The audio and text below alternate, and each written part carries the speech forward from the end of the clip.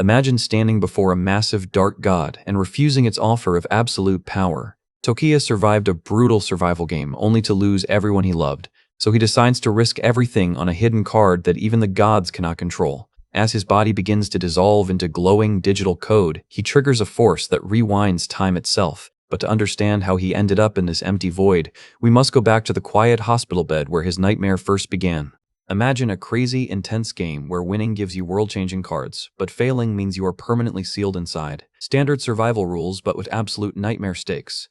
Running the show is this creepy, dark god offering glowing cards that promise to rewrite your life. Honestly, the guy looks like a walking red flag. Naturally, a bunch of overly confident players jumped right in. They actually thought they could steamroll the boss, grab an S-rank card, and become instant winners. But reality hit them like a freight train, and the only person who actually survived this entire bloodbath was Kurosu Tokiya.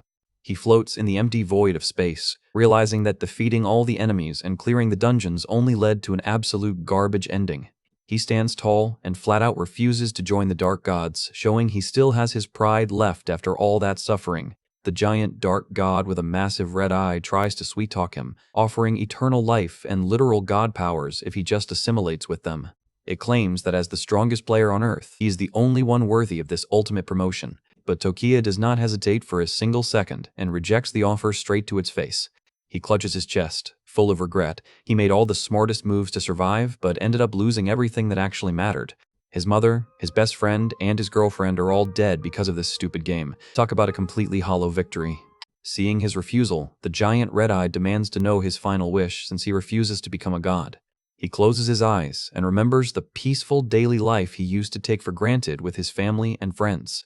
He warns the god that if they try to destroy the earth and erase those precious memories, he will absolutely make them regret it. A brilliant golden light starts to shine directly from his open hand. Tokiya pulls out his hidden trump card, warning the Dark God that this card possesses a power they absolutely cannot control.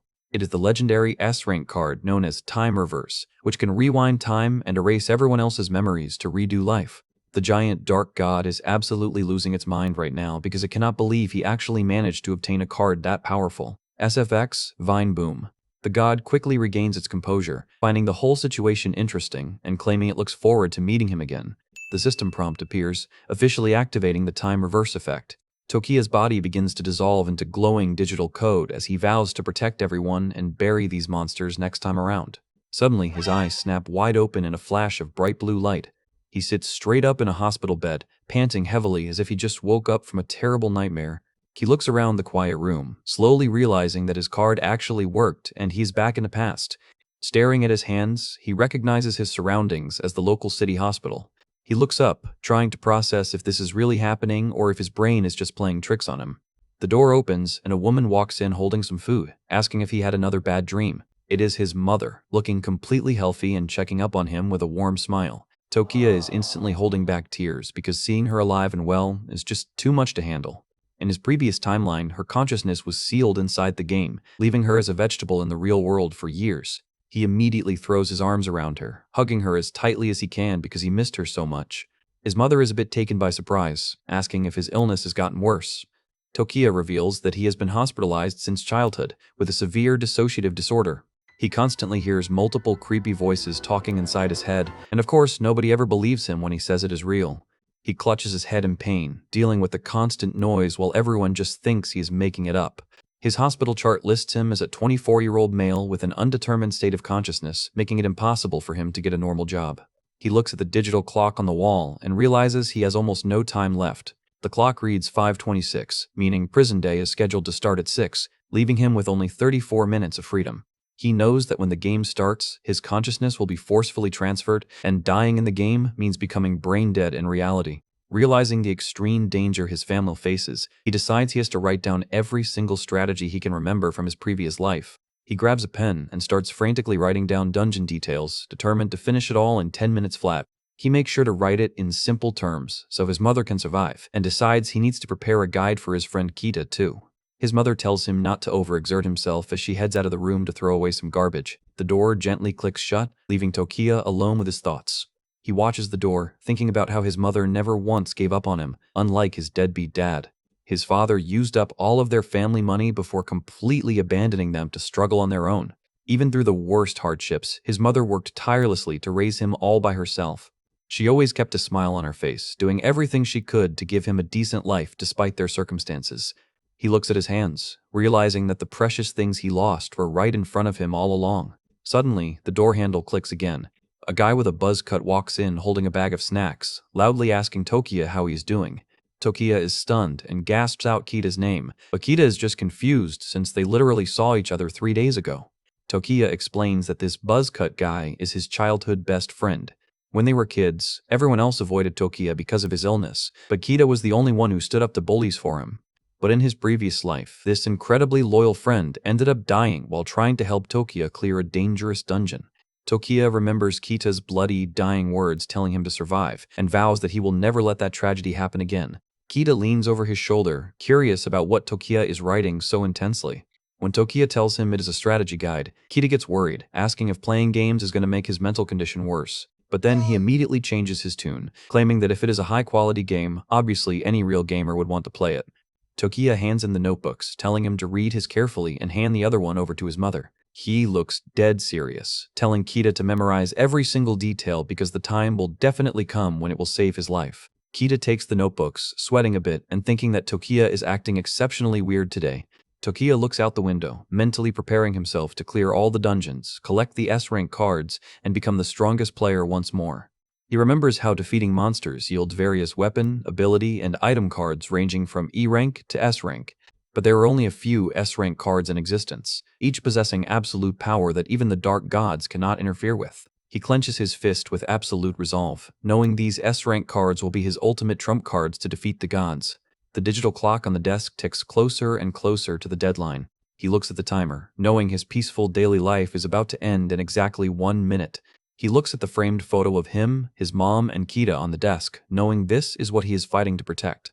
Suddenly, a bright blue hologram screen pops up, congratulating him on being selected as a player for Prison Day.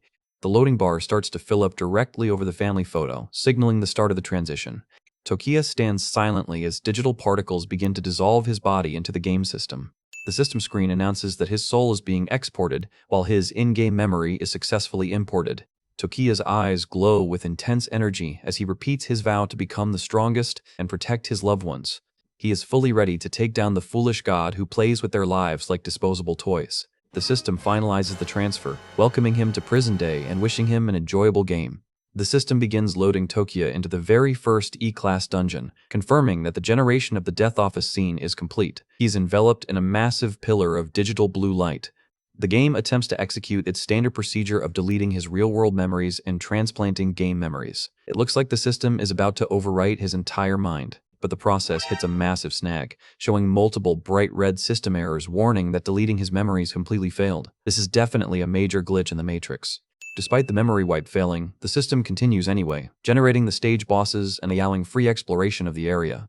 Tokiya opens his eyes and finds himself standing inside a standard corporate office, realizing it is exactly identical to his previous life. He inspects his hands, feeling the virtual environment around him. He looks around at the cubicles, noting that normal players have their memories completely wiped and genuinely believe this office is the real world. Talk about the ultimate blue-collar nightmare. He glances at the other confused players typing away, confirmed that his own memories were spared from the deletion for some mysterious reason. This gives him a massive head start over everyone else. He stands tall and prepares himself, knowing that the opening E-class dungeon of Prison Day is about to officially begin. The view expands to show the entire Death Office filled with unsuspecting workers who have absolutely no idea what is coming.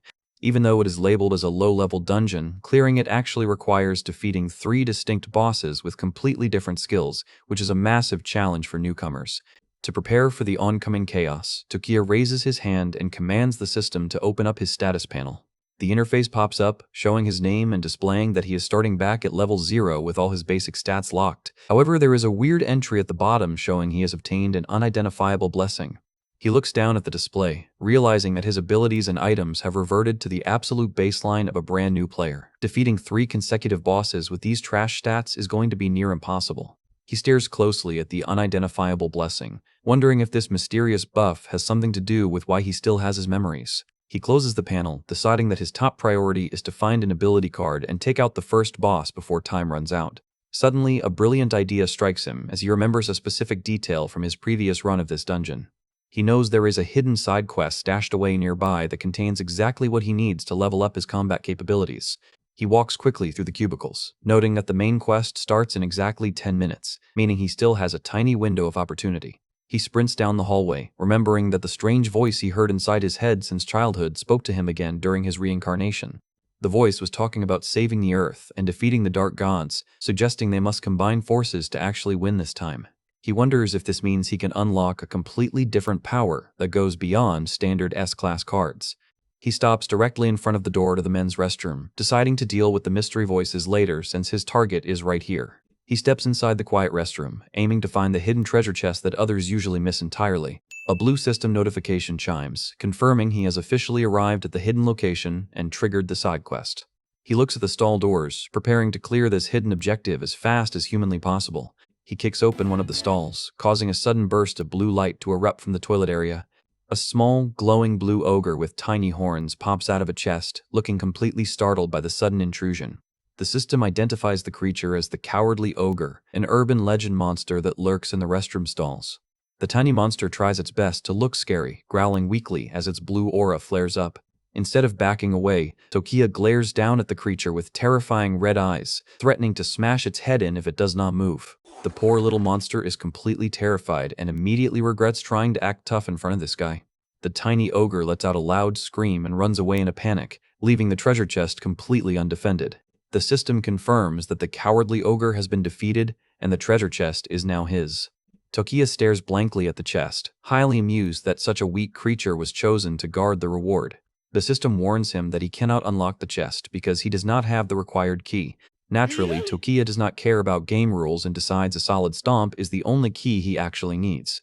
The wooden chest completely shatters into pieces under his foot, proving that brute force solves most problems. He reaches into the debris and successfully pulls out 3 glowing cards. He notes that most players are easily fooled by the locked screen and completely miss this easy upgrade.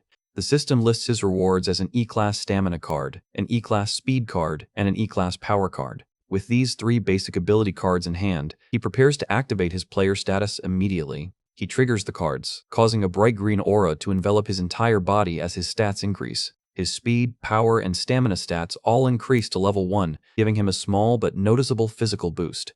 He clenches his glowing fist, confident that these upgraded stats are finally enough for him to take on the 3 dungeon bosses. His updated status screen displays his newly acquired level 1 abilities, ready for action. The system displays a prompt reminding him of the unidentifiable blessing he unlocked earlier. His eyes glow green as he explains that activating these cards makes him a formal player, giving him strength far beyond a normal human. He winds up and punches the solid tiled wall of the restroom with immense force. The wall completely shatters, leaving a massive crater. He notes that with his veteran experience, clearing this initial dungeon should be a walk in the park. He stares at his fist, determined to rebuild his power and avoid the tragic ending of his past life. He remembers the terrifying Dark God from his memories, reminding himself that he still has a long way to go before he can save the world. He resolves to use every tool at his disposal, including the strange voice that has been speaking to him. He focuses on the system screen, trying to figure out if the voice's owner was the one who gave him the unidentifiable blessing. He shouts out into the empty restroom, asking the voice to answer him before laughing at himself for expecting a reply. He smiles dryly, realizing he is on his own for now, as everything depends on his own actions. Suddenly, the room temperature drops and a massive, terrifying shadow rises directly behind him. A giant, dark presence looms over him in the cramped restroom, swirling with powerful energy. Tokiya spins around in shock as the entity whispers that it is always watching him. The darkness completely swallows the room, pulling Tokiya into a separate dimension. Floating in the dark void, Tokiya demands to know who they are and why they are helping him. The mysterious entity demands that he first show his worth, explaining that their help is merely a passing whim. Tokiya is snapped back into the restroom, looking at his hand as he accepts the challenge to show his true strength. He clenches his fist with absolute confidence, ready for the upcoming battle. The system screens begin to flash as the countdown ends, generating the boss and starting the raid mode. The system announces the start of the Death Office raid, warning all players to prepare themselves. A final red warning screen appears, giving the players exactly 59 seconds to return to their positions or face instant failure. Using his newly acquired speed card, Tokiya sprints down the corridor, aiming to reach the gate with at least a minute to spare. He knows that as long as he passes through those doors, he will be safe from the immediate danger. The system display flashes, showing that only 18 seconds remain before the final deadline. Suddenly, a chaotic voice shouts out, demanding that everyone move out of the way. A group of massive angry guys blocks the glass entrance, threatening to smash the entire structure down because they are refusing to cooperate. Tokiya watches them from the back of the hallway, thoroughly annoyed. He sighs, realizing there are always some incredibly dense people who simply cannot read the room. The timer hits 0, and the security doors slam shut, completely locking them inside the office lobby. Suddenly, blood splatters across the floor as several players are violently eliminated for breaking the rules. The survivors scream in absolute terror, finally realizing that this game is the real deal and any rule breaking equals instant death. Tokiya stands calmly among the panicking crowd, noting that breaking the rules here is an instant death sentence. The red holographic barriers lock into place, trapping everyone inside the designated combat zone. A massive system warning appears, announcing that the first stage boss, an E-rank monster known as the Death Cleaner, is about to spawn. The screen instructs all players to grab whatever weapons they can find, sparking immediate panic. An eerie, distorted laughter echoes through the dark office, signaling the arrival of their very first opponent. Tokiya holds his ground with a cool expression, knowing that to clear this dungeon, every single boss has to be destroyed. A group of glowing green monsters wearing cleaning aprons and holding weapons slowly emerges from the shadows. The system panels scan the enemies, identifying them as scavengers and cleaners with base stats slightly stronger than ordinary humans.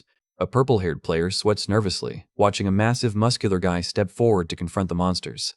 The beefy player flexes his muscles, confidently claiming he can drop these small fry monsters with just a few punches. This musclehead is absolutely oozing overconfidence, actually thinking he is about to become a millionaire and buy mansions with his S-rank cards. He yells at the top of his lungs and charges forward, aiming a massive punch straight at the nearest monster.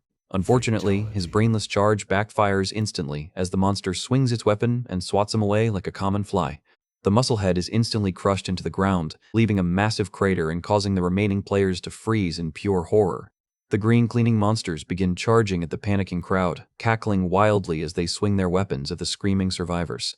Multiple players scream for help as they are chased down through the cubicles, completely unable to escape the sweep of the monsters. Tokiya calmly steps forward, drawing a sturdy metal mop handle from the side of the hallway with a swift motion. He swings his weapon, perfectly blocking a heavy strike from one of the advancing cleaners.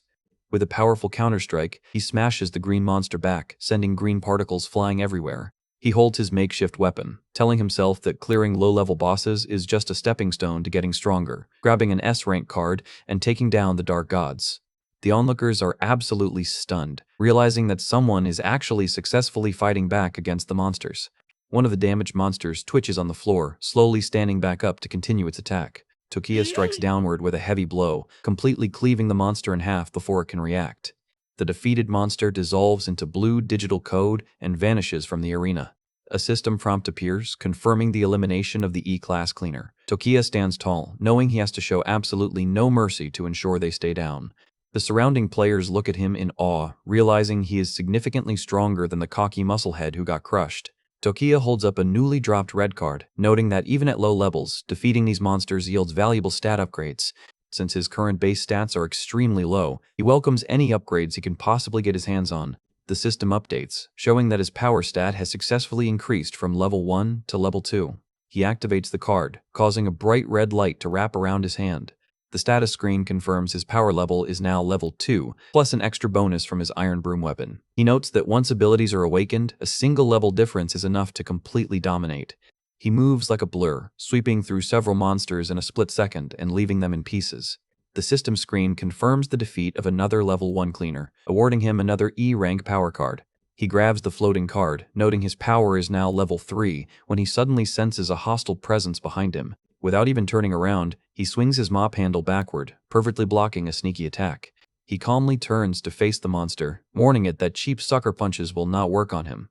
The system screen displays another defeat, rewarding him with an E-rank speed card, which Tokiya notes is a crucial stat for his build. He holds up the green speed card, highly satisfied with his rapid growth. 3 green cleaning monsters surround him, pointing their brooms angrily and shouting insults.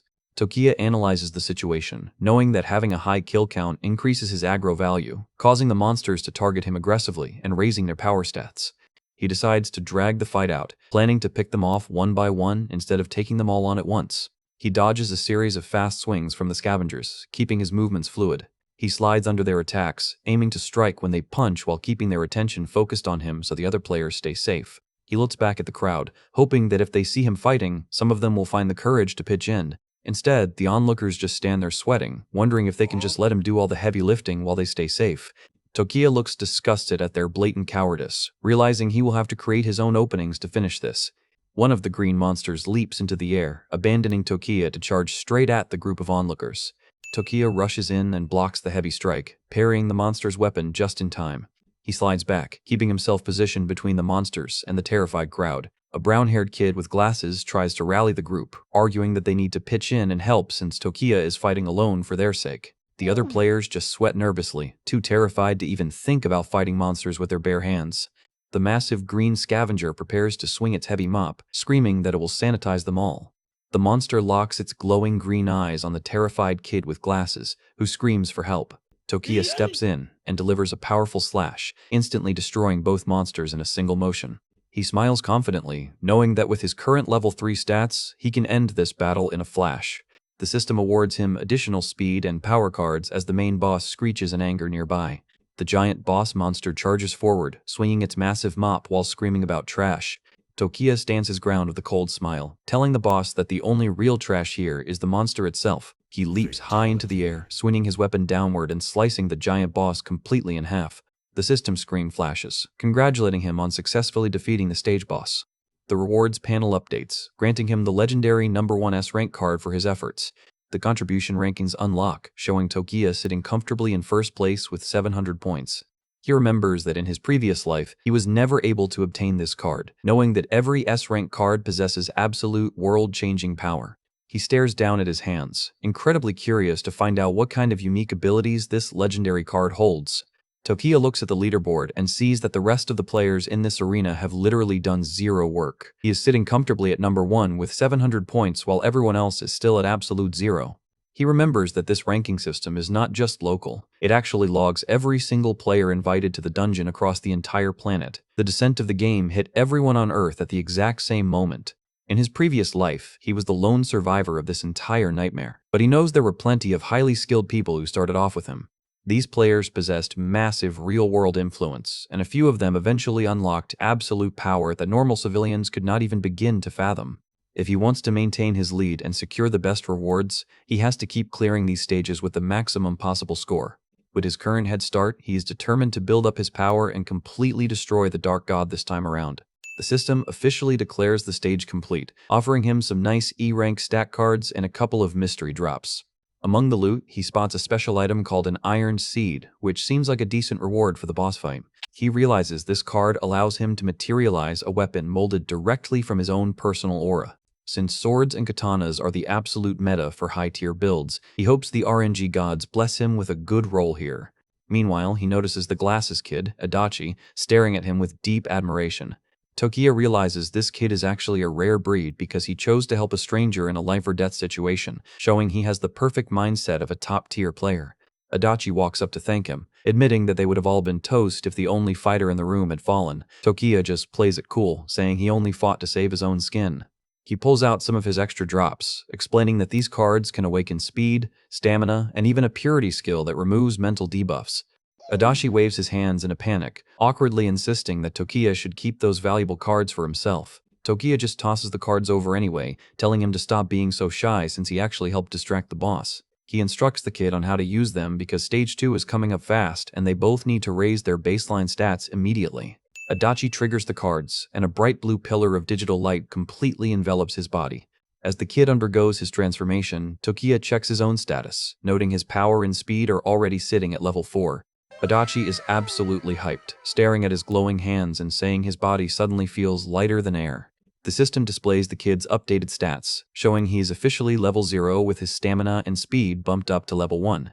Adachi looks at his status screen in absolute shock, wondering how on earth he gained experience points when he did not even land a killing blow. Tokiya patiently explains that contributing to a fight still yields decent experience points, though obviously less than grabbing the actual kill card. The kid looks at Tokiya's level 4 status and instantly goes full fanboy, screaming about how incredibly amazing he is. Tokiya decides it is time to check his own inventory, looking over his current level 4 attributes. He pulls out the dark, glowing seed, highly eager to see what kind of weapon his soul aura is going to generate. A crackle of blue electricity erupts from his palm as the iron seed begins to reshape itself. The system screen confirms the activation of the E-rank iron seed, displaying its basic combat stats. He is rewarded with a standard broadsword, noting that while the shape is pretty basic, it is not a bad starting weapon at all. Adachi looks like his brain just melted, screaming that a weapon like that is way beyond normal standards. SFX, Vine Boom. Tokiya stares at his sword, sensing a strange dark energy, and realizing that while he cannot analyze its true hidden rank yet, this blade has immense growth potential. Suddenly, a giant blue system notification congratulates everyone on clearing the first floor, warning that the chef's mess hall will begin shortly. The countdown timer starts ticking down from 5 minutes, prompting all survivors to immediately head to the second floor.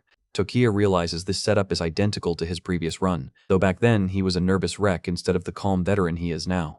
He turns to the kid and asks if he wants to team up, which completely catches Adachi off guard. Tokiya explains that if he is going to survive the future, he needs to recruit smart and reliable companions. He points a finger at the kid, smiling as he tells him that he is officially the first member of his new crew. Adachi eagerly agrees to tag along, but before they can even take a step, a bunch of freeloaders in the background start begging to join them. These random players suddenly realize Tokiya is a powerhouse and try to guilt-trip him into carrying them. A guy in a purple sweater blocks their path, aggressively yelling that Tokiya is being incredibly selfish and demanding he save everyone. Tokiya's eyes flare with a terrifying red light as he coldly warns the guy that if he does not move, he will be the first one to get crushed. The sheer bloodlust in his voice is so intense that the entire crowd instantly parts like the Red Sea, letting them walk right through. The loud-mouthed purple sweater guy is left completely frozen in terror, shaking in his boots after staring death straight in the eyes. As they walk down the hallway, Adachi nervously asks if it is really alright to just abandon everyone like that. Tokiya reminds him that he already saved their lives by clearing the boss, and carrying dead weight will only drag them both down. He looks forward with cold resolve, knowing he is under no obligation to act like a savior or play a self-righteous hero. He tells Adachi to focus on the next room, warning him that the upcoming stage features a cook monster that inflicts mental corruption, which must be cured with the purity skill. Adachi repeats the words under his breath, trying to wrap his head around the concept of a psychological debuff. They arrive at the entrance of the chef's mess hall with exactly 1 minute left, noticing a surprisingly delicious aroma wafting from inside. As they approach the doorway, a massive red laser grid begins to slide shut, threatening to lock out anyone who is late. Adachi gasps in panic, realizing the door is sealing shut right behind their heels. He stutters out a question about what happens to the latecomers, remembering the brutal executions from earlier, but Tokiya calmly tells him to just find a seat. They sit down at a long table, with Tokiya casually noting that since this is only the second stage, nobody should be stupid enough to miss the deadline.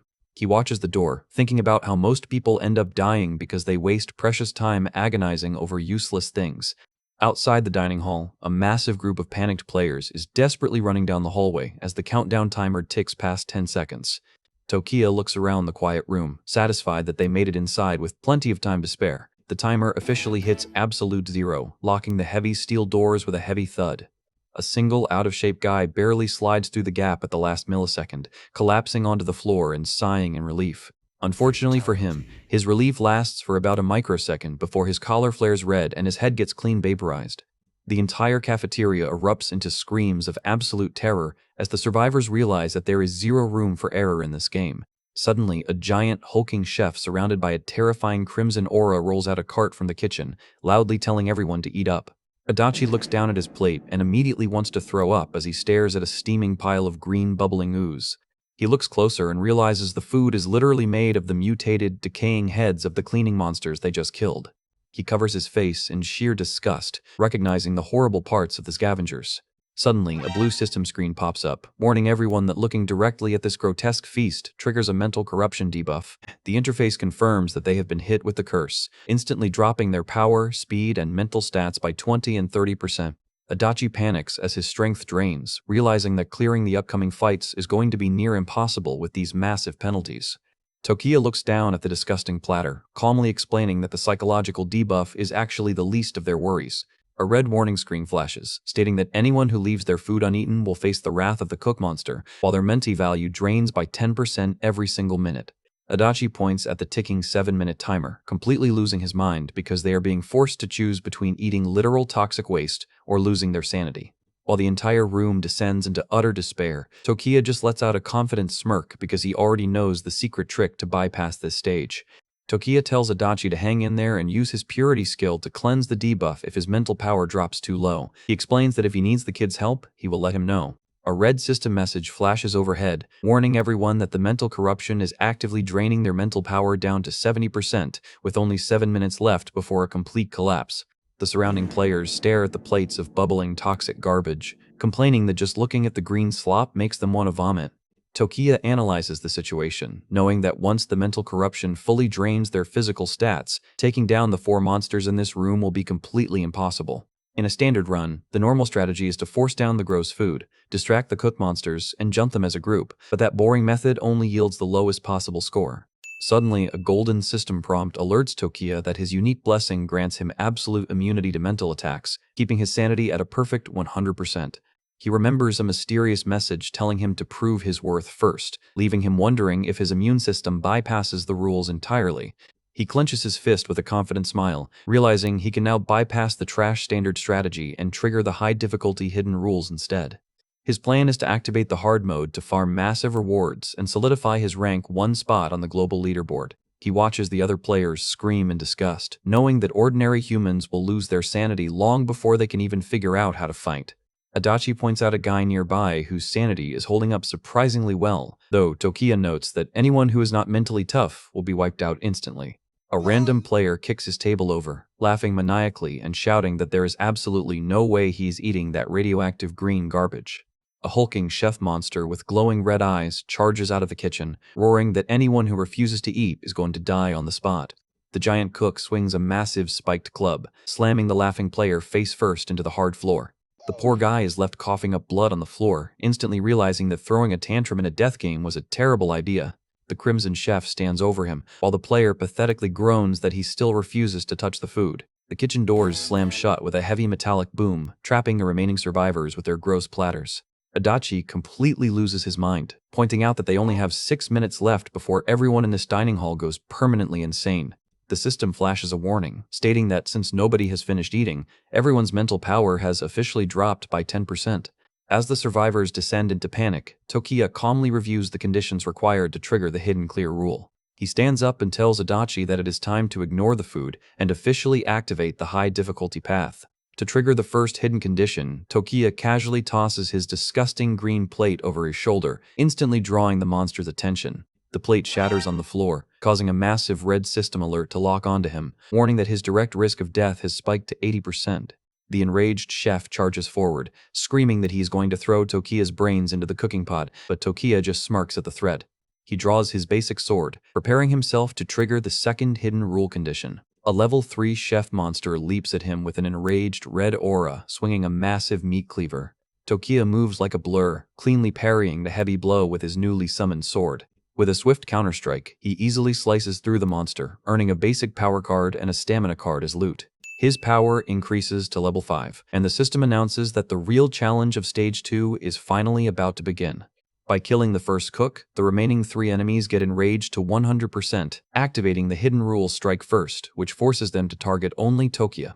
He is now facing 3 level 3 monsters at once, but the system rewards for defeating them are boosted by 10%.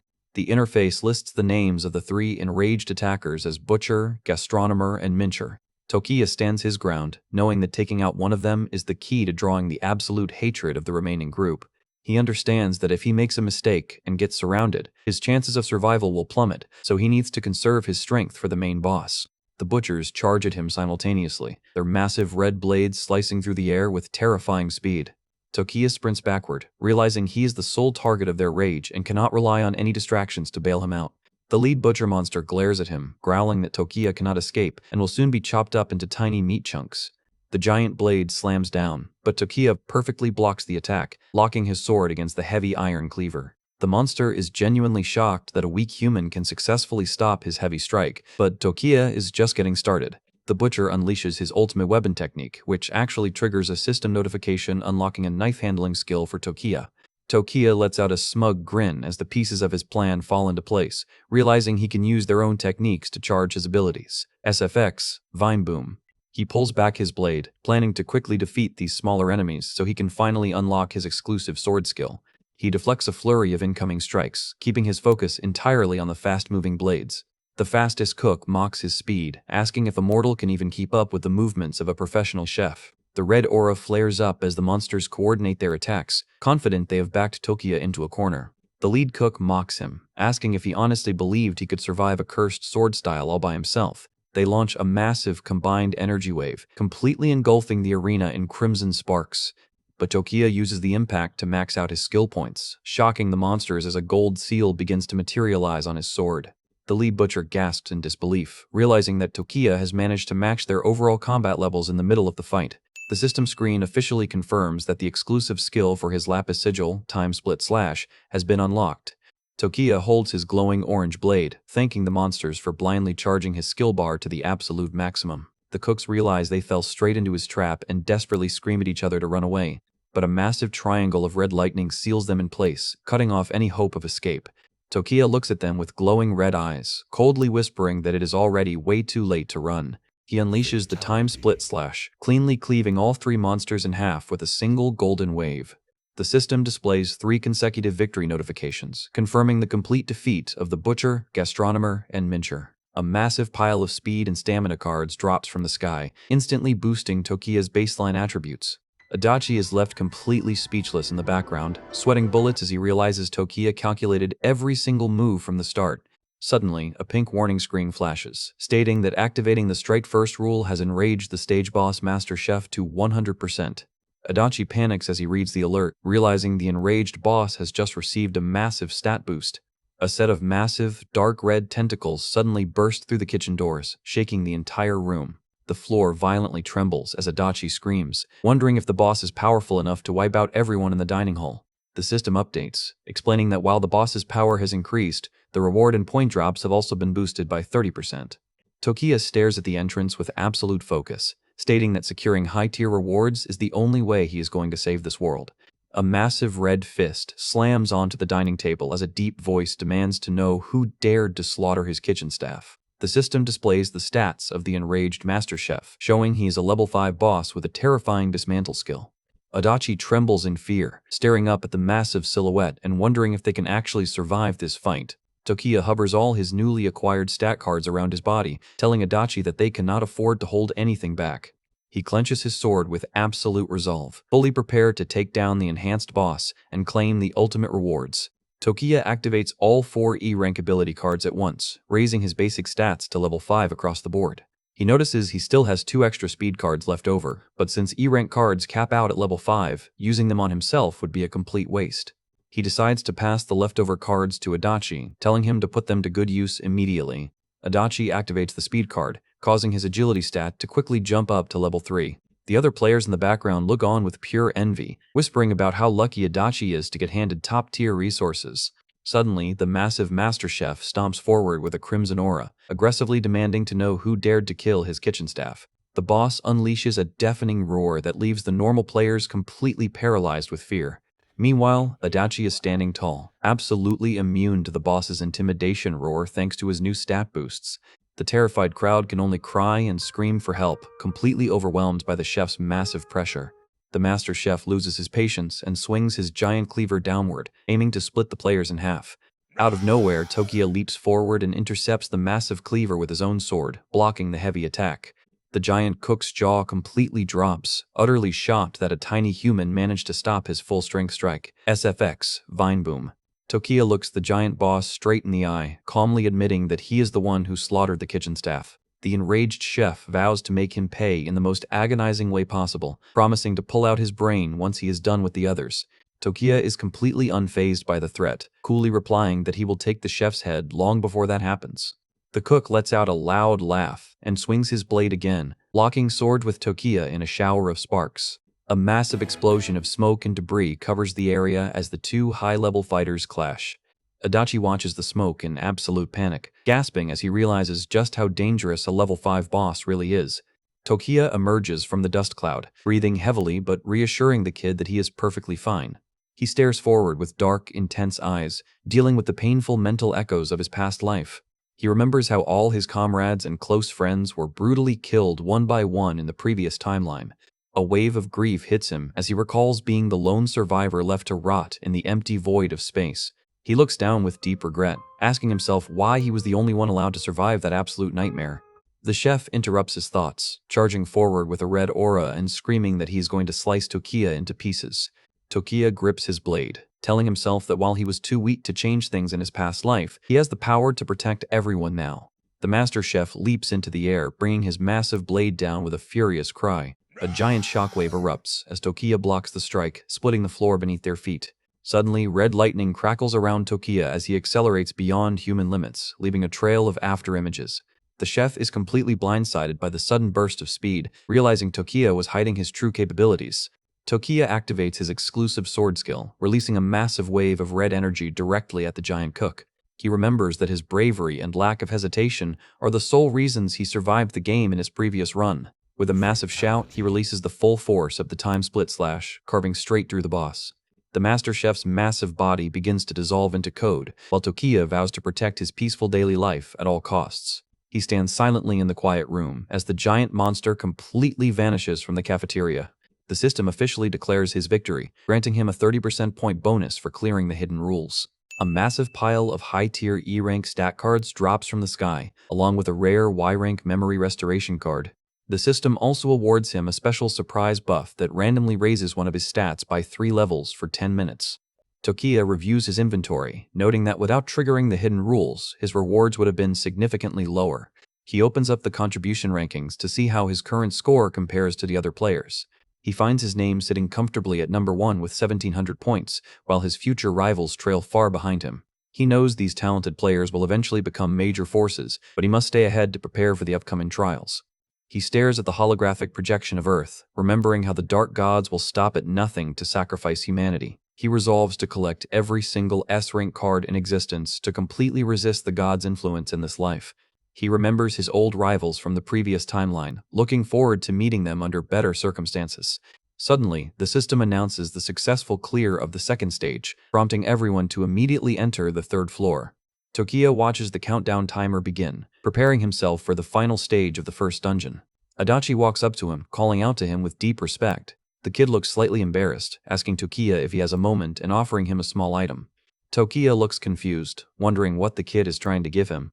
Adachi politely holds out a simple paper napkin, asking Tokiya to wipe the blood off his face. He sheepishly admits it was just something he grabbed off the table and wishes he could do more to help. He scratches his head, admitting that he feels like a burden and wishes he could make Tokiya's job a bit lighter. Tokiya looks at the kid with a warm, genuine smile, realizing there are still many good people worth saving in this world. He gently pats Adachi on the shoulder, reassuring him that his help has actually been incredibly valuable. Meanwhile, in a dark control room on the next floor, a glowing blue figure notices that the first 2 stages have been breached. The creepy security guard lets out a terrifying grin, telling his subordinates not to hold back and to prepare a warm welcome.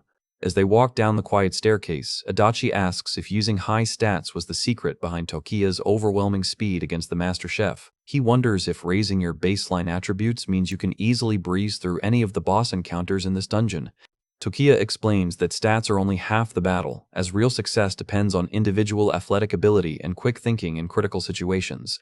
Adachi looks at him with shining eyes, assuming that Tokiya must have gone through some brutal physical training in the real world to be this incredibly skilled. Suddenly, Tokiya stops at the foot of the stairs, telling Adachi to wait here and warn any latecomers not to run. Adachi looks confused, but Tokiya explains that this instruction is tied to an important hidden rule for the upcoming stage. He warns the kid that if players are judged as having failed just for running away, they will remain locked in the dungeon forever, even if the gate opens. Adachi looks concerned, asking what is wrong and expressing worry that Tokiya is taking on too much danger alone, but Tokiya simply turns around and continues walking toward the main hallway. Adachi salutes with a huge smile, completely moved by how kind and considerate Tokiya is for looking out for a weaker player like him. Tokiya knows that having a reliable partner in the next stage will make clearing the hidden rules incredibly easy, though tackling it alone would be highly difficult. He remembers the strongest player from his previous life, wishing that highly skilled martial artists were here to watch his back. The third stage features 10 level 5 guards and a massive level 7 master guard as the main boss, making it far tougher than the previous rooms. In his past timeline, players had to unite and fight as a highly coordinated team to avoid getting surrounded and instantly slaughtered. Suddenly, a loud voice calls out to him from the top of the stairwell, prompting Tokiya to look up. He smiles as he recognizes the red-haired fighter standing above him, remembering how famous this man was for discovering hidden rules in the previous life. This martial arts prodigy is none other than Kinoi Yuya, a key player who stood out far earlier than Tokiya did in the past. Yuya glares down at him, demanding to know why Tokiya left a warning telling everyone not to run, accusing him of playing some kind of sick joke. Yuya admits that Tokiya was impressive in the kitchen, but now that he has a grasp on the situation, he wants to test his strength. The martial artist lunges forward with ultimate confidence, claiming he is going to beat Tokiya fair and square right here. He unleashes a powerful flying kick, aiming to prove his dominance before taking down the stage boss himself. Tokiya just stands there with an unbothered deadpan expression, calmly tracking the incoming strike without breaking a sweat. Yuya's kick collides with Tokiya's defensive block, sending a massive shockwave rippling through the hallway. Yuya lands in pure shock, sweating as he realizes that Tokiya's defense feels absolutely solid and completely superhuman. SFX, Vine Boom. Tokiya smiles and holds up 3 high-tier cards, offering them to Yuya if he agrees to team up with him. Yuya narrows his eyes, highly skeptical of the sudden offer to join forces. Without saying a word, Tokiya flicks a green card directly into Yuya's hands. The special memory card activates over Yuya's head, releasing a bright green aura that begins to restore his wiped memories. Tokiya turns his back, knowing the Dark Gods intentionally wipe memories to keep players from uniting and protecting what matters most. The Dark Gods look on from the shadows, fully aware that a human with his memories restored is a massive threat to their game. Yuya clutches his head in pain as his childhood recollection of his loved ones begins to flood back into his mind. He remembers his little brother Hikaru waiting for him, instantly tearing up as he realizes he has to survive and make it back home no matter what. Yuya looks at Tokiya with intense resolve, asking if they can definitely clear this stage if they team up. Tokiya reassures him with a confident nod, handing him the remaining stat cards to boost his baseline power. Yuya activates the cards, engulfing himself in a brilliant blue light as his power, stamina, and speed all rise to level 1. They walk toward the heavy double doors of the lobby, with Yuya promising to repay the massive favor by taking down any guards in their way. Tokiya activates his remaining cards, combining his level 5 stats with the Master Chef's buff to push his power up to level 7. He knows the upcoming boss is level 7, meaning he needs to find a way to reach level 9 to completely dominate the fight. Luckily, his surprise buff triggers, granting him an additional 3 levels of raw power for the next 10 minutes. He smirks as his strength overflows, thanking the dead chef for providing the ultimate power-up right before the battle. They slam the doors open, instantly alerting a group of glowing blue security guards standing in the underground lobby. The guards raise their heavy clubs, mocking the 2 survivors and asking if they honestly believe they can withstand their attacks. Yuya sweat drops as he feels the immense pressure of the level 5 monsters up close, asking if the 2 of them can really clear this room. Tokiya confidently unsheathes his glowing sword, telling him that the 2 of them are more than enough to handle this trash. The system detects Tokiya's absolute lack of fear, unlocking the hidden rule Brave and instantly boosting his raw power up to level 10. With his power now maxed out, Tokiya leaps into the air, ready to cleanly slice through the first wave of guards. Yuya watches in absolute horror as Tokiya blindly charges directly into a massive swarm of glowing blue guards, screaming at him to wait because it is completely suicidal. He loses his mind at the sight, unable to comprehend why anyone in their right mind would make such a reckless move. He remembers his old underground fighting days, recalling how he constantly had to go up against dangerous strangers. Back then, the only reliable strategy was to wait for the perfect opening and put everything into a single punch. His focus was always on ending the fight with one clean knockout before his opponent could even react.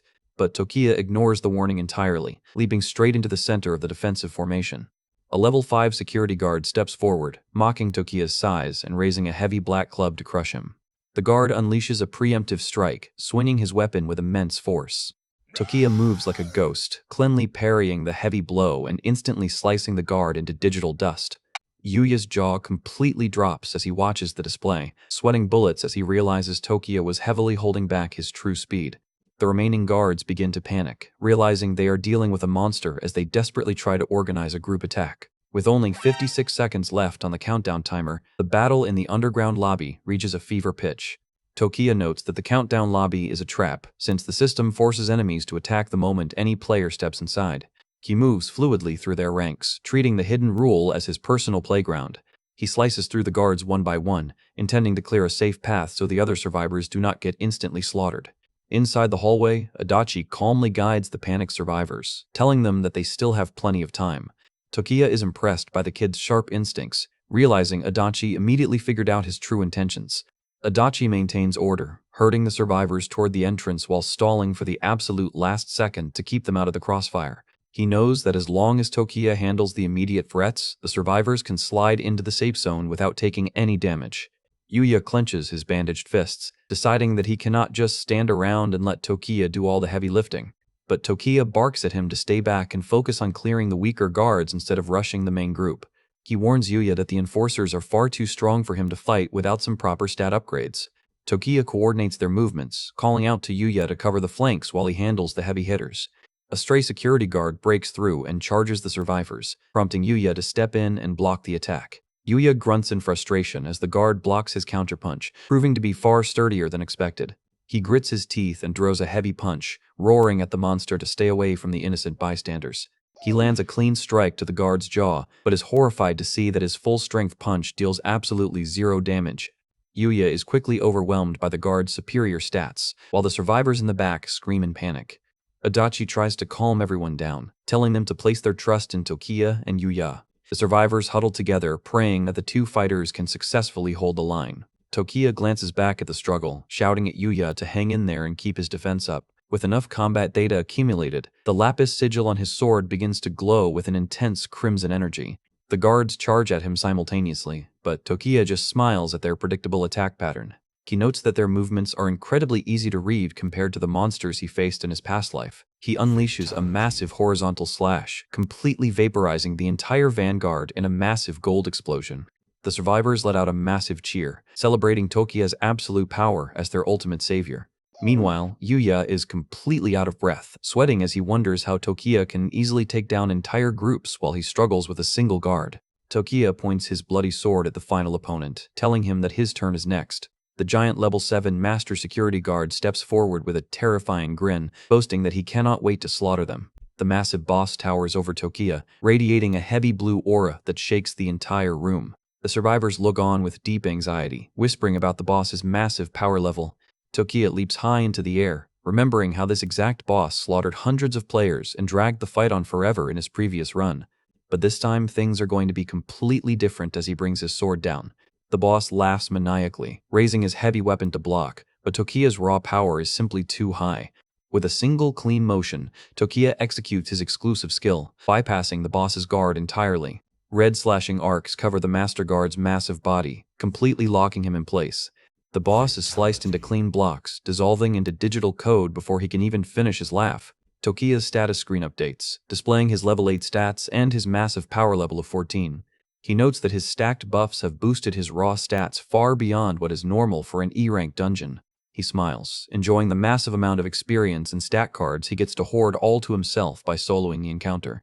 The survivors go absolutely wild, screaming in excitement and calling him an absolute god. Tokiya walks back to the stairs, spotting the single regular guard that Yuya is still struggling to defeat.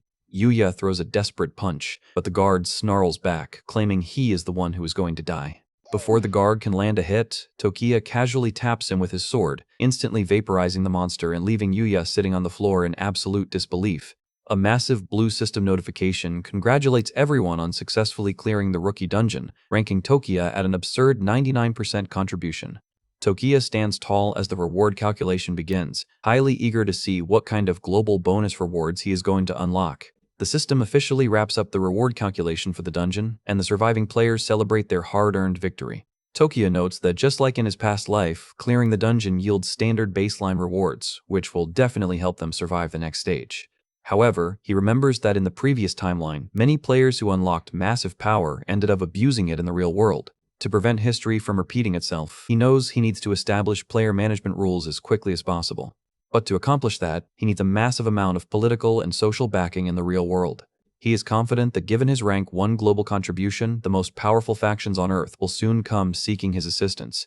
With his undisputed lead, Tokiya stands as the undeniable ruler of this survival game. Meanwhile, the other survivors are absolutely hyped as they watch their stats and levels get updated by the system.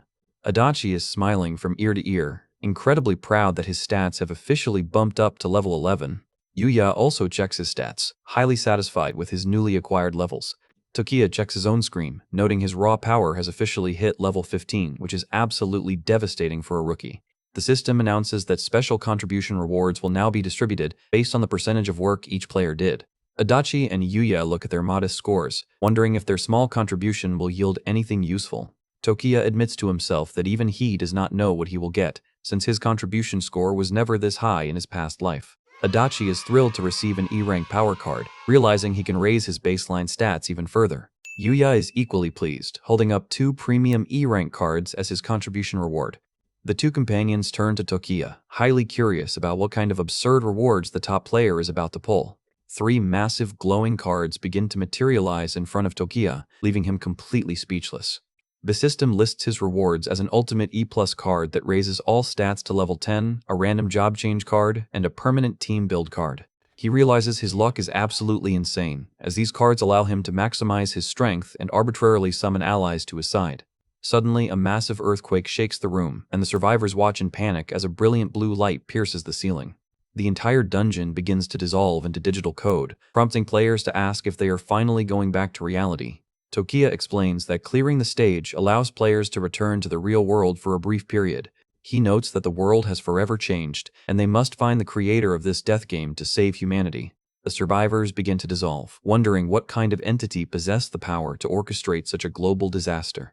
As his body fades, Tokiya tells everyone that he is counting on them to train hard and prepare for the next dungeon. He stares into the light, his eyes glowing with a blue energy as he vows to protect their world at all costs. The companions look on in awe, realizing that Tokiya's goals are far grander than they initially thought.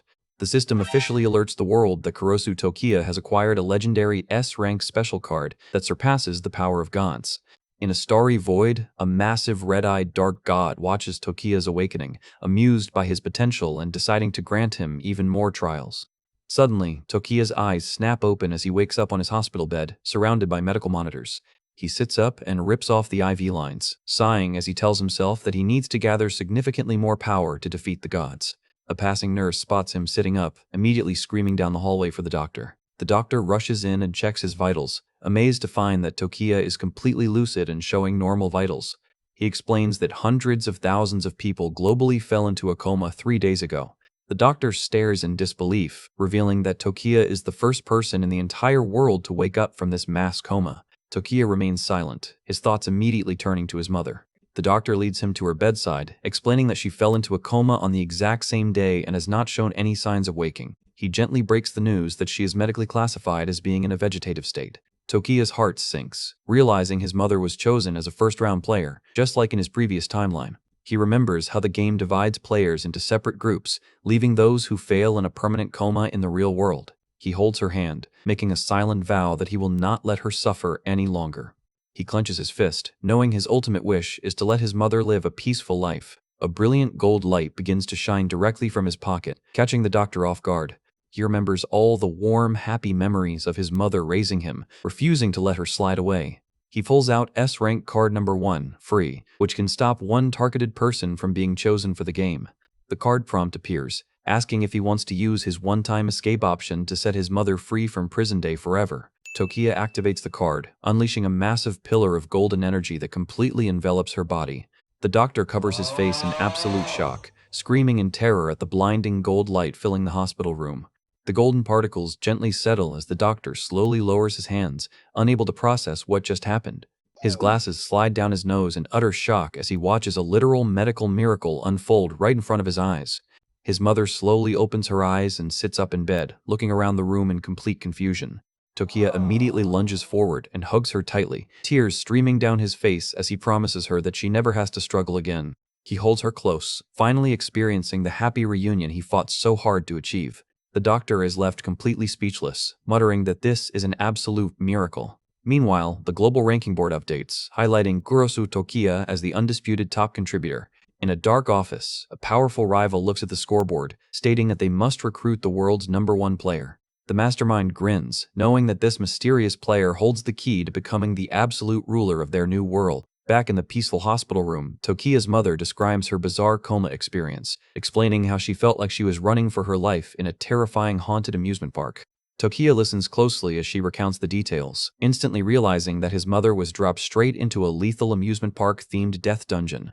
She tells him that a horrifying monster almost got her, but just before the attack landed, everything went pitch black and she lost consciousness.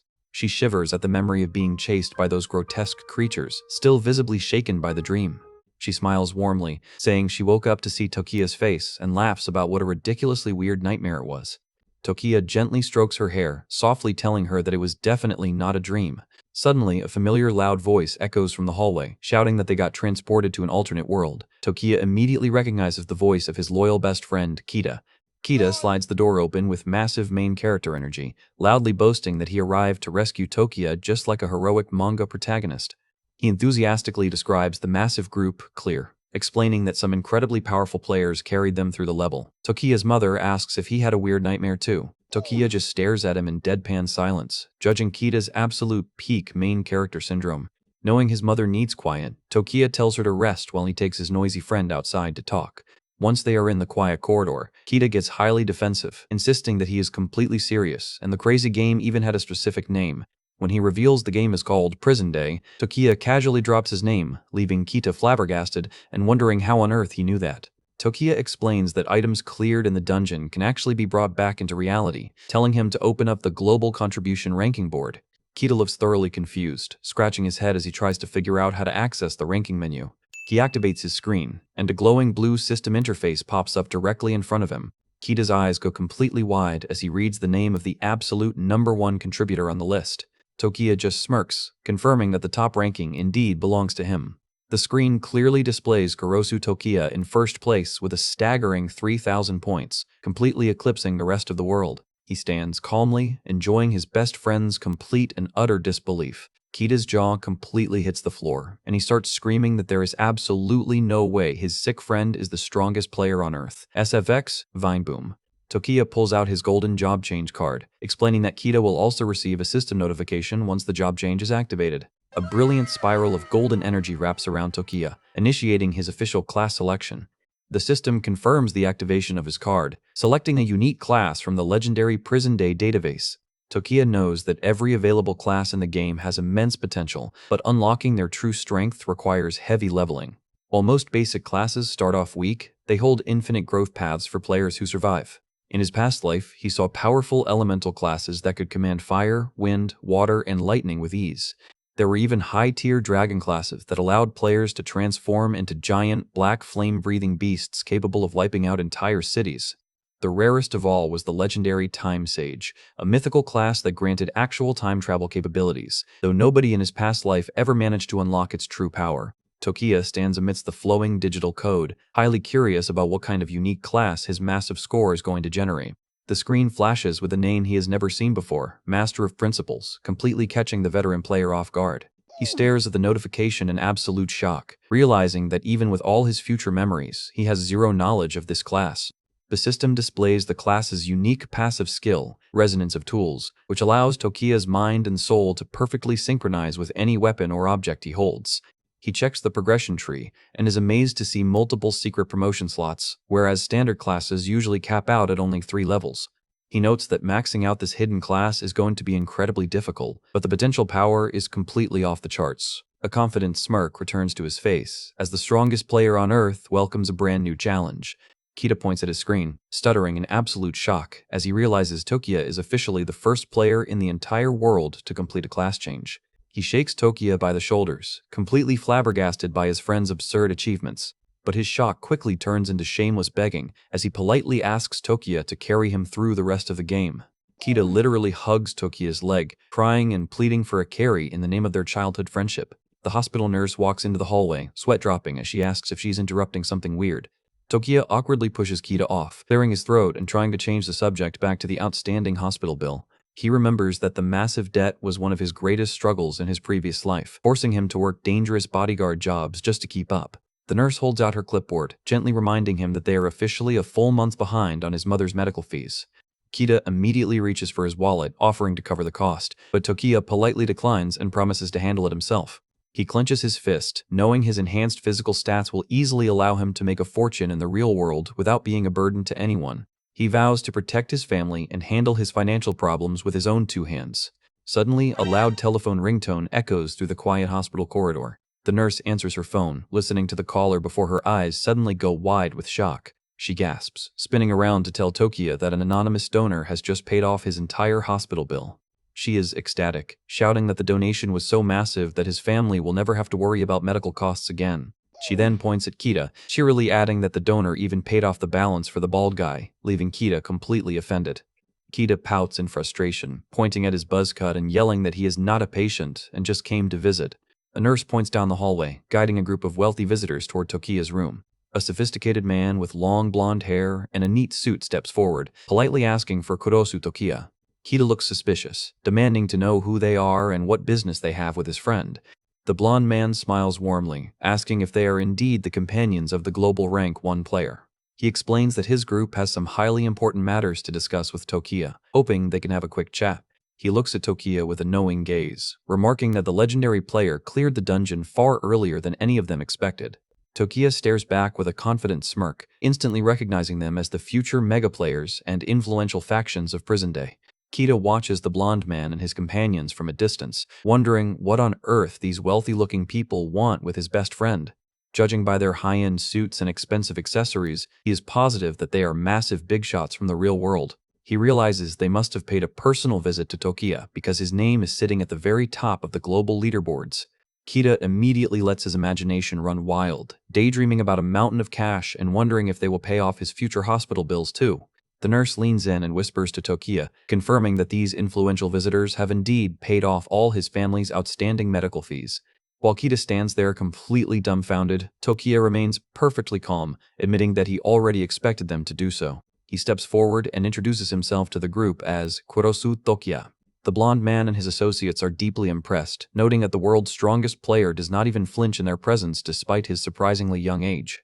Tokiya looks at them with sharp, calculating eyes, instantly identifying them as the elite leaders from various corporate and political fields. He recognizes the blonde man as Sume Sho, the powerful head of a major conglomerate and a rapidly rising star in the political arena. Standing right beside him is Kadonozono Kyuichi, the CEO of S International, who is a leading global authority in military science and surgical tech. Completing the trio is Gotoku and Urara, the influential president of the X Group, who controls vast energy reserves and holds massive global sway. Sume Sho politely greets him, stating it is an honor to meet him and offering to introduce their group. But Tokiya instantly cuts him off, telling them that he already knows who they are and instructing them to get straight to the point. Sume Sho is completely startled by his blunt attitude, realizing the legendary rank 1 player is definitely the real deal. Kadonozono observes him with a keen interest, finding Tokiya to be far more fascinating than his file suggested. Urara lets out a smooth smile, highly intrigued by Tokiya's cool confidence. She offers to move their discussion to a more private room they prepared, but Tokiya has other plans. He flatly refuses, stating there is no need to change locations and suggesting they talk right here in the waiting room.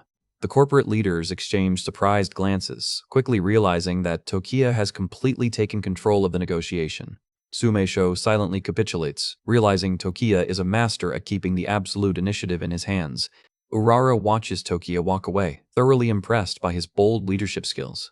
The nurse is left completely starry-eyed, unable to believe that this commanding young man is the same patient who could not even afford his hospital fees.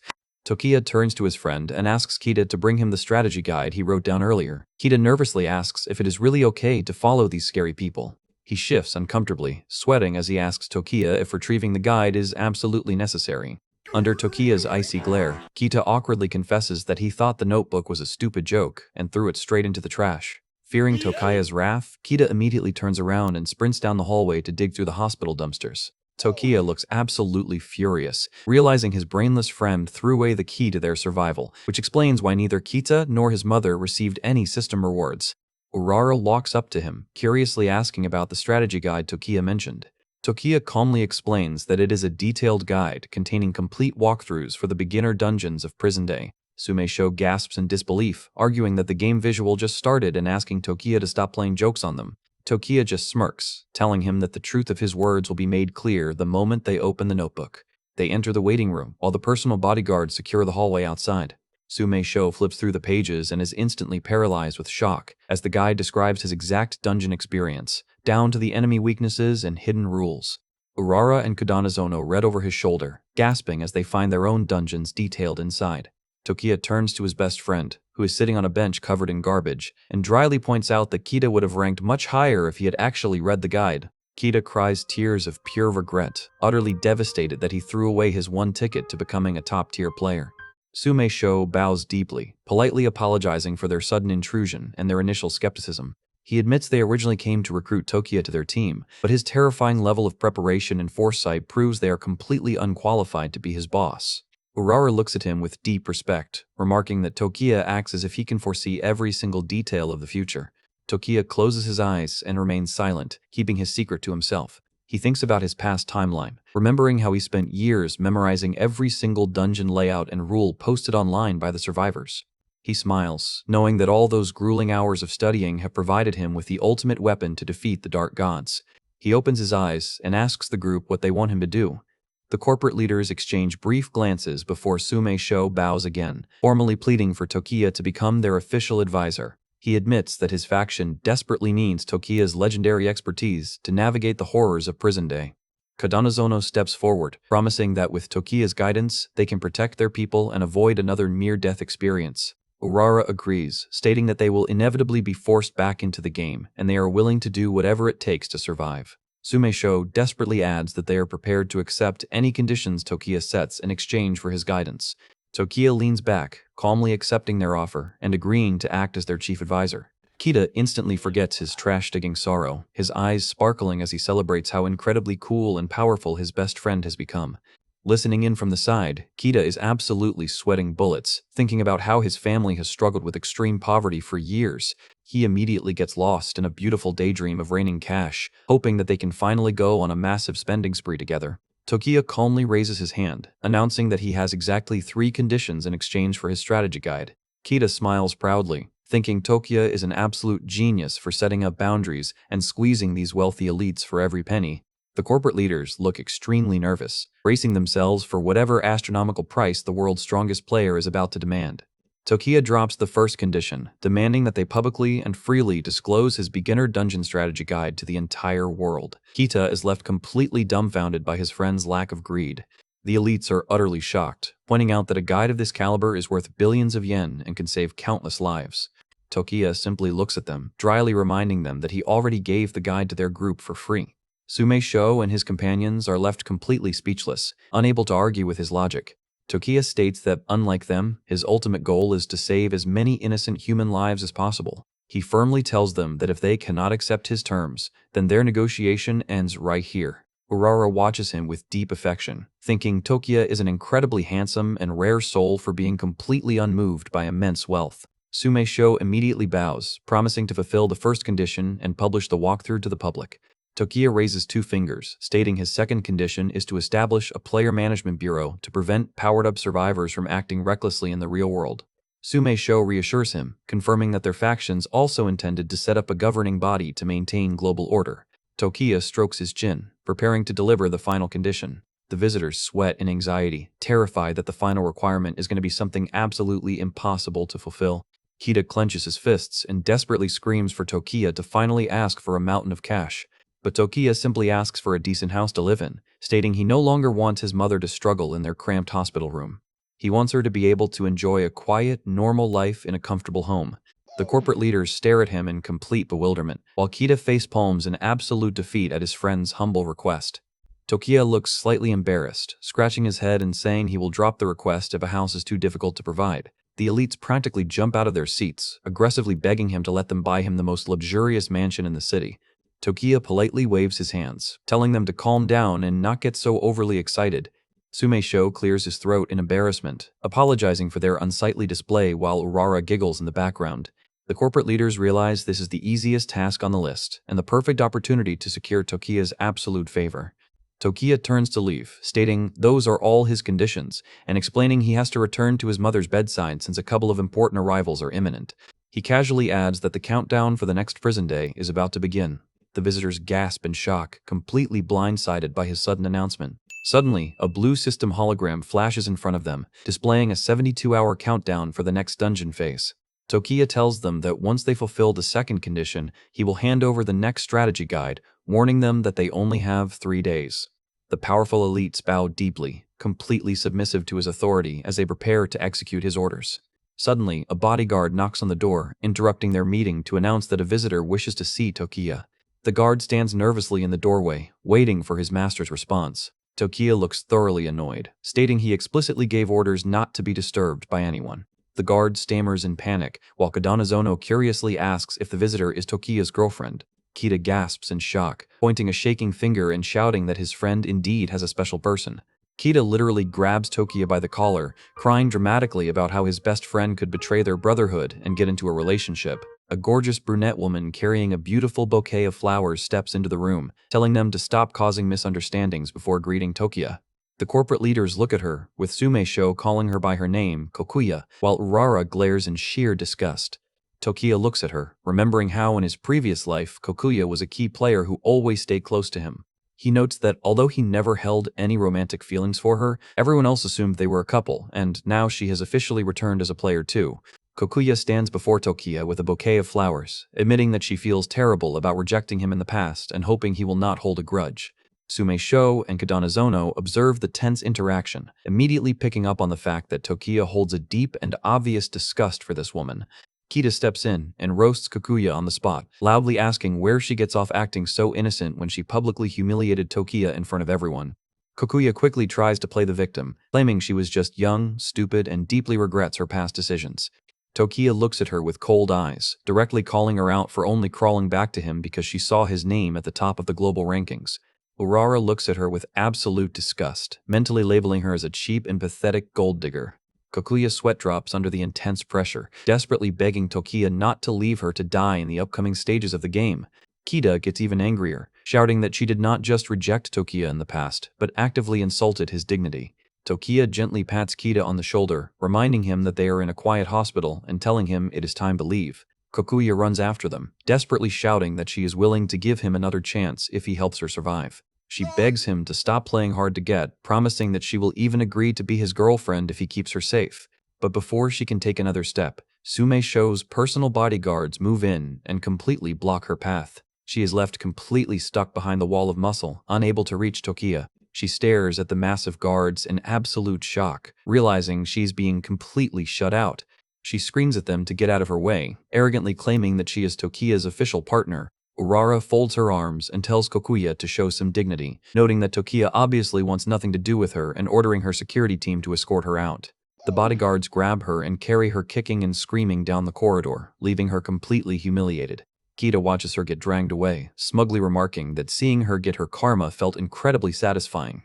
Tokiya thinks about his past timeline, remembering how a certain silver-haired girl always managed to find him in the hospital room around this exact time. He approaches his mother's room, staring at the closed door with a sense of anticipation. The door gently squeaks open, and Tokiya steps inside the quiet room. A beautiful girl with long silver-white hair turns around, her face instantly lighting up as she sees him. She stands gracefully under the warm sunlight, looking like an angel. This is Eureka, his close companion from the previous timeline, who warmly greets him and admits she has been waiting for him to wake up. Tokiya lets out a genuine, happy smile, telling her that it has been a very long time since they last spoke. Eureka looks completely confused, sweat dropping and reminding him that she literally visited him just last week. But Tokiya remembers her holding him and crying in the dark void of the previous timeline, desperately pleading for him to survive. He steps forward and pulls her into a tight embrace, silently vowing that in this life, he will never let anyone he cares about die. Eureka is caught completely off guard, her entire face turning bright red as she stammers in pure embarrassment. Kita watches the sweet moment from the doorway, squinting his eyes and silently judging his friend's suspicious love life. Later that night, the full moon shines brightly outside the quiet hospital window. Tokiya sits quietly on his hospital bed, waiting for the rest of the world to fall asleep. He notes that Sumeisho's faction moved him and his mother to a luxury VIP suite, showing just how much influence these corporate giants wield in the real world. He opens his system screen, noting that he has exactly 63 hours remaining before the next stage begins. He decides to review the unique skill maintenance ability he unlocked from his Master of Principles class. The system details explain that the ability allows him to perceive and manipulate the structure of any object he touches.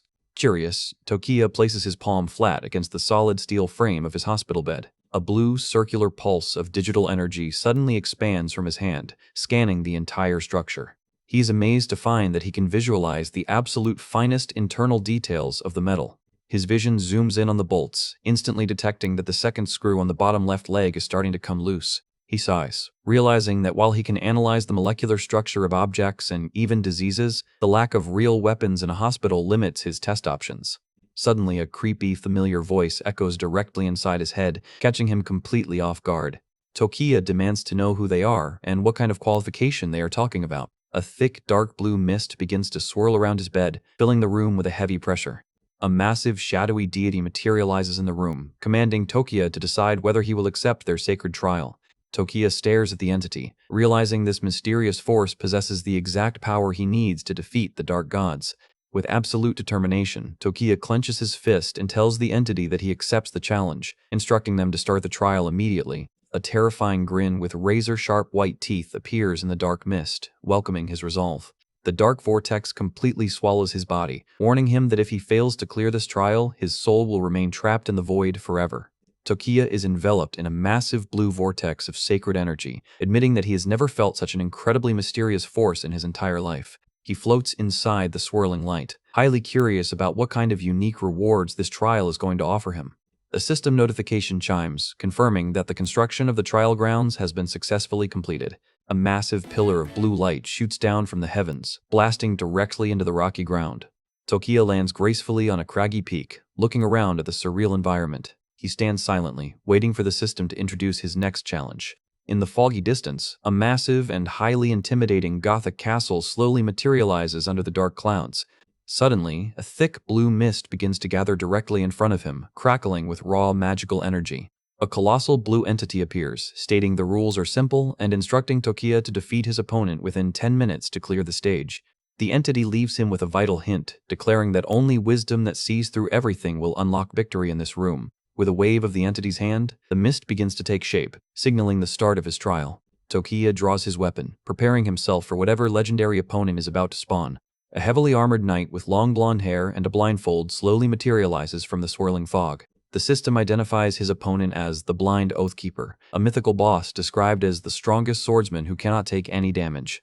Tokiya smirks at the prompt, finding the concept of matching himself against an invincible swordsman to be highly interesting. The trial master bestows a glowing blue sword upon Tokiya, urging him to use it in the upcoming clash. But the moment Tokiya grips the hilt, the system warns him that his unique class skill cannot be activated because the blade is not a physical entity. Realizing the weapon is just a high-quality illusion, Tokiya decides that relying on standard blade work is a complete waste of time. He gets into a low stance anyway, determined to clear this trial in a single go. The Blind Oathkeeper leaps forward with a massive roar, swinging his gigantic greatsword with terrifying momentum. Tokiya intercepts the strike, his illusionary blade clashing against the knight's steel in a brilliant shower of sparks. The swordsman sweeps his blade in a massive arc, forcing Tokiya to quickly duck and roll backward. Tokiya is deeply impressed, noting that despite wielding such a massive greatsword, the knight's movement speed is incredibly fast. The knight channels his energy, preparing to unleash a massive glowing white vertical slash. He swings his ultimate attack, but the massive overhead swing leaves a wide-open blind spot right in his defense. Tokiya slips inside his guard, launching a swift and powerful counter slash directly across the knight's chest. His blade cuts deep, but Tokiya is shocked to see that the strike does absolutely no damage to the armored swordsman. The sword passes through the armor, leaving the invincible knight completely unfazed. Tokiya quickly backs away, realizing that any conventional physical wound is completely useless against this opponent. The knight stands tall, mocking Tokiya's efforts and reminding him that nobody in this room can damage him. Tokiya avoids another series of heavy sweeps, trying to figure out the trick behind the knight's invincibility. He remembers the master's hint about using wisdom to see through the illusion, realizing there must be a hidden mechanic. Scanning the area, Tokiya spots a small, glowing white skull floating quietly right behind the knight's shoulders. He notices that every time he attacks, the knight goes out of his way to pivot his body and protect that specific skull. The truth instantly clicks, and Tokiya realizes that the knight's sacred oath is to protect the person represented by that skull. He smiles confidently, turning his blade away from the knight and dashing directly toward the floating target instead.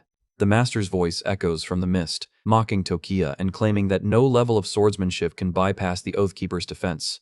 But Tokiya ignores the warning, slipping past the giant blade and pointing his weapon straight at the floating skull. The blindfolded knight is completely horrified, his jaw dropping in pure terror as his blindfold slips down.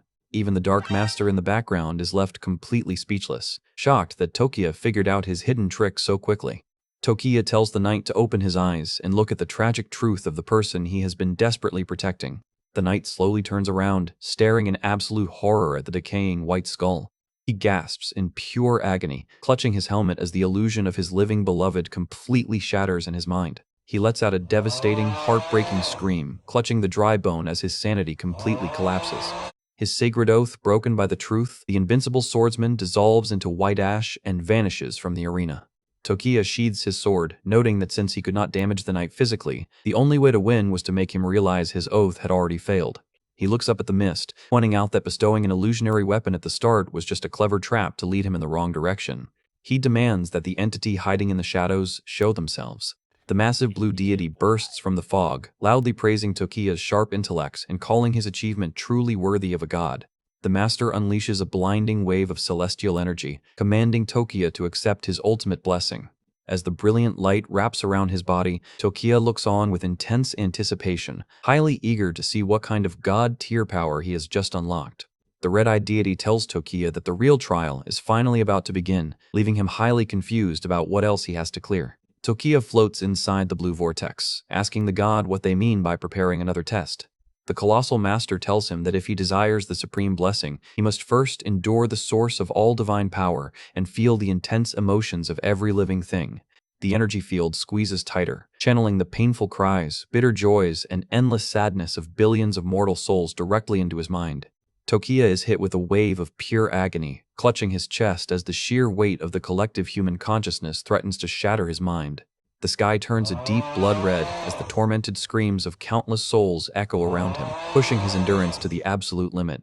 He experiences a rush of memories showing births, deaths, weddings, and brutal battles, realizing that a god's power is built entirely on the raw faith of the people on Earth.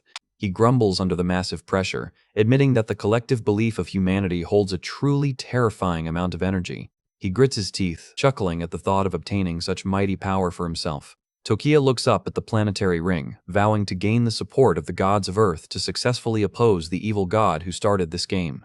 The dark planetary eyes look down on him, warning him that this final test is something no mortal can possibly survive. The area is engulfed in a blinding white explosion of celestial light. The massive red eyes widen in pure shock, completely unable to comprehend what just happened. As the smoke clears, Tokiya stands completely upright and unscathed in the middle of the arena. Despite bleeding slightly, Tokiya lets out a cocky smirk, mocking the entity by asking if that is the absolute best they can do. The master lets out a pleased laugh, deeply impressed by his incredible resilience and declaring Tokiya to be truly worthy of his blessing.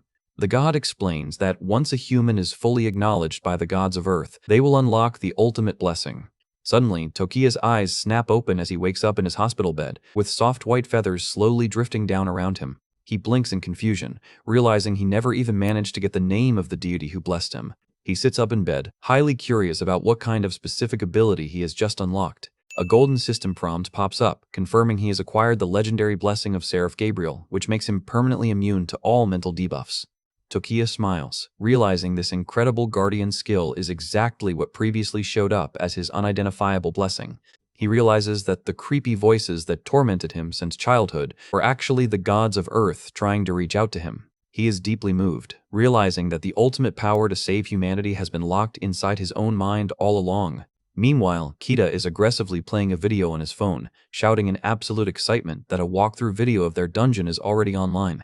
Tokiya immediately smacks him over the head with a rolled-up paper, sternly reminding his noisy friend that they are still inside a quiet hospital.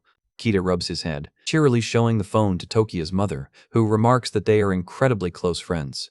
Tokiya looks at the video, noting that Sume Sho and his media team worked incredibly fast to circulate the guide across the internet in less than 2 days. He reads the news, noting they have also successfully established the Player Management Bureau in cooperation with the government. The global leaderboards are shown, with Tokiya sitting comfortably at number 1. He stares at his phone, hoping this massive media coverage will act as the perfect catalyst to make humanity even stronger. A nurse suddenly bursts into the room, excitedly shouting that a luxury car has arrived outside to pick Tokiya up. Kita immediately runs to the window, pulling the curtains aside to see what the commotion is about. He gasps in shock as he spots a massive convoy of expensive black cars lined up in a hospital parking lot. Urara pokes her head out of the window, politely asking Kita to let Tokiya know that her group has arrived to pick him up. Kita waves his arms frantically, shouting at Tokiya that the 3 corporate giants are waiting for him. Tokiya slides out of his bed, casually remarking that wealthy people really seem to love flashy entrances. His mother looks incredibly worried, holding an apple as she begs him not to get involved in any illegal activities. Tokiya gently pats her hand, reassuring her that he is not doing anything bad and there is absolutely nothing to worry about. The hospital staff watches in awe, while Kita chuckles at how casually Tokiya drops his claims of saving the world. They walk down the stairs, with Sume Sho's personal security team bowing deeply and welcoming Tokiya. They arrive at a massive, breathtaking luxury villa complete with a beautiful fountain and organic gardens. Sume Sho happily shows him around, stating that they have also arranged a 24-hour rotation of guards and maids to keep his family safe. Kita is completely mind-blown, his eyes literally turning into giant dollar signs as he wonders how much such a massive mansion even costs. Sume Sho smoothly explains that the property is one of his private estates and is not even listed on the open market, meaning a price cannot be placed on it. Kita screams in jealousy, but Tokiya remains unfazed and calmly asks Sume Sho to show him the other properties instead. Sume Sho is completely stunned, realizing he has utterly failed to grasp Tokiya's humble thoughts. He watched him walk away, realizing that his grand offering was just flatly rejected. Eura lets out a mock laugh, smugly claiming that Sume Sho's flashy mansion was a complete miss, and declaring that she will be the one to win Tokiya's favor. Meanwhile, Kadanazono Kyuichi grins with supreme confidence, touching his nose and claiming the custom house he prepared is something no young man could possibly refuse. Kadanazono boasts about the massive penthouse apartment he prepared, claiming that only a high-rise suite overlooking the entire city is truly fitting for a world-class player. Kita literally presses his face flat against the glass, completely amazed by the absurd panoramic view of the city. The doctor explains that the skyscraper is situated in the dead center of the city and was drafted by an internationally famous architect. He proudly adds that the largest room on the top floor belongs to Tokiya, hinting that his team has prepared some extra amenities as well. Kita gets highly suspicious, sweating as he asks what else they could have possibly stashed inside. The CEO smiles and claps his hands twice, calling for his custom staff to step forward and present themselves. A line of beautiful young maids in elegant frilly uniforms immediately bows, politely greeting Tokiya as their new master. Kita completely loses his composure, his eyes turning into giant hearts as he drools over the gorgeous staff. The maids immediately swarm around Tokiya, showering him with compliments and asking him to order them to do whatever he wants. Sume Sho and Eura watch the display in sheer frustration, aggressively cursing themselves for failing to think of such a classic tactic. But Tokiya is completely unmoved, ignoring the beautiful crowd and coldly ordering them to move on to the next offer. Kaito Nazono is left completely dumbfounded, utterly shocked that a young man could just flatly reject a room full of beautiful maids. The medical giant is completely crushed, while Sume Sho remarks that Tokiya is truly a rare and different breed. Eura lets out a smug grin, realizing she still has a massive chance to win his favor with her own custom offer. She steps forward, politely asking Tokiya to follow her to the next location. She explains that the property she chose is not flashy or luxurious, but she is highly confident he will fall in love with it. She leads them down a narrow, rustic alleyway, admitting she did some extensive research into Tokiya's childhood past. She stops in front of an old wooden door, asking if he recognizes the nostalgic building. Kita gasps in disbelief, recognizing the exact apartment where Tokiya lived as a young boy. Sume Sho and Kadanazono realize they have been completely defeated, knowing Eura targeted Tokiya's emotional weaknesses. She opens the door, explaining that although the old house changed owners many times and the layout was ruined, she spent millions to perfectly restore it to its original comfort. Tokiya steps inside, looking around at the perfectly recreated interior of his childhood home. He is genuinely touched, realizing the rooms are absolutely identical to his precious childhood memories. He turns to Eura and softly thanks her, causing the elegant president to flush with pride and joy. Sume Sho and Kadanazono literally cry tears of pure defeat, utterly devastated that Eura managed to outsmart them so perfectly. Satisfied with his new home, Tokiya tells Kita to bring out the strategy guide. Kita pulls the slightly crumpled notebook from his waistband, handing the precious dungeon guide over to Eura. She cradles the book like a sacred artifact, asking if he really just had such a world-changing item tucked inside his pants. She then asks if Tokiya intends to publish this guide to the public. Tokiya flatly refuses, stating he has zero intention of distributing the manual to everyone. He explains that they should only distribute the guide to players who display genuine potential to survive. He notes that players who cleared the first stage through sheer luck will never make it past the upcoming challenges. If they want to build a force strong enough to win, they must select only the most outstanding survivors. Helping the weak adapt to the basic rules is enough, as the truly excellent players will naturally rise to the top. These elite survivors will eventually stand out on their own, becoming the vanguard of their new army. Eura clutches the guide, curiously asking what Tokiya ultimately plans to do with these selected players. He looks out the window, stating his goal is to unite them to protect and save their world together, leaving Kita inspired by his grand dream. Sume Sho and his companions are deeply moved by his words, realizing just how noble Tokiya's ambitions really are. Suddenly, the blue system prompt flashes, indicating that they have exactly 3 minutes left before transportation begins. Tokiya hugs his mother tightly, softly promising her that he will return safely very soon. Kita straps on his giant backpack, excitedly shouting that he is ready to go on an epic adventure to another world. The timer hits absolute zero, and the system officially begins transporting the chosen survivors. Tokiya and Kita dissolve into blue digital code, with Tokiya telling his friend that they will be acting separately this time. He tells Kita that he must rely on his own strength to clear his stage, while Kita confidently vows to climb his way up the global rankings. Kita clenches his fist in determination as his body completely dissolves into light. Tokiya materializes inside a grand, dusty foyer, recognizing it as the second stage dungeon known as Trump Mansion. He stands calmly in the gloomy lobby, noting the setup is identical to his previous life. The system officially opens the stage lobby, starting a 5-minute countdown before the doors unlock. Tokiya knows that to clear this mansion, players absolutely must form a party with someone they can trust with their lives. The layout features 2 distinct bosses, located in the attic and the basement, and clearing the room requires coordinating with an ally to lure them into the middle floor. They must force the 2 bosses to meet in the center to trigger the final defeat condition. Tokiya remembers how his old teammates betrayed him and stabbed him in the back during his previous run. To avoid another betrayal, he pulls out his gold special permanent card. He activates the team build skill, causing a massive pillar of golden particles to erupt in front of him. The light slowly fades, materializing the silver-haired Eureka directly in front of him. She blinks in absolute shock, gasping out Tokiya's name as she realizes she was suddenly pulled from her room. She looks around the dark, dusty lobby in complete panic, wondering where in the world they are. Tokiya confesses to Eureka that he is the one who summoned her to this dungeon, while she explains how a weird blue window suddenly pulled her away from her quiet life. He thinks about how in the previous timeline, she was forced to survive on a desolate island. She was left completely alone on that hostile island, spending the rest of her life suffering from severe physical and emotional scars. He looks at her, determined to use his regression knowledge to change her tragic fate and ensure she never gets hurt again. Eureka looks at him, wondering how on earth he knew about her secret island survival experience. Suddenly, a blue system notification chimes in front of her, welcoming Kurabayashi Eureka to the D-ranked dungeon known as Frigid Mansion. She realizes this is exactly like the bizarre internet rumors about Prison Day, while Tokiya explains that he chose her because she is the only partner he can truly trust. He points to the countdown timer, warning her that they only have 3.5 minutes before the heavy doors open and unleash terrifying monsters. He holds out his hand, formally asking Eureka to partner up with him. She stares at his hand, feeling a deep sense of nostalgia. She remembers how they used to play together as children in their quiet neighborhood. Even back then, Tokiya was always the one reaching out to hold her hand. She smiles, her eyes sparkling as she remembers those peaceful days. She gladly takes his hand, promising to stand by his side. Tokiya asks if she memorized the dungeon layout he explained earlier, and Eureka confidently nods, stating she has the entire labyrinth mapped out. She repeats the details, noting the frigid mansion is crawling with monsters and warning him not to touch anything carelessly. He explains that the mansion is actually a multi-layered labyrinth, and their main objective is to force the attic boss and the basement boss to clash on the middle floor.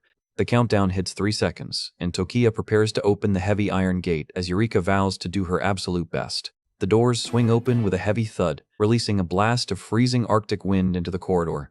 They step inside the icy hall, with Tokiya explaining that the extreme cold will become bearable once they secure a few basic ability cards. Suddenly, a player in a green shirt runs down the hallway, frantically panicking about the sudden cold and wondering if monsters are going to spawn. The player spots them, looking incredibly relieved to find other humans in the frozen labyrinth. Tokiya stares at him in silence, instantly recognizing him as a deceitful player who was kind and helpful in his previous life. He remembers how this man used to hide behind him during every single monster encounter, claiming he was simply too weak to fight. But the moment Tokiya used all his resources to defeat a difficult stage boss, the coward's attitude changed. The man stabbed Tokiya in the back, brutally murdering him just to steal his hard-earned ability cards. Tokiya relives the painful memory of being left to bleed out on the cold floor of the dungeon. He remembers how the evil coward laughed over his corpse, knowing that if another player had not rescued him, his regression would have ended right there. In the present, the green-shirted snake holds out his hand, arguing that working together will make clearing the dungeon incredibly easy. But in his mind, the coward is already planning to murder Tokiya and take Eureka for himself. He grins, completely unaware that Tokiya already knows his true thoughts. Tokiya smiles coldly, asking the guy if he has any questions before dealing with him. The man extends his hand with a huge grin, but Tokiya suddenly slashes his chest in a flash of blue light. The traitor screams in pure shock, clutching his bloody chest as Tokiya returns the exact same suffering he felt in his past life. Tokiya glares down at the screaming man, asking him if he has any more questions. The traitor falls dead to the floor, while Eureka calmly watches, stating she knows Tokiya always has a valid reason for his actions. She looks at him with complete trust, and Tokiya suggests they move on to search for some ability cards.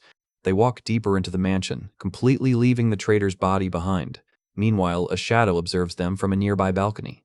A cool glasses-wearing player named Shigemori Itsuki watches them, noting that the rank 1 global player is indeed as formidable as the rumors suggested. He adjusts his glasses, finding Tokiya's generous guides and brutal efficiency to be highly worthy of his observation. Itsuki reviews his 24th place ranking, admitting that he cannot read Tokiya's true depth. Deep in the mansion corridors, a pair of bandaged, mutated legs hang silently from the dark ceiling. Tokiya stops, warning Eureka that there is a hostile presence lurking directly above them. The system identifies the upside-down monster as a level 5 hanged man, highlighting its high-speed attributes. The monster drops down from the shadows, lunging at them with razor-sharp claws.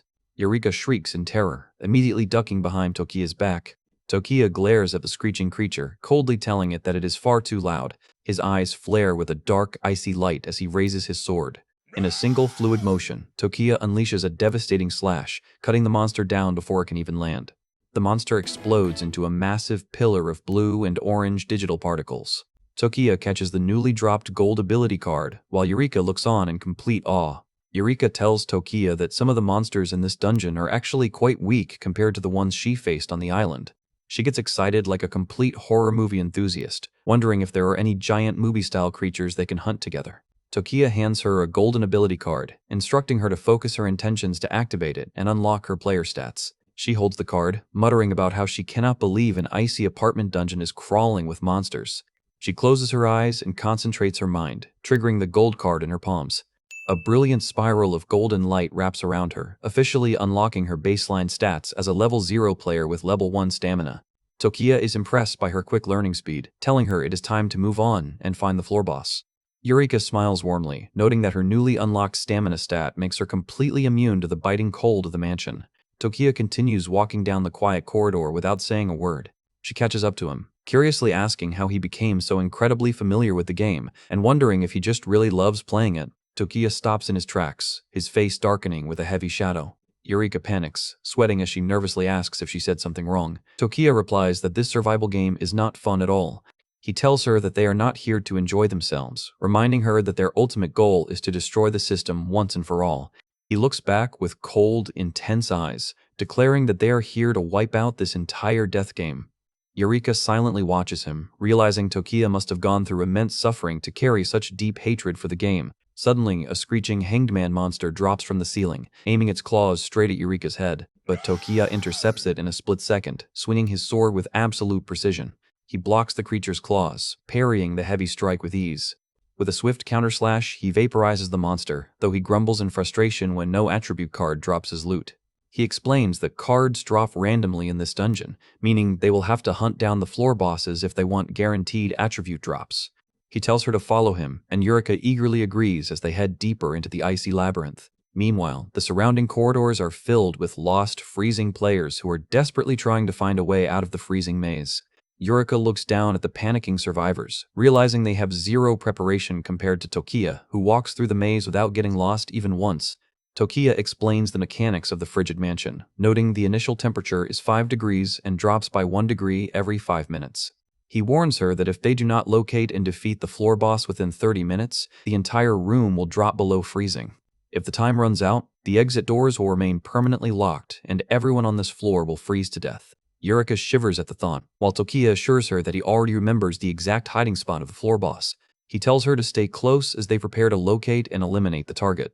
Shigemori Itsuki watches him from the shadows, amazed by Tokiya's absolute confidence and wondering if the world's strongest player truly has a way to bypass the system's lack of hints. He adjusts his glasses, eager to see what kind of special tracking abilities Tokiya is going to use. He tells himself not to be disappointed, fully expecting a spectacular display from the global rank 1 player. The view zooms out, showing the massive scale of the multi-layered maze. Tokiya stops in a wide corridor, explaining that the floor boss usually stays hidden and they will have to create some loud noise to lure it out. Suddenly, a loud shout interrupts them, as an aggressive red-haired guy demands to know if Tokiya is the famous rank 1 player. The red-haired player struts forward with his goons, while Eureka nervously asks Tokiya if this loud guy is an acquaintance. Tokiya flatly replies that he has never seen him before in his life. The red-haired guy gets highly offended, boasting that his name is on the global leaderboards and demanding that Tokiya show some respect. Tokiya casually walks past him, remarking that he only memorized the names of actual high-tier players and has zero interest in low-level nobodies. He completely dismisses the group, treating them like minor background noise. Kita sits on a nearby bench, watching the interaction with an amused smirk. The red-haired guy blocks their path again, introducing himself as Kinoi Yuya's former rival, and claiming he's going to beat Tokiya right here. He lunges at Tokiya with his fist raised, boasting that he is going to take his rank 1 spot.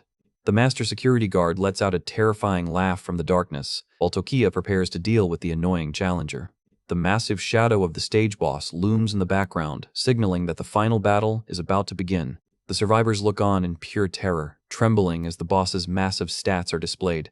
Tokiya leaps high into the air, remembering how this exact boss slaughtered hundreds of players in his previous life. But this time, things are going to be completely different as he brings his sword down. Tokiya sighs in disappointment, realizing these players are just incredibly stupid but not truly evil, deciding a quick lesson is all they need. The red-haired challenger attacks with his blade, but Tokiya effortlessly blocks the strike with his bare hand. He grabs a wooden staff from the ground, telling them that he is going to use this basic tool to teach them some proper manners on behalf of their elders. Tokiya officially activates his class skill, Resonance of Tools, and decides this is the perfect opportunity to test its capabilities in a live combat situation. He prepares his weapon, noting that he also needs to make a massive amount of noise to lure out the hidden floor boss. The system confirms the successful activation of his skill, immediately rating his wooden staff as useless trash, but granting him a speed and strength boost anyway. Tokiya is highly satisfied, realizing this appraisal skill will be incredibly useful once he encounters high-tier unidentifiable items in the future. The red-haired challenger, Zhang Qi, points his blade at him, calling Tokiya arrogant and claiming that ignoring his sword will be his final mistake. He aggressively turns to his gang, ordering his men to charge together and overwhelm the world's top player. Zhang Qi screams at them to attack, but his goons immediately begin to hesitate. The lackeys nervously push each other toward the front, terrified of matching themselves against a literal monster. The red-haired boss yells at them, calling his crew a bunch of useless cowards and ordering them to get in there. The goons just stand there sweating, awkwardly smiling as they remind their boss that they are dealing with the world's strongest player. Zhang Qi remains completely stubborn, roaring that he does not care about any ranking titles and refuses to swallow the insult to his pride. He charges forward with his blade, declaring that Tokiya's rank 1 title is just an empty phrase. Meanwhile, Tokiya decides to use the most painful method to neutralize him and generate the noise he needs. Tokiya looks at him coldly, muttering that the challenger's actions are simply too brainless to succeed. He swings his wooden staff, landing a devastating blow directly across Zhang Qi's face. The red-haired challenger is sent crashing to the floor, instantly crying out in absolute agony as blood splatters across his face. He rolls on the floor in pure pain, while the survivors in the back watch the one-sided beatdown in absolute horror. Tokiya listens to the loud screams, satisfied that the noise is more than enough to alert the nearby monster. Right on cue, a cluster of massive mutated green vines begins to slither out from beneath the floorboards. The green tentacles violently wrap around the crying Zhang Qi, constricting his body in a tight grip. The red-haired boss is completely paralyzed with fear, screaming in terror as the vines drag him into the darkness. His goons panic, frantically yelling at each other to go rescue their leader immediately. Eureka looks at the massive plant creature, nervously asking Tokiya what kind of monster they are dealing with. Tokiya explains that the creature is the official floor boss, and defeating it is the only way to unlock the path to the next stage. He looks at her, telling her to stay calm and follow his lead. He tells Eureka to keep pace with him without pushing herself too hard. Tokiya dashes off with incredible speed, while Eureka easily follows behind, marveling at the incredible physical stats she unlocked from her cards. She smiles happily, imagining herself becoming a literal superwoman under Tokiya's guidance. Watching from above, Itsuki is deeply impressed, realizing Tokiya's entire plan was designed to lure the floor boss out of hiding. He decides that fighting alongside the world's strongest player is his best option to survive, willing to pay any price to join Tokiya's team. The giant plant monster begins dragging Zhang Qi toward its massive mouth, ignoring the screams of his helpless goons. The lackeys yell at the beast to release their boss, but their threats are completely useless. One goon tries to lunge at the vines, but the monster reacts instantly. A massive tentacle swats the charging player away, sending him crashing into the wall. The rest of the gang is violently tossed around, completely unable to bypass the boss's high stats. The system displays the creature's profile as a level 5 mutated man-eating flower with a massive level 9 strength rating. Zhangqi is left hanging over the monster's mouth, crying out in despair for someone to save him. He opens his eyes, shocked to see Tokiya calmly standing in front of the giant plant. The red-haired boss is filled with shame, wondering if Tokiya will even bother to save him after his arrogant behavior. He watches Tokiya grip his sword hilt, bracing himself for the outcome. Tokiya leaps into the air with a fluid motion, channeling his energy into his blade. He unleashes his signature sword style, slicing clean through the center of the giant plant monster. The monster's body is cleaved in half in a massive gold flash, completely freeing the trapped player. The plant dissolves into code, and Zhangqi is safely caught in a soft green aura, though his pride is completely shattered by the rescue. Tokiya looks down at him, telling him to stop lying on the floor and to win properly if his name is truly on the global leaderboards. He adds that once Zhangqi reaches the global top 10, he will gladly agree to fight him fair and square. He turns and walks away with his sword sheathed, leaving the red-haired challenger completely speechless. Zhangqi looks down, deeply touched by Tokiya's cool nobility. He stands up and shouts at the top of his lungs, thanking Tokiya for saving his life and vowing to climb his way into the top 10. Suddenly, a blue system portal materializes in the center of the room, offering 2 distinct paths to the next floor. The prompt displays the red upward path leading to mutated creatures, and the blue downward path leading to terrible dead entities. Eureka finally catches up, gasping for breath as she notices the 2 portal options. She asks Tokiya which direction they should choose, pointing out how scary both options look. But in her mind, the silver-haired girl is actually having a complete blast, highly excited by the horror-themed choices. She secretly squeals with excitement, hiding her dark side because she does not want Tokiya to think she is a complete psychopath. She tries to maintain a cute, helpless expression to mask her inner horror enthusiast. She stammers out a confused response, pretending to be utterly terrified by the scary portal paths. She clutches her head in mock panic, crying about how incredibly hard it is to make a decision when both options look so terrifying. Suddenly, Itsuki steps out from the shadows, politely asking Tokiya if he can join their team. He introduces himself as Shigemori Itsuki, currently holding the 24th spot on the global leaderboards, and promises to be highly useful in their upcoming fights. Now we cut to Luo Shi, who stands quietly as Wu Rui notices their stalker has finally decided to show his face. She remarks on how high their opponent's global rank is, pointing out that surviving the first wave with hundreds of thousands of players is no small feat. But this red-haired trash talker has zero respect, scoffing that ranked 34 is absolutely nothing. He is flexing his massive ego, claiming he will easily slide into the top 10 in no time. Luo Shi maintains a completely cool expression, silently noting that he spotted this shadow following them hours ago. He is not bothered by the sudden attitude or the empty threats. He wonders why he did not just expose the guy right away, but then he remembers that in his previous life, this annoying stalker was actually the person who saved him from certain doom. Luo Shi shifts his focus to the neat-looking glasses guy standing nearby, wondering if this smart player also realized they were being tracked. Memories of his past life flash back, recalling how he was left bleeding on the floor after a brutal betrayal. Just when he thought his journey was over, this unexpected ally arrived and pulled him back from the edge. In that past timeline, the glasses guy stood tall, offering Luo Shi a glowing card and telling him he fit the requirements of a solid partner. He confidently commanded Luo Shi to follow his lead to clear the dungeon alive. With those glowing glasses and an aura of absolute confidence, he looked like a professional player who had everything calculated. Under his tactical guidance, they navigated the dangerous zones step by step, gradually clearing every single obstacle in their path. Even though the difficulty was off the charts, Luo Shi genuinely viewed him as a heroic savior who could overcome any crisis. But even a legendary tactical genius could not survive the absolute horror of Confinement Day, leaving only bloodied glasses on the cold, wet ground. That tragic loss taught Luo Shi a brutal lesson about this game, proving that in this nightmare, even the strongest players are treated as nothing more than simple toys. They are just disposable entertainment for the dark deities pulling the strings behind the scenes. Back in the present lobby, the glasses guy politely asks if Luo Shi has any concerns about joining forces. He is completely unaware that Luo Shi is actually the #1 player in the entire world. The red-haired rival is sweating bullets, unable to comprehend why a top-tier player would even bother talking to someone he considers absolute trash. Luo Shi ignores the dramatic background gasps and accepts the offer, stating that he is always looking for highly capable allies to watch his back. Deeply honored, the glasses guy immediately offers a glowing card as a token of respect, but Luo Shi calmly tells him to keep it. Luo Shi knows that this man already paid him back tenfold in his previous life, and now it is his turn to return the favor. Since Luoshi has no need for basic upgrades, the glasses guy suggests giving the rare attribute cards to Wu Rui instead, noting that an elegant lady could use a solid boost. He hands the collection of cards over to her, promising that these will help her become a powerful fighter. Wu Rui looks at the glowing energy in her palms with excitement, but she immediately pauses and glances at Luoshi to see if he approves. Luoshi gives her a warm smile, reassuring her that the decision is entirely up to her. He knows she needs to build her strength and level up her stats if she wants to survive the future dungeons on her own. She happily accepts the gift, cheering with pure joy as she secures a massive upgrade to her baseline power.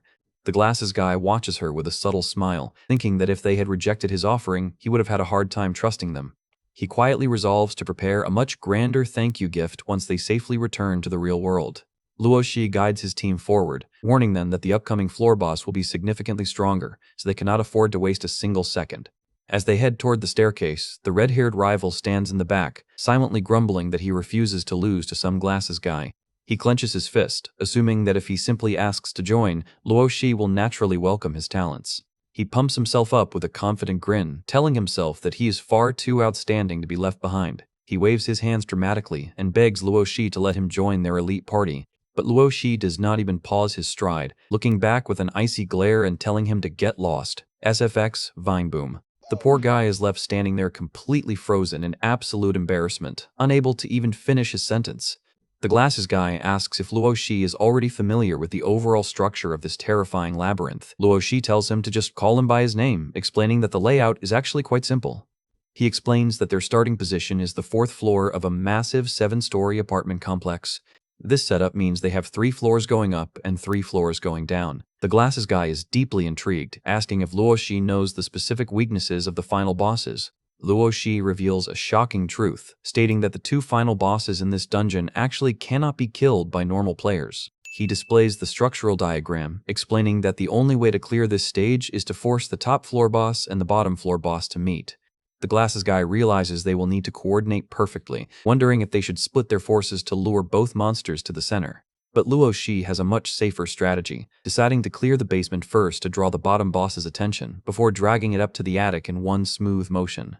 By luring the bottom boss all the way to the top floor, they can force the 2 massive entities to clash directly, keeping human casualties to a minimum. The glasses guy is completely blown away by his genius strategy, noting that ordinary players would easily get slaughtered trying to handle 2 massive bosses at once.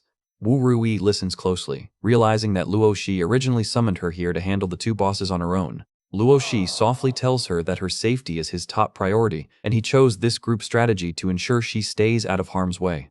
She is deeply moved by his constant care, looking at him with absolute gratitude. Suddenly, a wave of freezing cold hits the corridor, causing her to sneeze unexpectedly. She shivers despite her high stats, while the system interface displays her current stamina level sitting at 4. Luoshi warns her that the temperature drop on this floor is twice as fast, meaning they are already dealing with sub-zero conditions. He tells them they must move quickly to locate and eliminate the floor boss before they freeze to death. Deep in the dark, icy cavern, a giant, terrifying blue eye slowly snaps open. A pack of mutated werewolf-like entities lets out a terrifying howl, sensing the warmth of incoming humans. The glasses guy is amazed by how easily Luoshi navigates the massive frozen maze without taking a single wrong turn. Luoshi calmly states that a route memorized through life and death is simply impossible to forget. The glasses guy looks at him in shock, wondering how Luoshi could have possibly explored this brand new dungeon before today. Suddenly, a massive system interface appears, revealing the terrifying stats of the level 10 boss, the Dog King Aras. Luoshi draws his weapon and tells his companions to stay back and protect themselves from the wandering cold spirits. The glasses guy confidently steps up, promising to guard Wu Rui and keep her safe from any immediate danger. Luoshi looks back with a determined nod, knowing he can fully trust his old partner to hold the defensive line. He leaps into the air with incredible speed, channeling his aura into a massive overhead slash. He clashes directly with the giant howling beast, bringing his glowing sword down with immense power. A massive wave of blue and white energy rips through the room, completely lighting up the dark cavern. Meanwhile, 3 ferocious werewolves break off from the main group and charge directly toward the defenders. The glasses guy steps forward, commanding Wu Rui to stay behind him as he prepares to block the advancing monsters. The werewolves lunge at him with razor-sharp claws, hoping to tear him to shreds. But he unleashes a flurry of high-speed strikes, proudly declaring that his training as the successor of Bagua Zhang makes these rookies look like slow-motion toys. He easily deflects their attacks and smiles, telling her there is absolutely nothing to worry about. But before he can even finish his sentence, Wu Rui steps in and delivers a devastating punch, completely blowing a massive werewolf away with raw physical strength. She raises her fist with a bright, cheerful smile, absolutely thrilled by how powerful her new player stats are.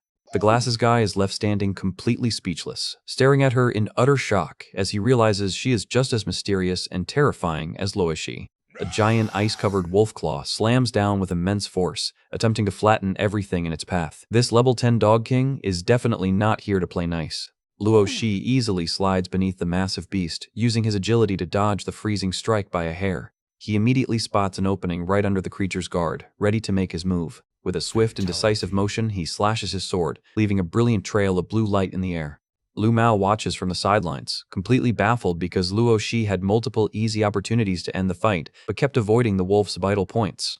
Lu Mao is incredibly suspicious, adjusting his glasses and trying to calculate the logic behind this bizarre battle strategy. The freezing wind intensifies, and Lu Mao warns that if the temperature continues to plummet at this rate, they will all freeze to death. He stares intently, silently questioning what exactly is going on inside their leader's mind. Luo Shi continues to dance around the monster, keeping his movements fluid and precise. He prepares his blade, knowing that killing the boss outright would only trigger a dangerous berserk state for the bottom floor boss, whereas leaving it alive unlocks a hidden storyline with much better rewards. The giant wolf begins to gather a massive amount of freezing energy, preparing to unleash a devastating wind blast that can tear the entire room apart. Luo Shi knows he needs to control its health bar precisely down to 1%. He leaps straight into the swirling Arctic vortex, completely ignoring the danger. Lu Mao shouts a warning to find cover immediately as the boss prepares to release its ultimate move. Luo Shi yells back, telling them not to worry about him and to focus entirely on protecting themselves. Lu Mao hesitates for a split second, realizing that taking a level 10 attack head-on is basically suicide, but he quickly hardens his resolve, deciding that since he chose to follow this man, he will remain fiercely loyal until the very end. He grabs Wu Rui by the shoulder, guiding her toward a safe corner of the icy room just as the storm explodes. The entire cavern is engulfed in a massive shockwave of blue light and freezing energy. Once the immediate blast passes, Wu Rui realizes that Luo Shi is still standing directly in the center of the impact zone. She panics, screaming that she is going to run out there and find him. Lu Mao quickly stops her, reminding her that they need to stay put and trust in Luo Shi's command. Wu Rui looks back in deep concern, wondering if anyone can truly survive such a terrifying attack completely on their own. After a tense moment of silence, the howling wind finally dies down, leaving the room completely quiet. She asks if they should go out and check, but Lu Mao suggests waiting a bit longer since they have not received a signal yet. Suddenly, Luo Shi's calm voice echoes through the dark mist, telling them that it is safe to come out now. They eagerly run out of the shelter, letting out a massive sigh of relief. Lu Mao is left standing completely speechless, staring in utter shock as the fog clears and reveals Luo Shi standing calmly next to the defeated boss. Wu Rui's jaw completely drops as she realizes the terrifying level 10 monster is sitting at exactly 1% health. Luo Shi stands calmly over the beast, which is now locked in a state of absolute weakness. Wu Rui goes full fanboy, cheering that he looks just like a superhero from a movie, while Lu Mao admits his own ignorance for doubting him. Luo Shi sheaths his sword with a click, announcing that it is finally time to trigger the hidden side mission. Lu Mao is completely blown away, realizing his leader had this entire strategy planned out from the very beginning. Wu Rui is absolutely thrilled by the concept of a hidden quest, her eyes practically sparkling. Luo Shi walks up to the defeated Dog King, asking if the beast is willing to come along to find its master. The massive wolf looks up, its glowing blue eyes softening. It lets out a gentle whimper, agreeing to his proposal. A system notification pops up immediately, asking Luo Shi if he wants to accept the boss's request to join the team. Without a single second of hesitation, Luo Shi presses the confirm button. The system confirms that Aras has officially joined the party, triggering a secret side quest that will boost their final rewards by 50% if they recruit the next boss as well. He is also showered with massive rewards, including premium attribute cards and a rare storage ring item. He claims the attribute cards immediately, eager to upgrade his baseline stats before the next encounter. Luo Shi displays a smug grin as the system grants him a permanent passive skill called Mental Guardian, making him completely immune to all psychological attacks. He activates his newly acquired cards, instantly pushing his physical stats to level 11. He inspects the storage ring, noting that it can comfortably hold 5 cubic meters of non-living items. He slips the ring onto his finger, highly satisfied with this incredibly convenient upgrade. Suddenly, the giant, terrifying wolf begins to shrink, transforming into a tiny, adorable husky puppy right before their eyes. The little puppy lets out a happy bark, looking incredibly cute. Woo-Rui squeals in delight, holding her hands to her cheeks because she simply cannot believe this cute little dog was the scary boss they just fought. Luoshi chuckles, offering to change it back if she does not believe him. She quickly scoops up the shivering puppy, petting its head. But the moment she imagines the giant red-eyed wolf form returning, she shivers in mild terror. She tries to maintain a calm expression, but her mind is completely overwhelmed by how ridiculously cute the puppy is. Luoshi explains that all the stage bosses in this level are actually just cute little animals that were forcefully mutated by the system. Lu Mao is deeply disgusted by the revelation, muttering that the creator of this game is a complete bastard. Luoshi looks forward with a dark expression, warning them that as they descend further, they will witness an even darker side to this game. Woo-Rui hugs the puppy tightly, finally understanding why Luoshi is so determined to destroy this entire nightmare once and for all. They arrive at a grand staircase, where a glowing blue grid gate stands ready to let them pass. Suddenly, a bizarre meowing sound echoes from the darkness below. Lu Mao looks down the dark steps, pointing out that there seems to be a cat lurking down there. The little puppy in Woo-Rui's arms begins to bark aggressively at the darkness. Luoshi warns them that it is definitely not a normal cat, but rather the official floor boss of the next stage. He leads the way down the quiet steps, coolly stating that they should go introduce themselves to their new friend. As they step down the dark staircase, the system interface flashes with a harsh warning. The temperature on this floor will drop by an additional 2 degrees every single minute, meaning they are on an extremely tight clock. Luoshi steps onto the cold stone floor, his boots echoing in the quiet hallway. The chilling air instantly grips the corridor, signaling the start of their next challenge. The trio stands ready in the frozen corridor as a heavy blizzard begins to swirl around them. Luoshi maintains his absolute composure, keeping his gaze fixed on the shadows ahead. Out of nowhere, a massive horde of glowing blue ghouls emerges from the darkness. Woo-Rui points them out in a panic, warning that the sheer number of monsters has increased significantly. Luoshi calmly explains that the closer they get to the final boss, the stronger and more numerous the monsters will become. This stage is on a completely different level compared to the rookie dungeons they cleared before. The ravenous ghouls let out deafening shrieks, their purple eyes glowing with pure malice as they prepare to swarm the party. Luoshi simply lets out a confident smile, entirely unfazed by the advancing army of undead. As the first monster leaps forward to strike, Luoshi prepares to draw his blade and handle the threat. Before he can even move, Lu Mao springs into action, delivering a series of high-speed martial arts strikes that easily deflect the monster. Lu Mao stands in a solid defensive stance, proudly displaying his upgraded player level and his custom heirloom skill. He tells Luoshi to rest and focus on the boss while he handles these small fry himself. Luoshi smiles warmly, highly impressed to see his teammates naturally unlocking their true potential and growing stronger by the minute. Lu Mao unleashes the full force of his ancestral palm style, creating massive waves of blue energy that rip through the front lines of the enemy. With a flurry of fluid strikes, he completely shatters the advancing ghouls into digital dust. He turns back to the group, politely telling Luoshi and Woo-Rui to follow directly behind his lead. Woo-Rui is deeply impressed, praising his incredible skills and asking if he already knows where the floor boss is hiding. Lu Mao instantly freezes in place, a look of complete panic washing over his face as he realizes he actually has no idea where to go. He stands there in awkward silence, completely sweating bullets after acting so confident just a second ago. Before they can even discuss their next move, a stray group of ghouls suddenly drops from the ceiling, catching them completely off guard. Woo-Rui screams out a warning for Lu Mao to watch his back. She points frantically at the shadows, her arms wrapped tightly around the puppy as the monsters close in. Lu Mao spins around in shock, realizing his defense is completely bypassed. The sharp claws of the ghoul are inches away from his face, leaving him with absolutely no time to block the incoming strike. Just when he thinks he is done for, Luoshi's voice echoes through the corridor, telling them to stand back. A brilliant flash of red energy cuts through the darkness, cleanly slicing the ghouls to pieces in a split second. The monsters explode into a spectacular shower of digital code, completely clearing the danger. Luoshi lands gracefully on his feet while the little puppy lets out a series of happy barks. Woo-Rui sighs in relief, admitting that his overwhelming power is simply too mind-blowing to comprehend. Lu Mao is equally amazed, adjusting his glasses and thanking his leader for the perfectly timed rescue. Luoshi sheathes his sword and tells them to follow him, confidently stating that he already knows the exact location of the floor boss.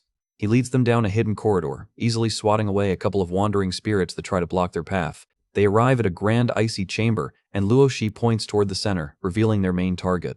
The system screen pops up, displaying the profile of the level 11 cat demon, Little Posy. It is a giant white beast with glowing red markings. The massive cat demon lets out a terrifying screech, but Wurui's eyes instantly light up, and she squeals about how incredibly cute the giant kitty is. Lu Mao is left standing completely dumbfounded, wondering how on earth she can look at a giant, bloodthirsty monster and call it cute. Luo Shi analyzes the situation, noting that this boss possesses extremely high agility stats due to its unique passive skills. Fighting it head-on with raw speed is near impossible, meaning they need to rely on a clever trick instead. He stares at the screeching beast with sharp calculating eyes, preparing to execute his plan. He turns to Wu Rui and asks her to hand over the little husky puppy for a moment. He explains that Araz was once this boss's companion, and triggering his bark will inflict a severe fear debuff on the cat demon. This is one of the hidden rules of this stage. He instructs his teammates to handle the surrounding cold spirits while he focuses entirely on taking down the main boss. They both nod in agreement, eagerly promising to keep the area completely clear of any distractions. Lu Mao steps forward to guard the flank, highly determined to protect Wu Rui since she lacks real combat experience. Luo Shi moves like a blur, sprinting directly toward the giant cat demon with the puppy tucked under his arm. The enraged cat demon swipes its massive claws down, tearing through the frozen ground. Luo Shi leaps into the air, parrying the heavy strike with his glowing blade in a shower of sparks. He channels his energy, telling the beast to move out of his way as his sword flares with a brilliant red light. He unleashes a powerful overhead slash, forcing the cat demon backward. He slides gracefully across the icy floor, keeping his footing perfectly stable despite the freezing conditions. He takes to the air once more, positioning himself directly above the monster's blind spot. The cat demon screeches in frustration, unable to keep track of his incredible movements. Realizing the boss is preparing another fast counterattack, Luo Shi commands the puppy to bark immediately. Luo Shi holds Aras high, shouting for him to release his howl. The little husky opens its mouth and lets out a massive echoing bark that ripples through the entire chamber. The powerful sound waves collide directly with the giant cat demon, causing it to freeze in absolute shock. A red system prompt appears, confirming that the fear debuff has successfully decreased the boss's fighting spirit, agility, and strength by 30%. Luo Shi smirks, knowing now is the perfect time to strike. He charges his blade to the absolute maximum, wrapping himself in a blinding sphere of energy. He delivers a devastating downward slash, carving straight through the giant cat demon with immense force. A massive explosion of light completely engulfs the arena, shattering the surrounding ice. As the smoke clears, the cat demon falls to its knees, its health bar successfully locked at exactly 1% in a state of absolute weakness. Luo Shi lets out a soft sigh of relief, glad that his calculation was correct.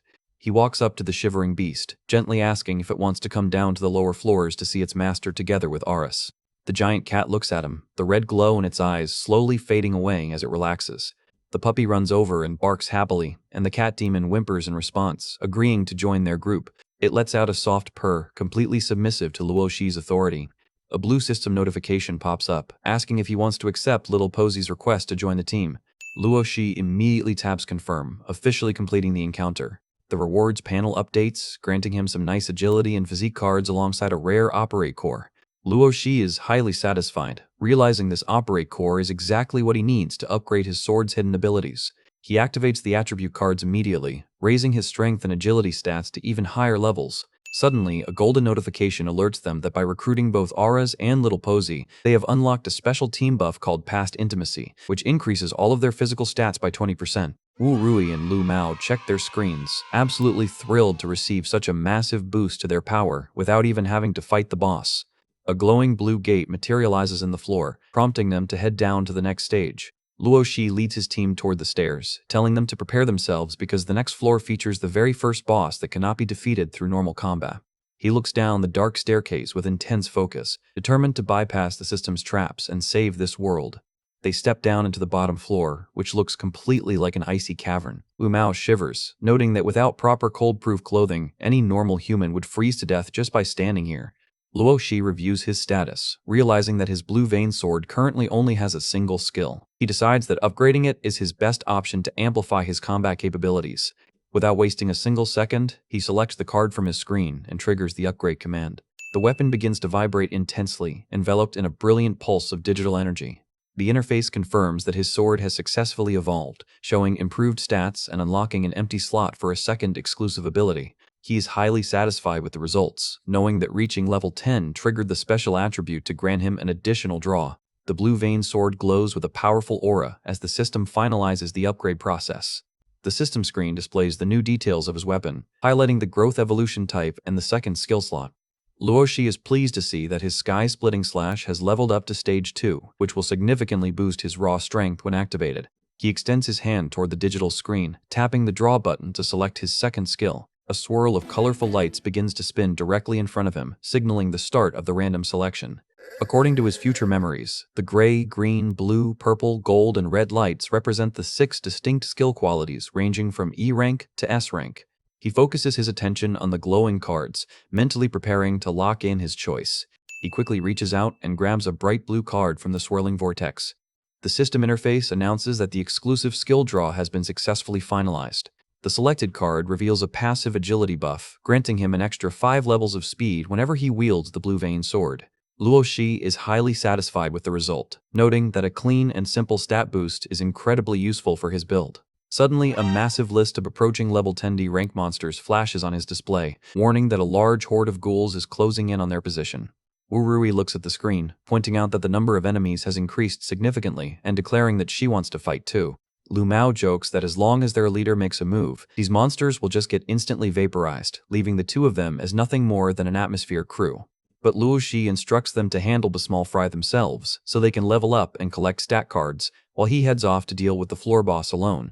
Lu Mao is slightly concerned, but Luoshi explains that his goal is simply to lure the boss over to the trap zone rather than defeating it outright. Luoshi dashes forward with the 2 pets tucked under his arms, while Wu Rui bids him a cheerful farewell and Lu Mao promises to hold the line.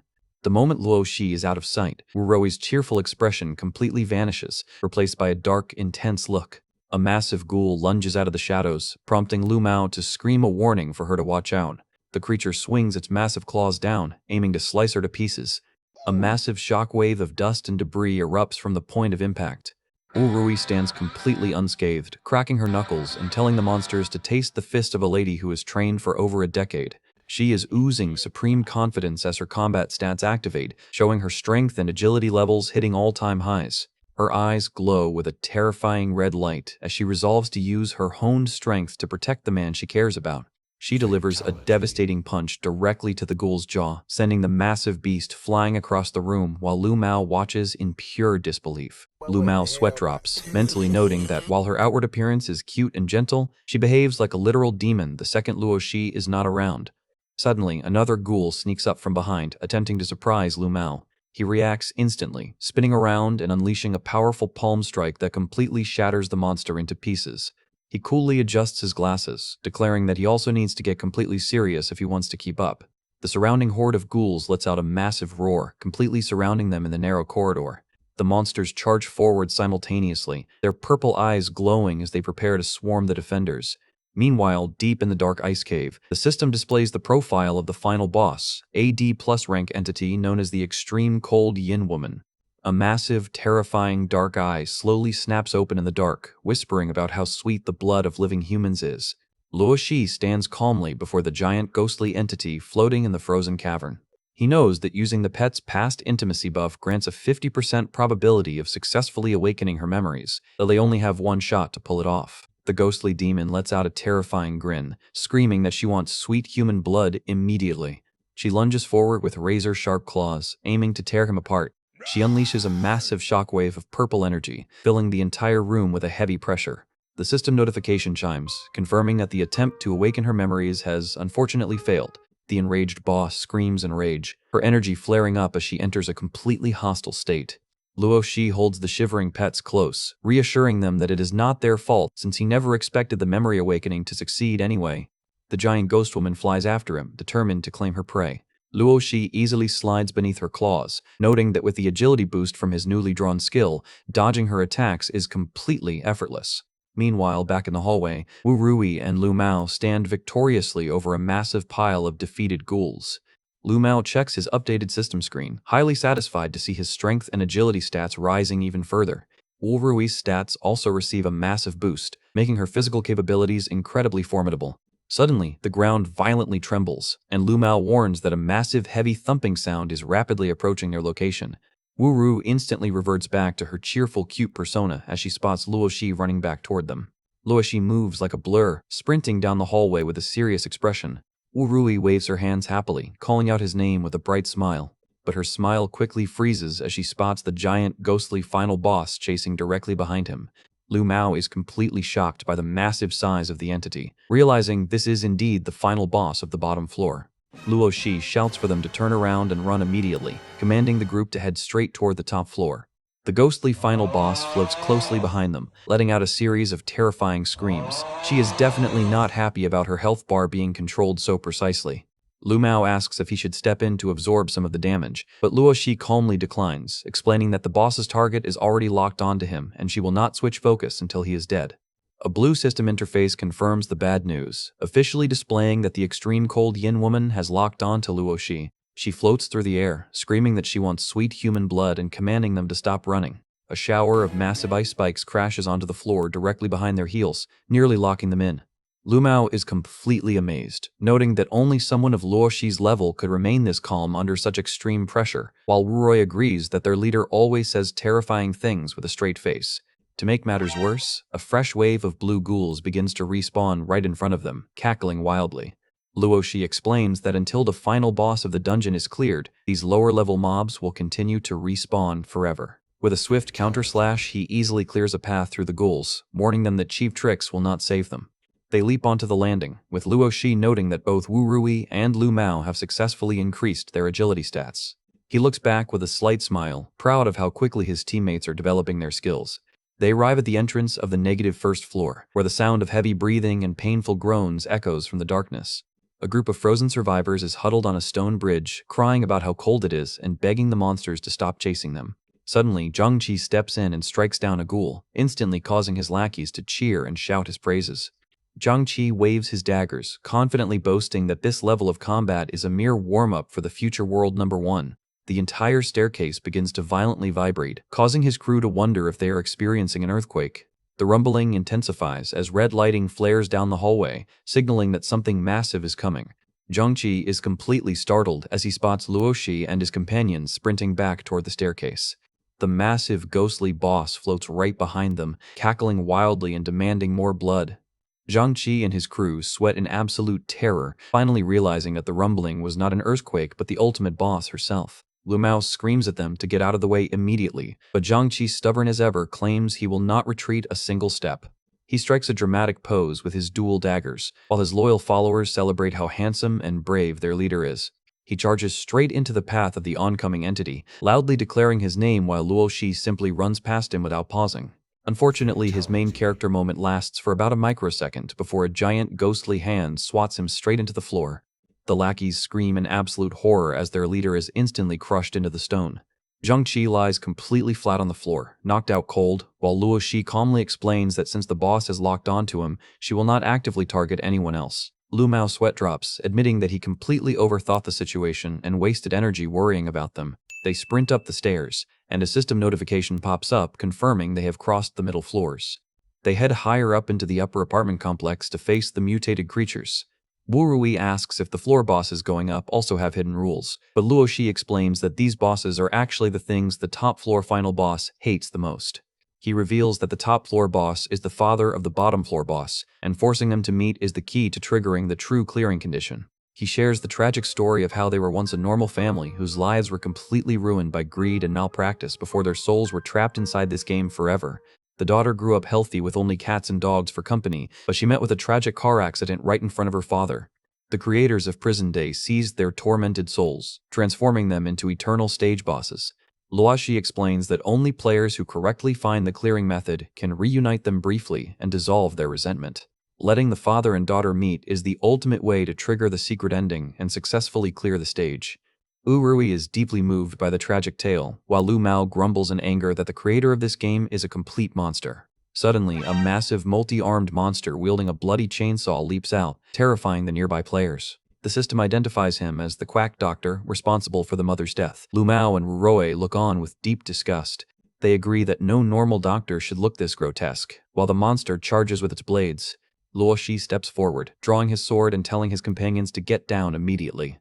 The chainsaw monster swings its weapons, but Luo Shi moves like a flash of light. With a massive cross slash, he slices the boss to pieces before the attack can even land. The quack doctor is instantly vaporized, leaving a trail of blue particles in the air. The system confirms the boss's defeat, leaving the onlookers completely speechless in the corridor. They whisper in awe, wondering if this mysterious warrior is a top player on the global leaderboards. But before they can celebrate, the ghostly final boss catches up, her chilling laughter filling the room. The survivors panic, preparing for their lives to end, but they are left completely confused as the ghost woman flies straight past them, ignoring them entirely. They realize she is chasing the 3 figures ahead, completely single-minded in her pursuit. The crowd gasps, realizing that those 3 must have cleared all the lower levels and lured the ultimate boss all the way up here. They celebrate, amazed by how incredibly strong Luoshi and his companions must be to pull off such a feat. Up ahead, the second mutated boss appears, identified as the modified truck driver responsible for the car accident. Luoshi spots the massive ironclad giant blocking their path. The boss raises a massive fist, aiming to crush the intruders on the stairs. Luoshi leaps into the air with incredible grace, dodging the heavy punch with ease. He unleashes a powerful red energy slash, cutting clean through the driver's defense. The system confirms the defeat of the truck driver, granting him immediate stage clear points. Luoshi lands on the landing, sheathing his sword as the stairs behind them begin to shake once more.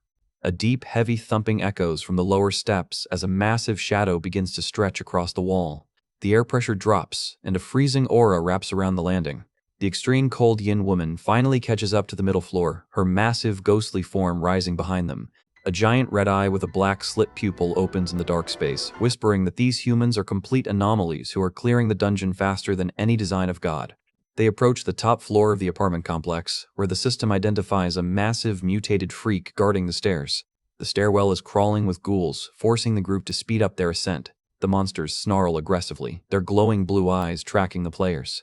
Suddenly, a series of ice explosions violently shakes the staircase, nearly throwing them off balance. Luoshi shouts for them to run as fast as they can, explaining that the top floor boss is located directly behind the grand steel doors up ahead. The horde of ghouls lets out a deafening roar, trying to block the entrance. Luoshi channels a powerful electrical aura, commanding Wu Rui and Lu Mao to run straight ahead while he handles the remaining monsters himself. With a massive lightning-infused slash, he completely clears a path through the defenders. Wu Rui and Lu Mao charge forward, slamming the heavy steel doors open. They crash through the entrance, sliding onto the quiet stone floor. The doors click open, and they realize they have successfully breached the inner sanctum. A red system prompt flashes overhead, officially welcoming them to the top floor final boss domain. The stats of the top floor boss pop up, revealing a level 15 mutated giant known as the Extreme Cold Ringleader. Wu Rui observes the massive horned blue demon, admitting that its horrifying appearance is a bit different from the tragic father she had imagined. Suddenly, the heavy steel doors slam shut behind them with a violent thud, leaving Wu Rui and Lu Mao completely separated from their leader. A system notification warns them that the door will remain permanently locked until the players outside meet the opening conditions. The giant ringleader lets out a ferocious roar, charging straight toward the trapped survivors with immense physical pressure. Wu Rui and Lu Mao quickly stand their ground, resolving to fight to the death and hold the line until Luoshi can find a way to rescue them. Meanwhile, outside the door, Luoshi is hit with a sudden system notification triggering a high-difficulty mission. He has exactly 5 minutes to eliminate all mutated ghouls on this floor or the doors will remain closed forever. Luoshi is deeply surprised, realizing that this restrictive mission style is a rule that only ever showed up in late-game dungeons during his previous life. He senses a highly sinister presence, wondering if the evil deities are actively monitoring his progress and manually editing the game. He looks up into the sky, spotting a giant, creepy red eye watching his movements from the shadows. He realizes that his regression has caused the system behavior to adapt, meaning he must proceed with maximum caution despite his future memories. He tightens his grip on his sword, confident that 5 minutes is more than enough time to wipe out these minor enemies. He accelerates, moving like a streak of silver light through the corridor. The ghouls begin to panic, frantically running away from him as if they recognize his power. Luoshi is highly surprised to see the monsters actively avoiding combat, noting that the system has completely changed their AI behavior. He pursues them down the hallway, stating that they are far too slow to escape his upgraded agility stats. Suddenly, a massive icy hand sweeps in from behind his shoulder, catching him completely off guard. The ghostly final boss of the bottom floor slams him into the hard ground with immense force. Luoshi quickly realizes that she has been pulled up to this floor specifically to delay his progress. He recovers instantly, standing tall and noting that having this giant entity hindering him makes clearing the 5-minute trial extremely difficult. The ghostly woman cackles wildly, summoning a massive wave of ice shards to pierce his flesh. Luoshi's eyes narrow with absolute focus as he tracks the incoming attacks. A series of massive ice explosions completely engulfs the corridor in a blast of freezing wind. She cackles through the freezing fog, searching for any sign of his blood. She hovers amidst the icy dust, confident that she has successfully taken him down. Suddenly, Luo Shi bursts through the smoke, leaping high into the air with his sword raised. He triggers his sky-splitting slash, instantly boosting his raw power to the maximum level. He brings his blade down with incredible force, slicing straight through her defenses. A brilliant red light rips across her ghostly body, cutting her in half in a single motion. The boss screams in agony as she begins to dissolve into glowing digital particles. Luo Shi lands smoothly, knowing that while she cannot be permanently killed, this strike will buy him enough time to clear the remaining ghouls. He notes that he must defeat all the monsters on this floor as fast as humanly possible to trigger the door-opening sequence. He worries about his companions, knowing that the ringleader boss they are currently facing is even stronger than the ghostly woman. He sprints down the corridor, silently pleading for his teammates to hold on until he can breach the door. Meanwhile, inside the locked room, the massive blue giant roars and smashes its heavy fists down. Wu Mao tries to block the strike, but the sheer impact sends him crashing violently across the hard stone floor. He coughs up blood, struggling to stand as he realizes the sheer speed of this level 15 boss is completely out of his league. He winces in pain, admitting that his agility stats are simply too low to keep pace with the monster's movements. The giant ringleader dashes forward with blazing speed, aiming to deliver a finishing blow. Lu Mao is struck by a wave of despair, finally realizing that the gap between himself and the world's strongest player is like a massive chasm. He looks up as a colossal blue fist closes in, preparing for the worst. Suddenly, Wu Rui leaps in and blocks the massive punch, creating a spectacular shower of golden sparks. She stands firmly, panting heavily as she tells him to stand up and remember their promise to hold out until Luo Shi arrives. The giant ringleader quickly reacts, grabbing her by the arm with its massive claw. It lifts her off her feet, choking her as she struggles to break free from its grasp. Lu Mao's eyes flare with anger as he witnesses her danger, and he immediately activates his third Bagua hands technique. He launches a high-speed golden strike, slamming the boss directly in the chest. The giant is forced to release its grip, stumbling backward from the sheer power of the blast. Wu Rui recovers her breath, looking back at him in deep concern. Lu Mao stands tall as a brilliant golden aura wraps around his body, activating his enraged Bagua state and proudly vowing that he will absolutely never give up again. Inside the locked boss room, the massive blue giant swings a heady fist at Lu Mao, sending a wave of chilling air through the arena. Lu Mao is completely determined, warning the boss not to underestimate his strength. He steps forward and blocks the giant fist head-on, creating a massive golden impact. He unleashes a rapid flurry of golden palm strikes, hitting the giant ringleader from all directions. A massive golden explosion erupts, throwing the giant boss backward. Lu Mao pants heavily, realizing that the special force exertion method his father taught him in childhood is finally coming in handy. He remembers his father's strict training, recalling the warning that Bagua hands should never be used as a close-quarters combat style. His father demonstrated the strike, explaining that once the true meaning of palm force is grasped, a martial artist can easily strike down enemies from a distance. Lu Mao winces, admitting to himself that he has not completely mastered this advanced distance technique yet. The system timer shows he has only 2 minutes remaining in his enraged state. He notes that his physical limits are rapidly approaching, meaning he must end this battle as fast as possible. Suddenly, the giant blue boss lets out a furious roar, standing back up as if the golden explosion never happened. The creature's wounds instantly heal, completely restoring its health bar to 100%. Lu Mao is shocked, realizing that the boss can heal its injuries on the spot, meaning he must change his strategy to focus entirely on stalling for time. He launches another palm strike, hoping to distract the boss and buy some precious seconds. But the giant ringleader easily blocks his strike, having already adapted to his predictable attack patterns.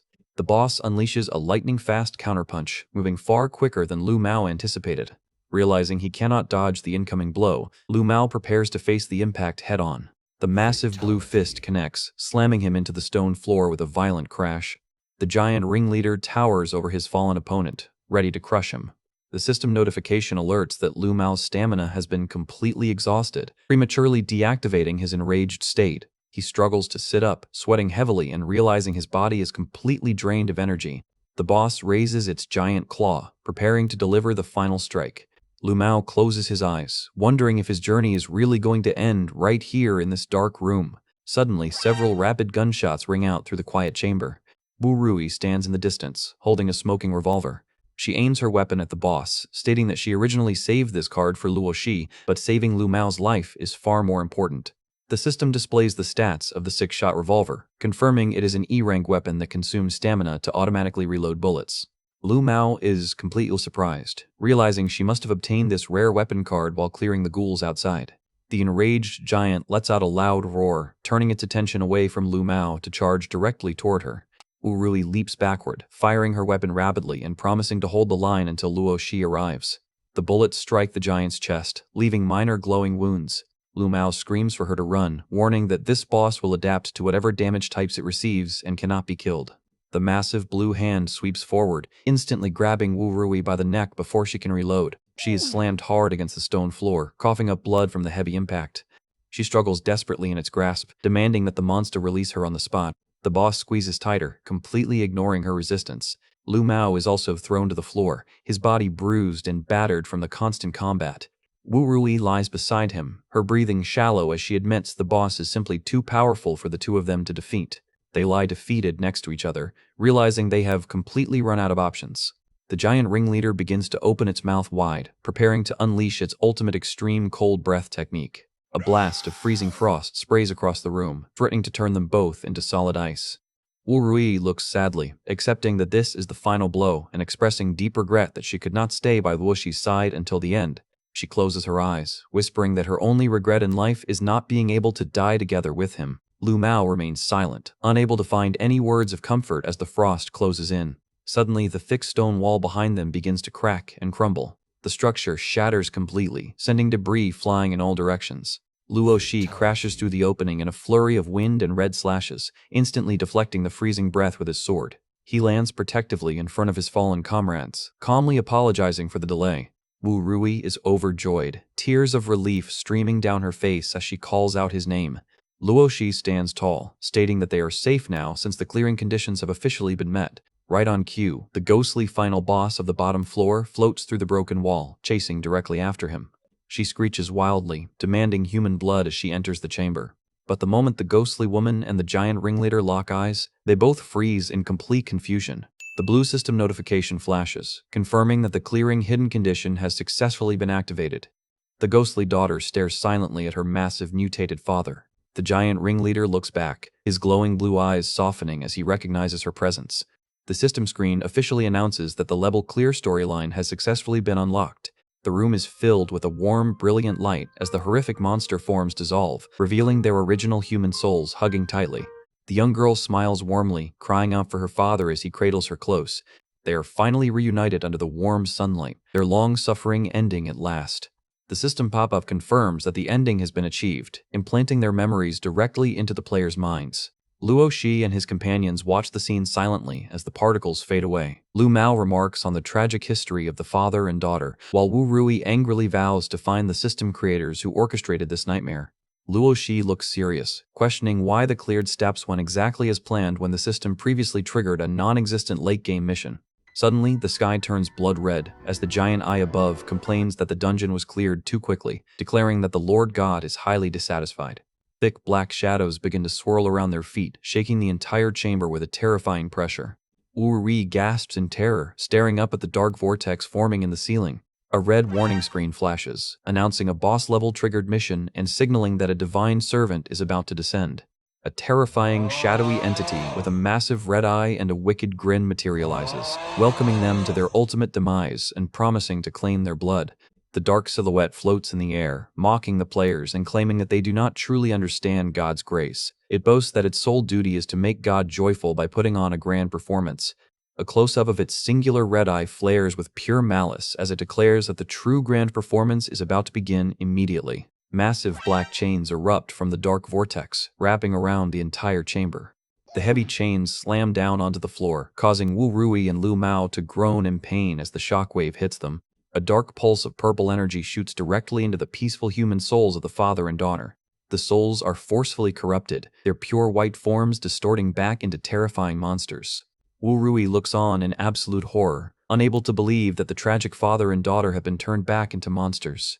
To make matters worse, the little pets are also caught in the dark energy, forcefully morphing back into their massive feral forms. Wu Rui reaches out desperately, shouting for Aras and Little Posy to come back before they get hurt. Meanwhile, the scout laughs, telling them all to join in on the fun.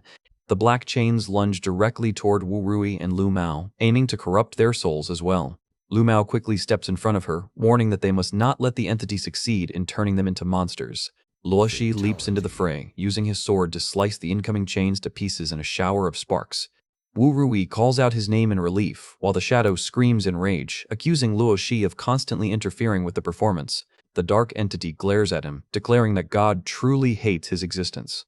Luoshi looks at the silhouette calmly, realizing that this dungeon is far more complex than he remembered. He notes that the giant eye has no level or health bar display on the system. He analyzes the entity, noting that it differs completely from standard monsters and does not even trigger a hostile classification. He admits to himself that even with all his future memories, he has never encountered an existence like this scout in his past life.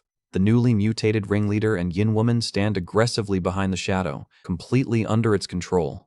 The scout commands the mutated bosses to secure the players, while Wu Rui and Lu Mao prepare for the oncoming clash. Luoshi channels a brilliant crimson electrical aura into his sword, preparing to strike. He sweeps his blade in a massive horizontal arc, releasing a wave of raw energy. The powerful slash cuts directly through the front lines of the enemy. Luoshi plans to cut the bosses in half at the waist to temporarily stabilize them, knowing they cannot be killed normally. The strike connects, instantly dropping both of their health bars to 82%. Suddenly, a red system pop-up triggers Phase 2 of the boss battle. The new mission content states that beheading the bosses will permanently extinguish their souls, allowing a successful departure from the dungeon. Lu Mao and Wu Rui look at the screen in absolute horror, questioning what the system means by extinguishing their souls. The shadow laughs, explaining in a literal sense that killing them now will completely destroy their souls forever. It reminds them that although they were once human, they offered their souls to God, so destroying them shouldn't cause any psychological burden. The scout lets out a wicked grin, mocking Luoshi by calling him an anomaly player and expecting him to pull the trigger. SFX, Vine Boom. Luoshi stands silently, his face shadowed with intense anger as he stares at the grinning entity. Lu Mao and Wu Rui scream at the scout, calling him a complete bastard for playing with the tragic fates of innocent humans. The shadow simply shrugs, repeating that all of this suffering is designed solely to satisfy God's entertainment. It claims that God is watching from above, and failing to provide a proper show is a form of blasphemy. Wu Rui loses her patience, declaring that she does not care about God's satisfaction. She aims her revolver and fires a clean shot directly at the shadow, demanding that it stop the mission immediately. But the shadow moves its metal hand in a flash, catching the high-speed bullet directly between its fingers. It scoffs, claiming that attacks of this level cannot hurt it, while smoke rises from its hand. Lu Mao is left sweat-dropping in pure shock, unable to comprehend what kind of level is required to catch a bullet with bare hands. Luoshi stares at the shadow, realizing the enemy's physical capabilities are extremely high. The mutated bosses lunge forward once more, their eyes glowing as they charge at Luoshi. Luoshi blocks Ringleader's heavy strike, his mind racing as he tries to find an alternative solution. He knows he cannot use his sword to kill them, as doing so would mean cutting down their true souls and erasing them forever. He remembers the warm memories of the father and daughter, refusing to let their souls be destroyed. Suddenly, a heavy drop of liquid falls onto the cold ice floor. Luoshi looks up in complete surprise, spotting a sudden change in the monster's behavior. The mutated father and daughter are actually crying, giant tears streaming down their monstrous faces. He stands frozen as the ghouls continue to weep in front of him. Suddenly, their true human voices echo directly inside his mind, desperately begging him to end their pain and let them be together in death. Luoshi's heart sinks as he hears their pained pleas, realizing the agony they are constantly enduring. The daughter's soul appears in a golden light, crying and stating that they do not want to go on living like this anymore. The father's soul also begs for him to end their pain once and for all. In reality, the monsters continue to swing their fists through tears, pleading for him to help them. Luoshi blocks their strikes with a heavy heart, hearing them beg to be set free from this pathetic existence of hurting others. The golden soul of the girl cries out, begging him to finally pull the trigger. The ringleader giant roars through its tears, asking for a merciful end. The shadow laughs hysterically at the display, claiming that this intense struggle and pain is exactly the performance God wants to see. It boasts about turning all beauty into pain and hope into despair, asking what could possibly bring God more joy than this evil act. Luoshi's eyes flare with an intense, deadly red light as his anger reaches a boiling point. He promises the weeping souls that he will grant their wish and set them free. He unleashes a clean and massive white slash, cutting both bosses down with absolute precision to end their suffering. He turns his gaze toward the laughing shadow, declaring that before he sets them free, he will handle this bastard first. He charges forward with terrifying speed, determined to sanction the scout right in front of their eyes. The scout is completely startled by his sudden speed, screaming that Luo Shi is a mere human who cannot harm God's messenger. Luo Shi replies that he does not care about his title since messengers are not immortal either. Luo Shi leaps through the air like a bolt of crimson lightning.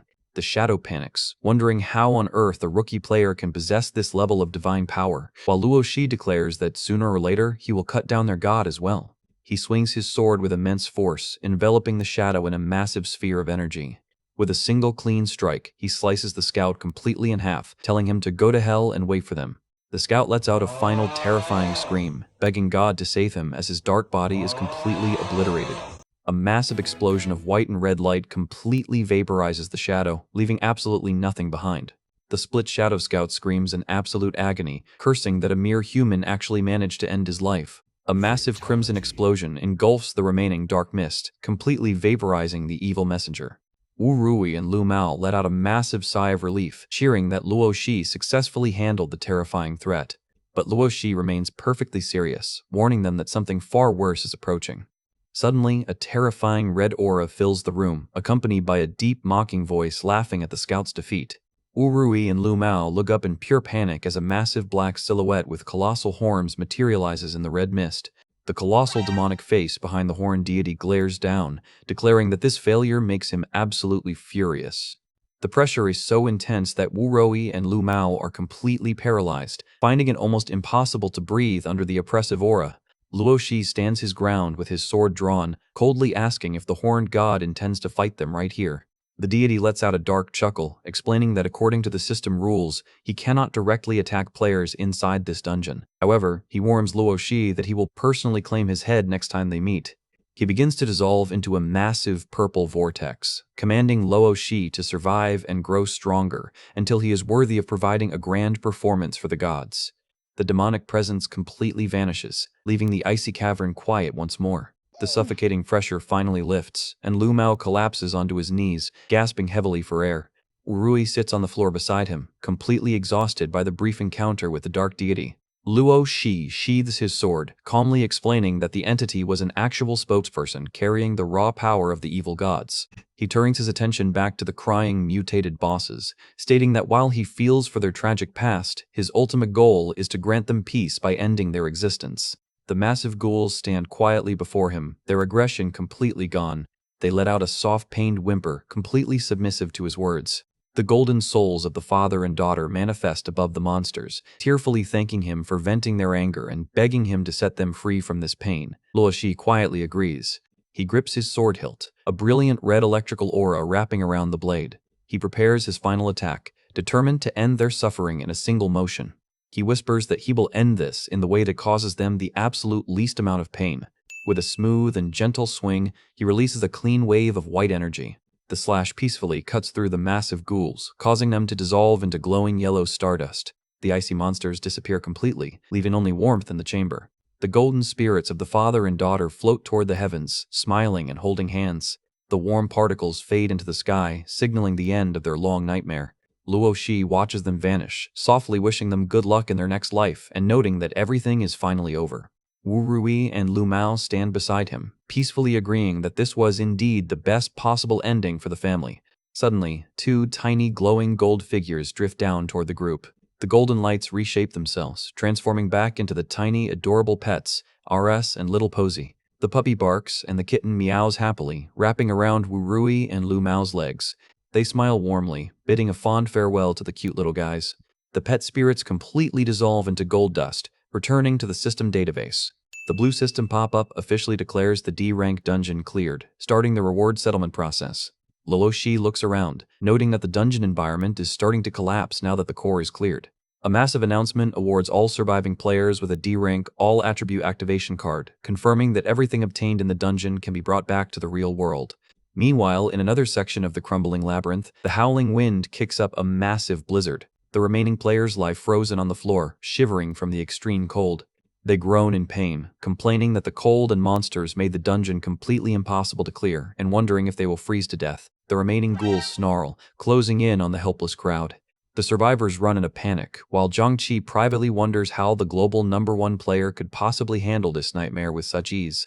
In his haste, Zhangqi slips on the ice and crashes hard onto the floor. His lackeys scream in horror as a massive ghoul lunges directly at their fallen leader. Zhangqi sweats in panic, terrified that his dream of becoming the world's strongest is about to end before it even started. Suddenly, a brilliant blue light envelops the room, and the system officially announces. The attacking ghouls instantly dissolve into digital code, completely sparing the terrified survivors. Zhangqi looks at his screen in absolute shock, unable to believe that they actually survived. The survivors celebrate their victory, thrilled to receive the D-rank activation card and wondering which incredible god cleared the dungeon for them. The global scoreboard updates, displaying Luo Shi in first place with an absurd 82% contribution, followed by Lu Mao and Wu Rui. The players stare in absolute disbelief, questioning if a human can even achieve such a ridiculous contribution score. They activate their D-rank cards, which instantly boost all of their physical stats by 3 levels.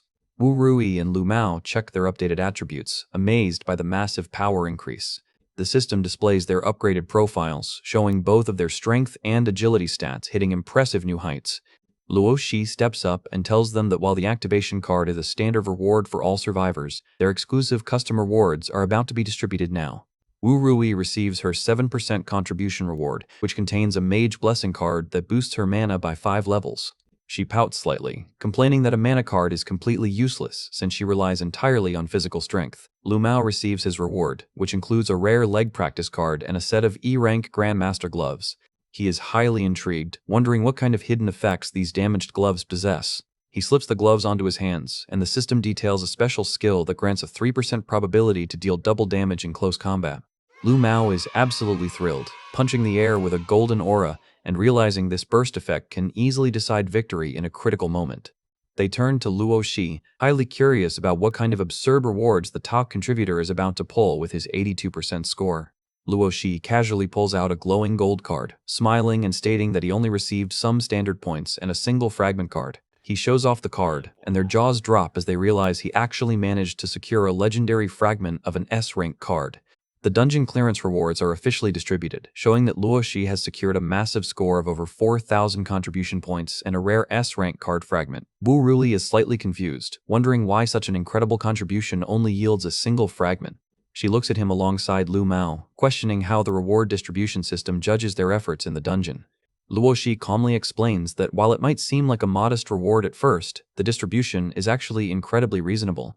He details that there are only 15 S-rank cards in the entire game, and each one possesses world-changing power that is near impossible to obtain normally.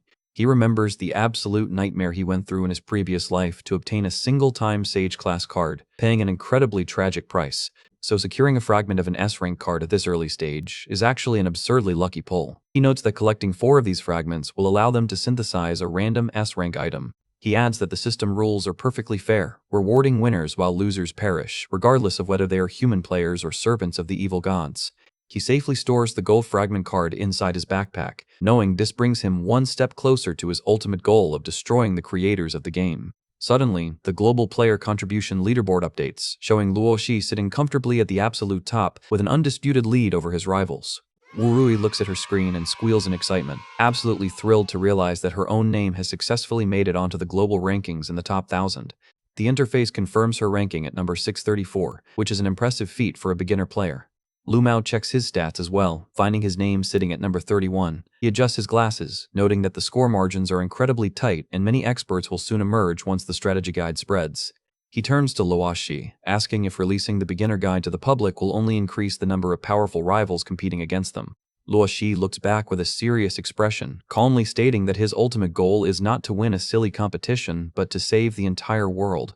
He explains that this is a massive war of survival for the entire human race, rather than a fight for his own personal glory.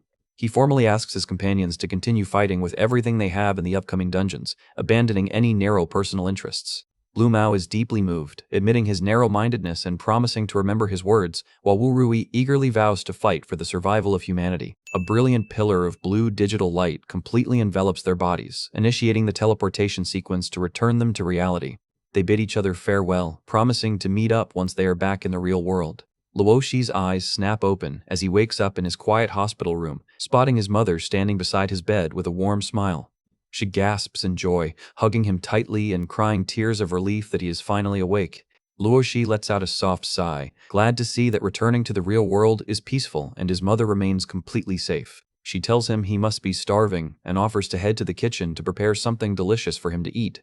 Luoshi smiles warmly, relieved to find that his mother seems to have accepted the situation without being negatively influenced by the dungeon. Suddenly, a familiar digital chime echoes in his mind as the system congratulates him for securing the #1 world rank once again. He realizes that since nobody currently in the game can possibly surpass his score, the system is issuing his special contribution reward in advance. A dark purple magic circle materializes directly in front of his chest, crackling with intense magical energy. A mysterious black book with small horns floats out from the center of the vortex. Luoshi looks at the item in shock, realizing it is actually a legendary class change card. The interface reveals the card details, confirming it is an A-rank class change item for the rare Shadow Mage Apprentice. He stares at the glowing card, remembering how this exact class shone brilliantly and dominated battles in his previous life. He recalls a powerful dark archmage from the previous timeline who possessed enough raw power to completely destroy an entire city. He thinks to himself that while some people use this power for evil, a class has no inherent distinction of good and bad. It can serve as a sharp blade for the wicked, or a divine shield to protect the innocent. He carefully tucks the card away, resolving to find a highly suitable master to inherit its power in the future. Just then, his mother calls out that his noodles are ready. He walks out into the living area, politely thanking his mother as she hands him a steaming bowl. He smiles, deciding to put all game-related worries aside for now to enjoy a peaceful moment with his family. He eats the delicious noodles, while his mother watches him with a warm, caring expression. Suddenly, a loud and frantic knocking at the front door interrupts their quiet dinner. His mother opens the door, gasping in surprise as she sees a familiar young lady standing on the threshold. Urui is standing in the doorway, her face pale and her eyes red from crying. Luoshi stands up in concern, calling out her name as she runs into the room. She tearfully begs him for help, explaining that both of her parents have suddenly fallen into a deep coma and asking if they are trapped in the game. Luoshi's face darkens as he confirms her worst fears, softly telling her that they are indeed currently trapped inside the confinement game. Urui breaks down in tears, desperately asking if there is any possible way to save them. He gently holds her by the shoulders, calmly advising her to keep her composure as panicking will not solve the problem. He explains that in this cruel world, the only way to rescue trapped souls is to secure the legendary S-rank card known as Freedom. Urui looks at him with watery eyes, asking if there really is no other way to save them.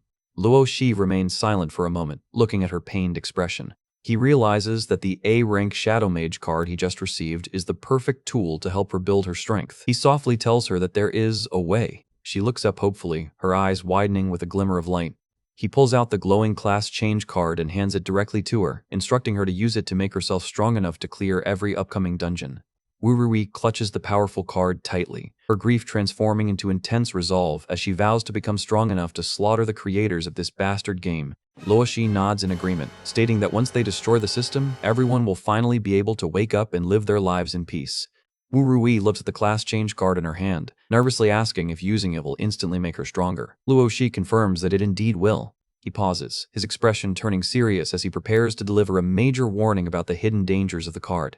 He explains that there is a massive risk of losing her mind completely if her determination is not strong enough to overcome the card's negative influence. A dark purple silhouette of a horned demon appears in the mist, warning that failing the trial will reduce her to a mere brainless tool used by the evil gods to slaughter her fellow humans. Urui is completely startled, realizing that the class card has such a terrifying side effect. Luoshi confirms that everything bestowed by the system creators harbors malicious intent. He holds the card, explaining that the game developers want nothing more than to break the player's spirits. He details that while class changes in traditional games only bring opportunities, doing so in Prison Day carries a high risk of absolute despair. A giant purple eye glares from the shadows, representing the sliver of the evil god's consciousness hidden within every single card. For normal, insignificant humans, matching themselves against this divine consciousness often results in a complete mental breakdown. The victim is quickly dominated, transforming into a loyal, brainwashed believer of the evil gods. Luoshi explains that the only reason he was completely unaffected by the card in his past life was due to his heart. His mind was forged into unbreakable steel during the endless years of suffering he endured in the previous timeline.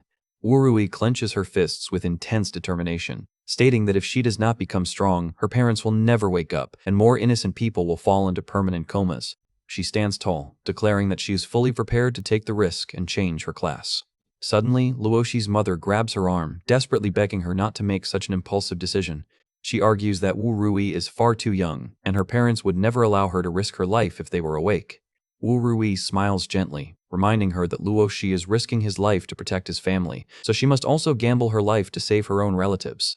Luo Shi's mother is deeply moved by her words, realizing that their love for their families is exactly the same. She slowly releases her grip, softly wishing her the best of luck in the upcoming trial. Wu Rui looks at Luo Shi, pleading for him to kill her without a single second of hesitation if she ends up turning into a monster. She activates the card, and a blue system screen officially starts the Shadow Mage Apprentice class change.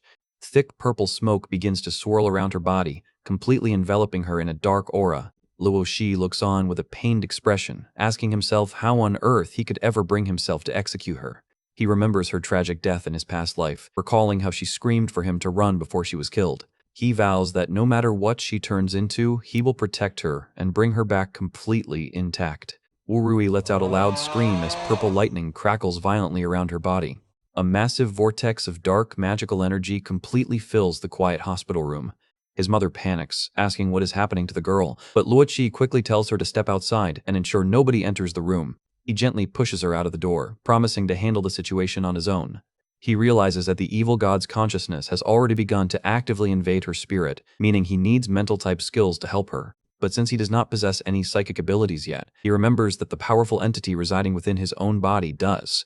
A pair of glowing blue spirit eyes appears in the shadows behind him, chuckling and stating that they are always watching. Luo Shi commands the spirit to open a path into her mental world, but the entity warns him that entering carries a high risk of death if he fails. The spirit asks if he is truly willing to risk his life for a comrade, and Luo Shi replies that he is prepared to do whatever it takes. He clenches his chest, stating that he has no intention of dying and will definitely win this fight. The spirit praises his confidence, granting him access to her mind but warning him that failing will prove he is unworthy of their support. Luo Shi is enveloped in a brilliant blue aura of spiritual energy, preparing to dive into her consciousness. A beam of blue light shoots from his forehead directly into Wu Rui's mind, connecting their thoughts. His consciousness enters her mental space, completely bypassing the physical barriers. Luo Shi's eyes flare with anger, warning the invading evil god not to even dream of touching his comrade. He dives deeper into the dark, swirling void of her mind. He materializes inside her mental world, looking around at the gloomy, cloud-filled environment. In the distance, he spots a grand stone bridge lined with multiple dark shadows. He walks forward, wondering if that represents Wu Rui's inner soul. He is completely startled to see two distinct versions of Wu Rui, surrounded by a massive horde of ghouls. A giant red announcement from the evil god's consciousness commands them to survive the siege of the dark mages to prove their capability. The two Wu Ruis stand back to back, holding their ground and reminding themselves that they must win for their parents' sake. The shadowy apprentices charge forward simultaneously, their purple eyes glowing. They begin to channel powerful dark spells, preparing to blast the defenders. Massive explosions of dark fire erupt across the mental field, filling the area with heavy smoke. Wu Rui warns that a direct hit from those spells will finish them on the spot. She aims her revolver, telling her past self to create an opening so she can shoot the leader. But the number of enemies is simply too high, leaving her with no clear path to fire. Suddenly, a giant blue blade of lightning slices through the sky, completely scattering the ghouls in a massive blast. The two girls look up in absolute shock as Luo Shi lands protectively in front of them. He explains that since the dark mages are class change illusions, his attacks cannot directly damage them, meaning they must handle the trial themselves. He confidently unsheathes his lightning sword, stating that while they handle the trial, he will gladly take care of the invading evil god's consciousness for them. Luo Shi steps directly into the battle inside her mind, effortlessly parrying the incoming attacks of the dark mages. He glares at the surrounding shadows, furious that the evil god's consciousness is attempting to erode his comrade right in front of his eyes once again. He steps forward and blocks the giant fist head-on, creating a massive golden impact. He unleashes a rapid flurry of golden palm strikes, hitting the giant ringleader from all directions. The two Wu Ruis watch in absolute shock, amazed by how incredibly strong Luo Shi is as he completely dominates the battlefield. Suddenly, a massive surge of dark energy begins to gather, forming a giant dark orb in the center of her mental world. Wu Rui screams a warning to dodge immediately as the massive dark orb attack is unleashed. They dive out of the way just as the black energy explosion sweeps across the floor. Wu Rui notes that the orbs actually inflict a severe debuff effect on anyone they touch, realizing this dark mage class is indeed incredibly powerful. They quickly recover their balance, landing gracefully on the stone bridge. The shadow mages launch another flurry of dark projectiles directly at them. Wu Rui parries the incoming attacks, keeping her focus entirely on her targets. She realizes the orb has two distinct attack methods, switching between a charged blast and an instant cast. She aims her revolver and fires, stating they cannot just keep taking hits passively and must fight back. The bullets strike the glowing orb, creating a series of bright sparks. But the system display reveals the orb's health has only dropped to 85%, proving its defensive capabilities are exceptionally high. The two girls run side by side, coordinating their movements as the battle reaches a fever pitch. Wu Rui knows that although this tactic seems like an easy win, the reality is far more difficult. She sweats, realizing her physical stamina in this mental space is identical to reality, and running out of energy before defeating the three mages will mean instant failure. She grits her teeth, determined to push through the exhaustion. She notes that reloading her revolver also consumes precious stamina, meaning they must seize every single opportunity to secure victory. The two Wu Ruis prepare to launch a coordinated final strike. Luoshi's voice echoes through the space, teasing the shadow mages for gathering together but daring not to rush forward. Luoshi glares at the remaining shadows, stating that since they refuse to come forward, he will gladly take the initiative. He channels a brilliant blue lightning aura into his sword, preparing to end the battle. The shadow mages begin to retreat in panic as the electric currents wrap around them. The retreating entities desperately try to fuse together into a single massive form. Luoshi leaps high into the air, declaring that escaping is completely useless and all servants of the evil gods must be destroyed. With a powerful cross-slash, he completely slices through their fused form. Suddenly, a massive and terrifying shadow looms directly over him, catching him completely off guard. A colossal, shadowy giant rises from the remnants of the fused mages. Luoshi remains calm, noting that a sliver of the evil god's consciousness shouldn't be too weak and welcoming the challenge of its true form. The giant demon lets out a deafening roar, shaking the entire mental space. Luoshi blocks its massive fist with his sword, holding his ground in a shower of blue sparks. His eyes glow with an intense red energy as his physical stats max out. He prepares his final strike, stating that whether the enemy is weak or strong makes absolutely no difference to him. He brings his blade down, unleashing a colossal wave of red light that splits the giant completely in half. The shadowy giant screams as it is completely obliterated, dissolving into digital particles. Suddenly, a series of glowing blue holographic messages begins to float quietly in the air. The text praises his incredible performance, calling him an intelligent life form that has not yet been devoured by reason. Luoshi is startled, realizing that these messages are actually a foreign language being actively translated directly into his brain. The holographic text continues, explaining that S-rank cards are the final opportunity for resistance left behind by advanced civilizations. It reveals that those past civilizations have already been devoured by the evil gods, and their remnants were transformed into S-rank cards as a final weapon. The message begs him not to be bewildered by the evil gods, and not to become an accomplice in destroying his own planet. Luoshi is deeply analytical, realizing that S-rank cards do not possess magic that gods cannot resist, but rather represent the collective final power of dead worlds. He visualizes a swirling galaxy of souls, understanding that these cards are made from the remnants of other civilizations devoured by the evil deities in the past. He realizes that the evil gods allow these cards to exist solely because they seek ultimate and unfathomable amusement, treating their struggle like a tragic game. He looks forward with dark, intense resolve, promising the dead civilizations that he will make Earth their graveyard. He vows to use his power to bury the evil gods and avenge the countless worlds they destroyed. His spiritual aura begins to dissipate, and he notes that as an intruder in her mental space, his consciousness is starting to fade back to reality. The dark elements in the room begin to dissolve, returning the space to a peaceful state. Wu Rui looks at him with deep admiration as he begins to float away, amazed by how easily he solved the dark corruption. Luoshi tells her to focus on completing her class change, promising to wait for her back in reality. As his consciousness completely fades, the two Wu Ruis look at each other in a sudden panic. They realize he referred to them as guys, meaning he might have discovered their secret dual soul existence and vow to disguise themselves perfectly in reality. They agree that they must keep their secret completely hidden from him once they wake up. The remaining trial mages prepare a final dark orb to test their resolve. The two girls stand ready, reminding themselves that saving their parents starts with successfully becoming a dark mage apprentice. They charge forward simultaneously, preparing to smash through the final trial of the class change. Wu Rui screams a battle cry as they leap into the glowing dark vortex. Meanwhile, back in reality, Luoshi's eyes open in the quiet hospital room, and he smiles warmly as he steps onto the path to conquer the evil gods. Luo Shi stands quietly in the room, his mother watching from the doorway. She notes that although her son has become incredibly reliable, she cannot help but worry about them. She walks down the hallway, thinking to herself that what has happened recently is completely beyond common sense. She recalls the terrifying news reports showing a massive number of citizens suddenly falling into unexplained deep comas across the globe. The victims must rely entirely on medical machinery to sustain life, while some people have suddenly turned violent on the streets. She remembers her own bizarre nightmare about a creepy puppet monster chasing innocent people through a dark dungeon. She stares at the door, silently praying that her son and his friends return safe and sound. Inside the room, the purple energy swirling around Wu Rui begins to slowly dissipate, indicating the transition is almost complete. Luo Shi watches closely, satisfied that her spiritual state is stabilizing. The dark mist clears entirely, revealing her transformed state. Luo Shi lets out a proud smile, confirming that her class change was a complete success. A blue system screen flashes, officially declaring her a qualified dark mage apprentice. Wu Rui looks at her updated interface, absolutely thrilled to acquire her new spells and dark elements. She happily runs over to Luo Shi, thanking him for entering her mindscape to guide her through the trial. She bows politely, expressing her deepest gratitude for his help.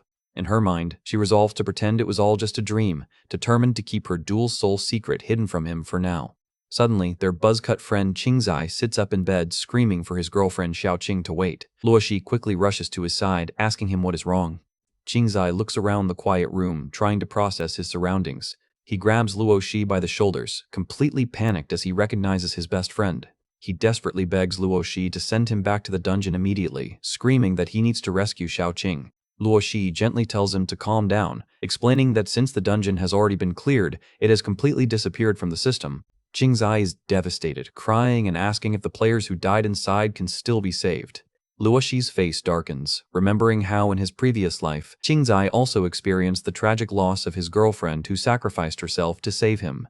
Because he only heard the details in passing back then, he did not have enough information to prevent the tragedy during this run. He regrets that his interference might have caused even more danger, admitting he could not make choices for his friend. He looks at the crying boy, realizing that shielding him from pain is not the right way to help him grow. If avoiding pain means living the life of ignorance, then such a life is simply not worth living. Luo Shi stands beside his friend, knowing that he must let him face the truth. Qingzai clutches his head in absolute grief, crying and blaming himself for her death. Luo Shi clenches his fist, resolving to defeat the evil gods once and for all to liberate everyone from this torment. He decides to share some good news to lift his friend's spirits, gently explaining that Xiaoqing is actually not dead in reality. Qingzai looks up with teary eyes, asking if she is really still alive. Luo Shi hands him his phone, telling him to read the official global news reports. The screen confirms that hundreds of thousands of people have suddenly fallen into deep comas, and nobody has officially passed away yet. Qingzai is confused, asking how this relates to her since she died inside the game. Wu Rui steps in to explain that dying in the dungeon only transfers their consciousness, leaving them as vegetable comatose patients in the real world rather than killing them. She adds that her own parents are in the exact same state, prompting Luo Shi to playfully tell Qingzai to use his brain once in a while. Wu Rui's expression turns serious, stating that if they want their loved ones to wake up, they have only one option. They must clear every single dungeon in Prison Day and completely destroy the mastermind behind the scenes. She extends her hand to him, formally inviting Qingzai to join their party and take down the developers together. Qingzai eagerly accepts. Luo Shi is pleased to see his friends so fired up to protect the people they care about. He remembers how in his past life, the lack of information left everyone returning to reality in a quagmire of complete despair. But in this timeline, where there is drive, there is absolute hope. Luo Shi tells them that their top priority now is to rapidly increase their strength, as they have already fallen far behind. Qingzai checks his status, finding his baseline attributes sitting at a modest level 4 across the board. Luo Shi explains that surviving the first 2 dungeons automatically boosts attributes to level 4, meaning his friend got carried through the stages without putting in any effort. Qingzai turns to Wu Rui, curiously asking what level she has reached. She shyly displays her status, showing her name sitting at level 9 with her dark mage class and 6-shot revolver weapon. Qingzai's jaw completely drops, and he screams that her level is high enough to hang him up and beat him easily. He turns to Luo Shi, nervously asking how incredibly strong his best friend is now. Luo Shi's massive level 17 status panel pops up, showing his raw stats hitting level 20 and his legendary apprentice of all phenomena class. Qingzai immediately throws his arms around Luo Shi's leg, crying and shamelessly begging for a carry in the next stage so he can protect his world. He looks up with absolute determination, vowing to fight the masterminds behind this game until the very end. Luoshi smiles warmly, quietly stating that his friend's hope is also his ultimate wish. Luoshi helps Qingzai stand up, confirming that from this moment on, they are completely of one mind as teammates. He tells them that before they head into the next dungeon, they must first understand their true enemy, whom he calls the evil gods. Urui and Qingzai look completely shocked, trying to comprehend the sheer scale of the threat they are facing. Luoshi reassures them that, for now, the evil gods only exist within the confinement game and cannot manifest in reality due to their own self-imposed rules. But he warns that once the game finally decides a winner, these cosmic entities will descend directly upon the real Earth. They will completely devour the entire planet, erasing human civilization forever. Wu Rui and Qingzai look extremely overwhelmed, realizing that their opponents are actually cosmic-scale monsters and worrying if the difficulty is simply too high. Luo Shi looks at them calmly, asking if they want to give up on their families and friends. Wu Rui thinks about her comatose parents, while Qingzai remembers the tragic sacrifice of Xiaoqing, their resolve instantly hardening. Qingzai clenches his fists, screaming that he will never give up on saving the people he loves. Luoshi smiles warmly, stating that is the exact attitude they need before they discuss where their actual chance of victory lies. He explains that their only hope to defeat the evil gods lies in collecting all the S-rank special cards hidden across the system. As long as they gather every single S-rank card, they will possess the power to actively resist the gods. Qingzai is thrilled to have a clear goal, while Wu Rui asks if their main job is to help him locate these rare cards. She wonders exactly how many dungeons exist in Prison Day, and which ones contain the S-rank cards they need. Luo Shi reveals a shocking truth, stating that because the evil gods have integrated their power with human society, the number of dungeons spans into the thousands. Qingzai's jaw completely hits the floor, and he frantically asks if there really are that many stages after he struggled so hard to clear the novice level. Luo Shi reassures him, explaining that there are only 19 types of novice dungeons, and writing strategies for those was a relatively simple task. He adds that while S-rank cards are incredibly hard to find, he happens to know a specific dungeon that contains one. Luoshi's face darkens as he remembers a certain woman named An Ziyan, noting that it is about time she betrayed humanity in this timeline as well. He tells his companions to go home and rest well, promising to take them into the next dungeon in exactly 3 days. Wu Rui looks forward with intense resolve, knowing she must train hard and rely on her new Dark Mage apprentice class to get stronger.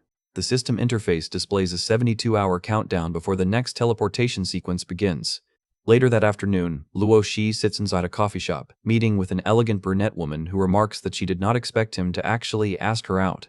She smiles, but Luo Shi remains perfectly calm, instructing her to get straight to the point. She asks if they should discuss their next steps, but Luo Shi is already analyzing her current state. Luo Shi recalls that in his past life, this woman actively helped the evil gods slaughter every human within her dungeon just to spare her own skin.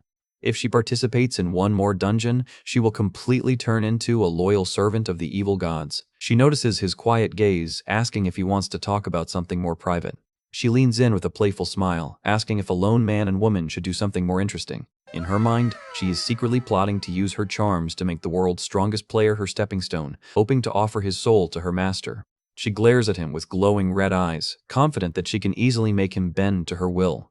Luo Shi simply sips his coffee, completely immune to her mental manipulation thanks to his guardian buff. He clearly sees the evil god's aura wrapped around her. He puts his cup down, calmly stating that he's decided to save her soul once again in this life. She is completely startled by his blunt words, unable to comprehend what he means. Luo Shi reaches out his hand, instructing her to shake it so he can place a protective mark on her using his freedom card ability. She stares at his hand in confusion, wondering if this incredibly lucky opportunity was granted to her by the heavens. She eagerly takes his hand, declaring her willingness to cooperate. He shakes her hand, softly telling her that he will see her in the dungeon. He turns and walks away, leaving her standing in the cafe. The woman watches him go, her expression turning into pure fury as she vows to make him regret his arrogant attitude. Suddenly, the countdown timer hits absolute 0, and the system begins teleporting all players into the next dungeon phase. Luo Shi tells his friend to remember all the rules he explained. Qingzai nods confidently, confirming that he has memorized every detail. Luo Shi prepares to activate the second ability of his S-rank card.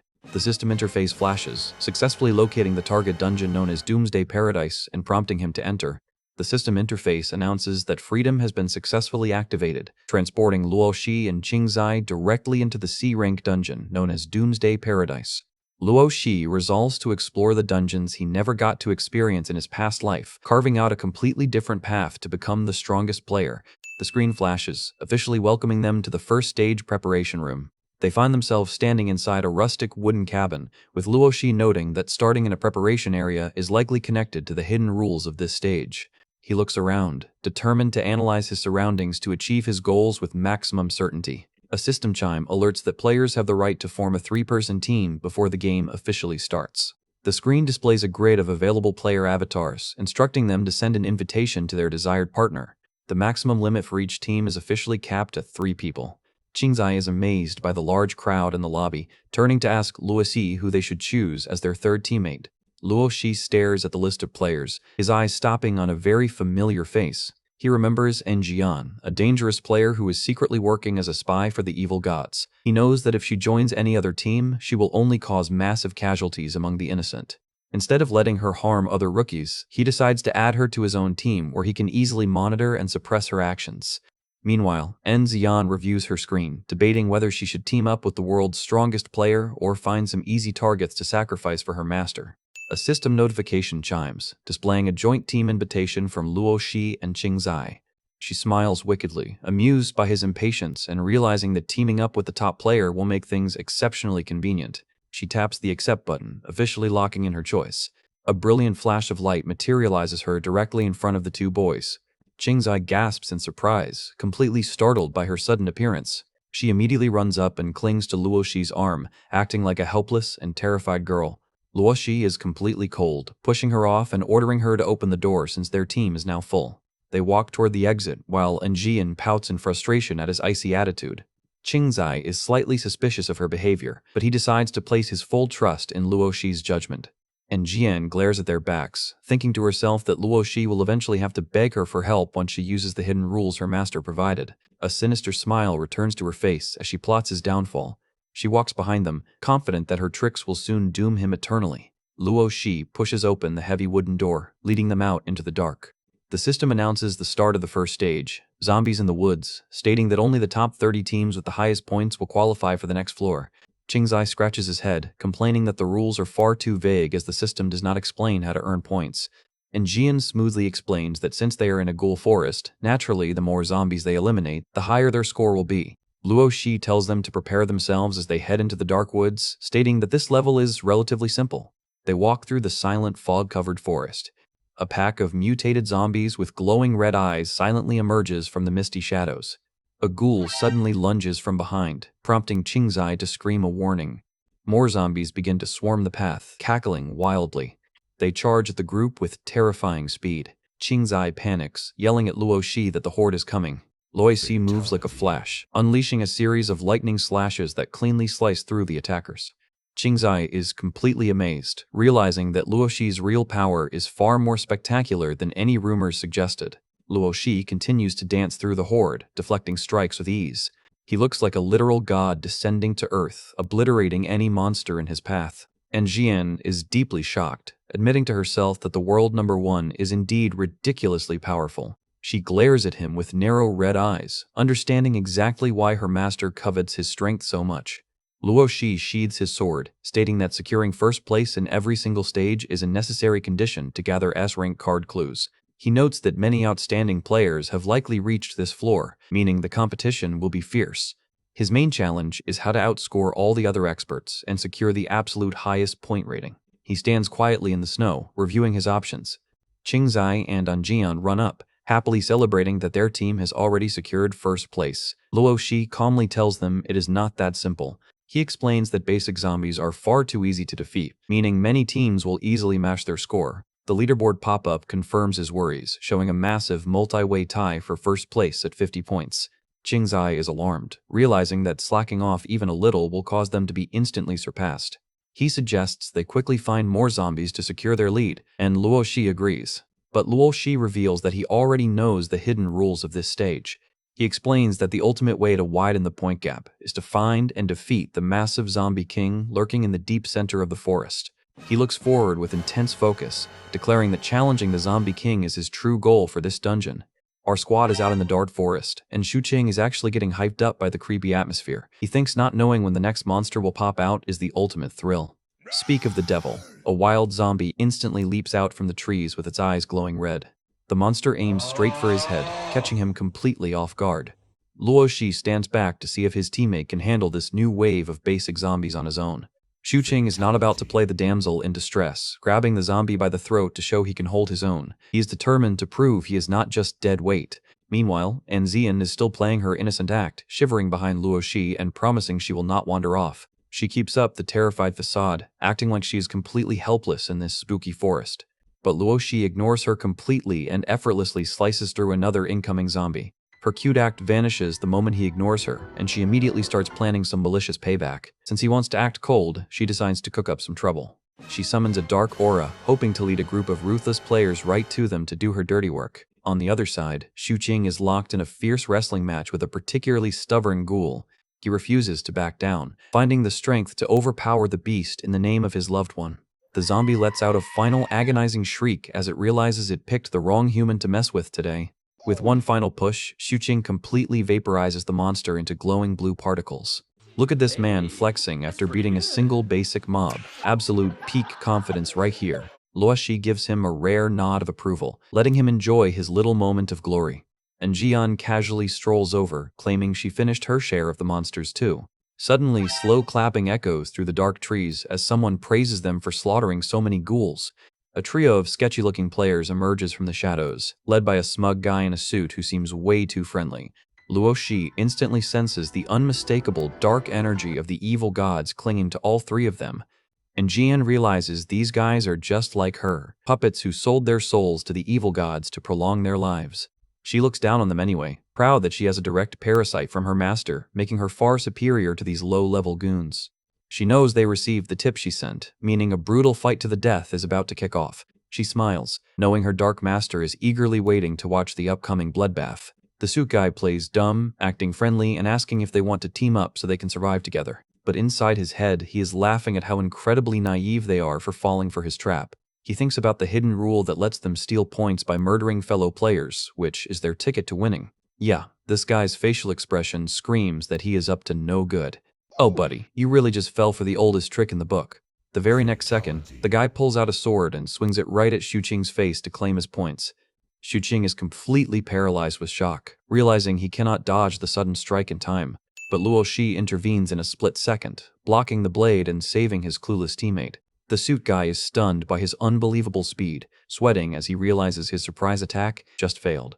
Luo Shi stares him down coldly, asking if they really thought through the consequences of trying to start a fight here. Realizing they are exposed, the suit guy yells at his teammates to unleash everything and finish them off. Luo Shi does not waste any time, drawing his sword to unleash a devastating counterattack.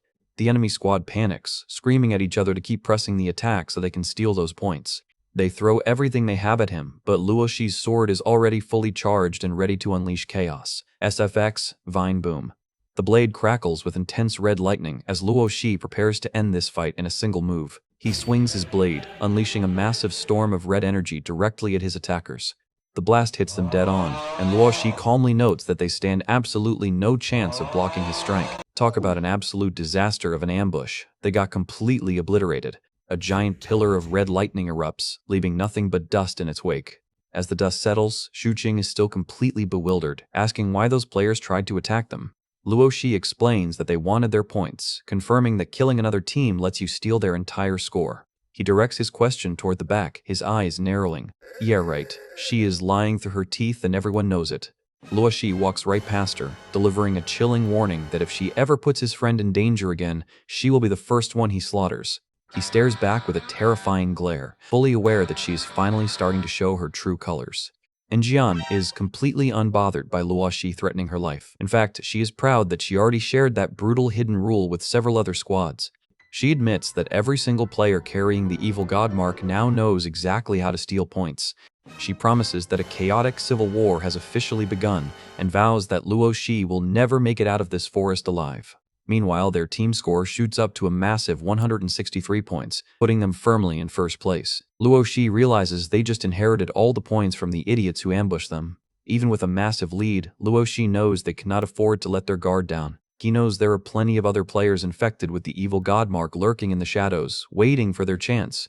Congratulations to Xuqing for finally realizing that the creepy, red-eyed lady summoning literal demons might be a bad person.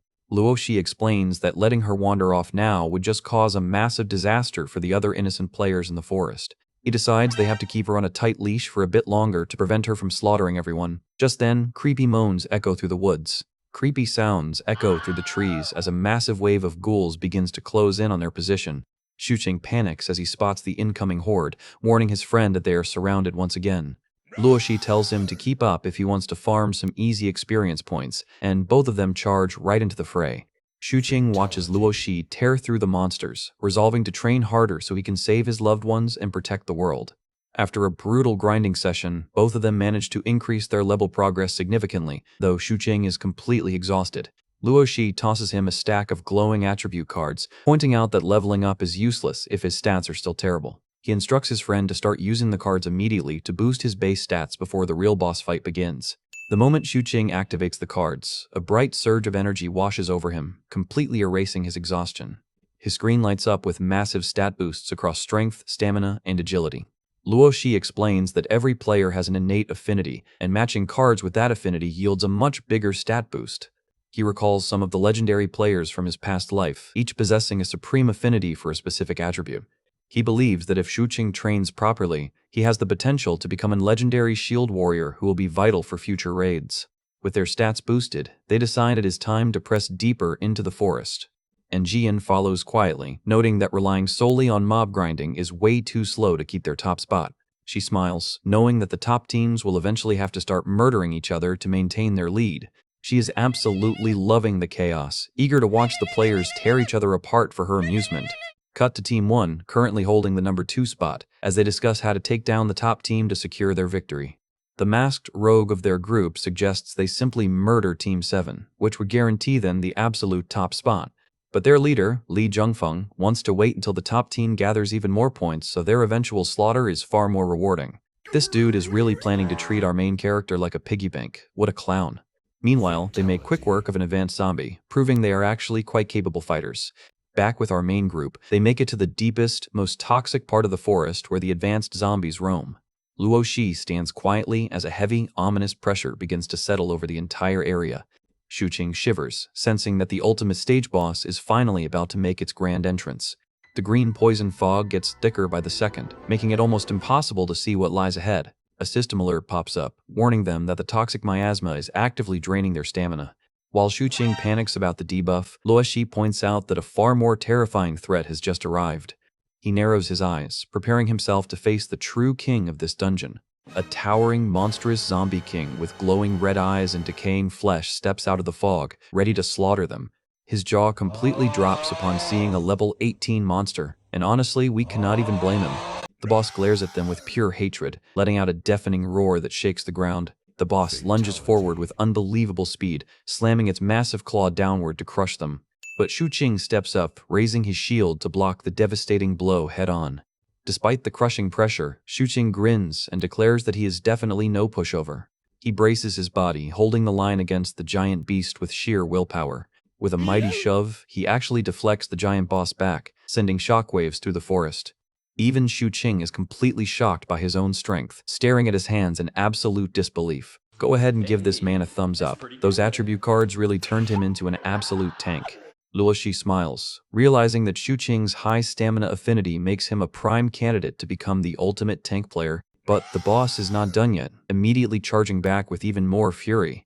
Xuqing's confidence instantly vanishes as the terrifying beast lunges right at his throat. Luoshi steps in, deflecting the heavy strike with his own glowing blade. He orders Xuqing to stand back, telling him that the boss is still too powerful for him to handle alone. The zombie king glares at Luoshi, realizing that this human is the real threat here. Luoshi launches into a flurry of sword strikes, his blade clashing repeatedly against the monster's hard skin. He quickly realizes that the boss's defense is incredibly high, making his normal slashes practically useless. He leaps backward to create some distance, realizing he needs a different strategy to break through its guard. Suddenly, the red crystal on the boss's chest starts to glow brightly, signaling a powerful attack. Luoshi braces himself, knowing he only has a split second to react. The monster spews a massive wave of highly corrosive green poison directly at them. Luoshi moves like lightning, leaping high into the air to dodge the deadly toxic spray. The poison splashes onto the trees, instantly melting them down with a horrific sizzling sound. Shuqing is horrified, realizing the poison is basically concentrated sulfuric acid that melts anything it touches. Luo Shi searches the boss's body, trying to find a critical weak spot to end this fight quickly. Unbeknownst to them, the slimy team from earlier is lurking in the bushes, planning to ambush them the moment they defeat the boss. Luo Shi decides to test out a classic theory, figuring that the neck must be the primary weak spot of this giant beast. He vaults high into the air and delivers a powerful slash directly at its throat. But the blade bounces right off its thick hide, proving his guess was completely wrong. Luo Shi lands back on the ground, realizing he will have to look for another vulnerable spot. He narrowly dodges a massive counterattack as the Zombie King retaliates with furious swings. And Jian watches him struggle from the sidelines, mockingly thinking that treating these boss monsters like common mobs will cost him his life. Thanks to his wind buff, Luo Shi is still completely outmatching the massive beast in terms of pure speed. He circles around and lands multiple strikes, but the armored hide is simply too thick to pierce. He realizes that endlessly running and dodging is just a waste of stamina if he cannot deal any real damage. He racks his brain to find a weakness, suddenly remembering that Shuqing managed to hurt the boss earlier by crashing into its chest. He recalls the exact moment Shuqing slammed right into the red crystal core embedded in the boss's sternum. He focuses his gaze on the glowing gem, realizing that is the true core of its power. Luo Shi zeroes in on the crystal, preparing his next move.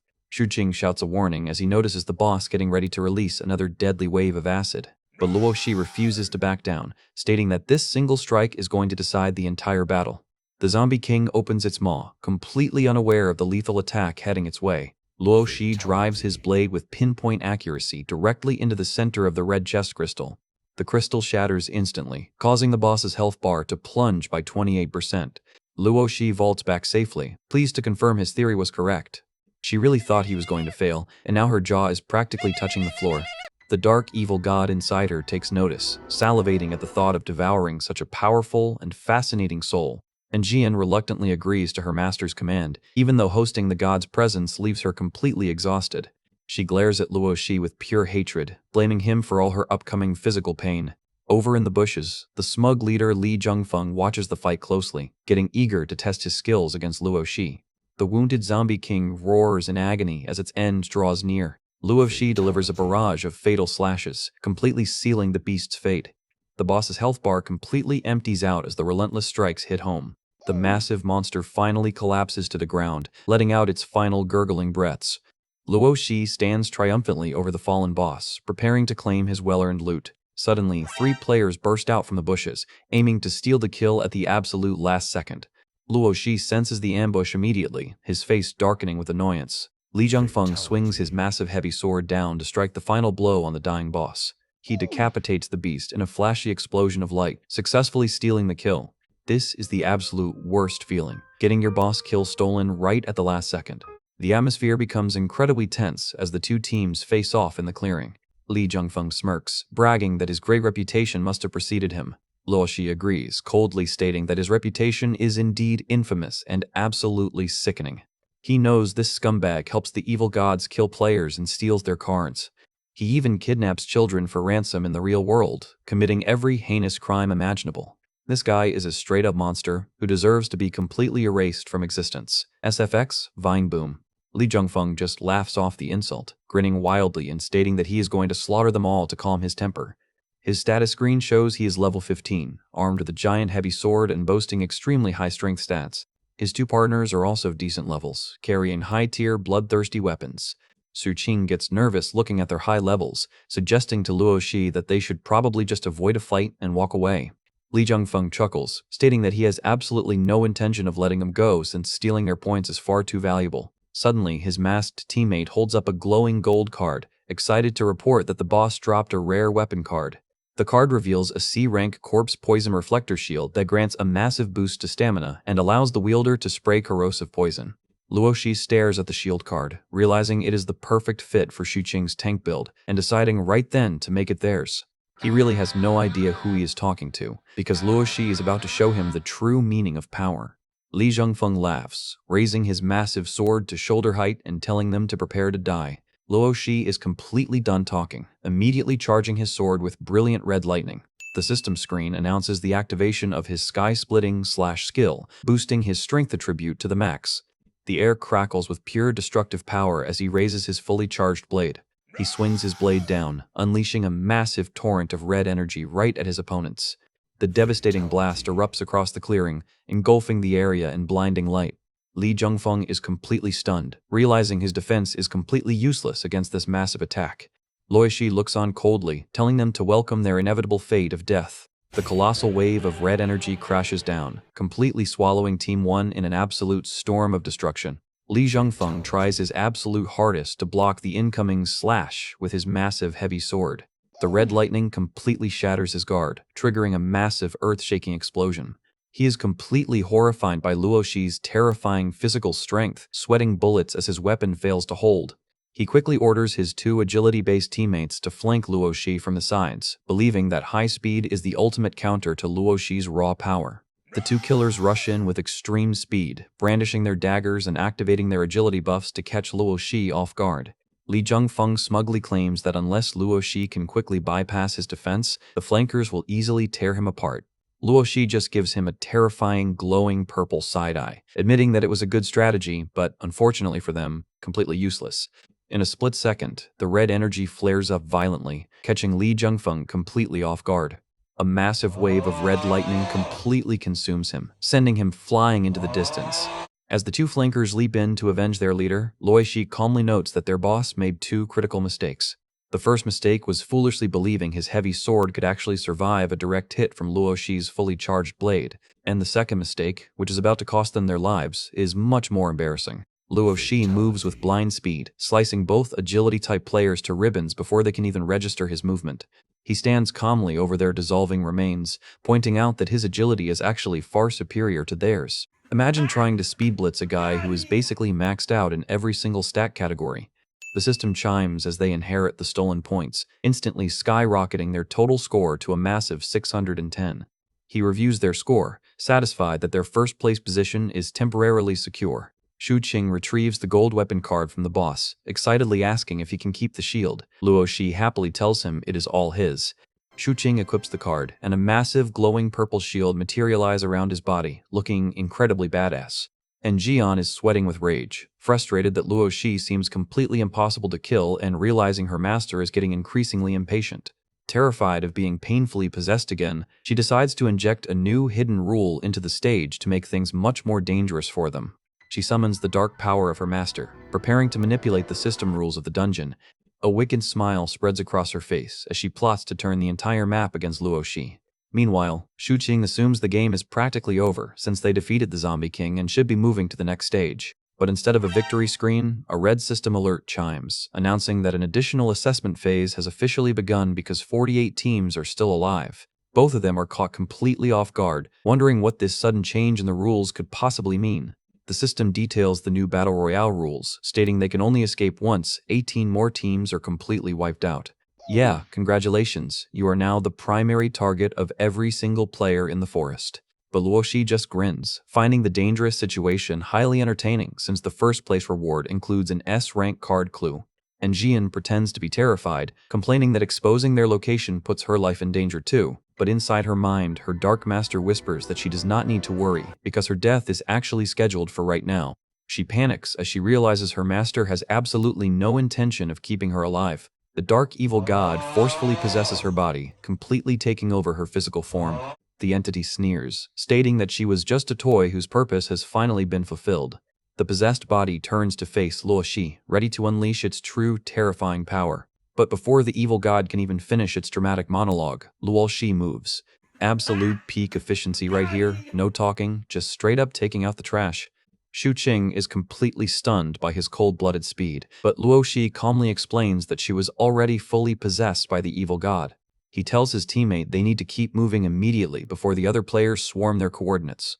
The 2 of them sprint deeper into the dark forest, leaving the decapitated body behind on the forest floor. Suddenly, Anxian's severed head begins to speak, praising Luoxi's sharp perception. The head literally crawls back onto her shoulders, revealing that the evil god has taken over as the ultimate boss of this stage.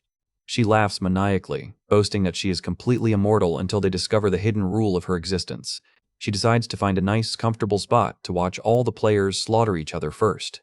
Meanwhile, Xu Qing is still celebrating, admitting he had been wanting to take out that sketchy lady for a very long time. But Luo Shi quickly rains on his parade, pointing out that she is definitely not dead and that he only cut her to remove her from their team. Xu Qing is completely baffled, wondering how anyone could possibly survive a clean decapitation. Luo Shi admits he does not have all the answers yet, but his gut tells him they have not seen the last of her. Xu Qing asks what their next move should be, and Luo Shi tells him to hold on a moment. He explains that a brutal civil war among the players is completely unavoidable at this point. While Xu Qing worries that everyone will hunt them down, Luo Shi explains that no one is stupid enough to target the strongest team first.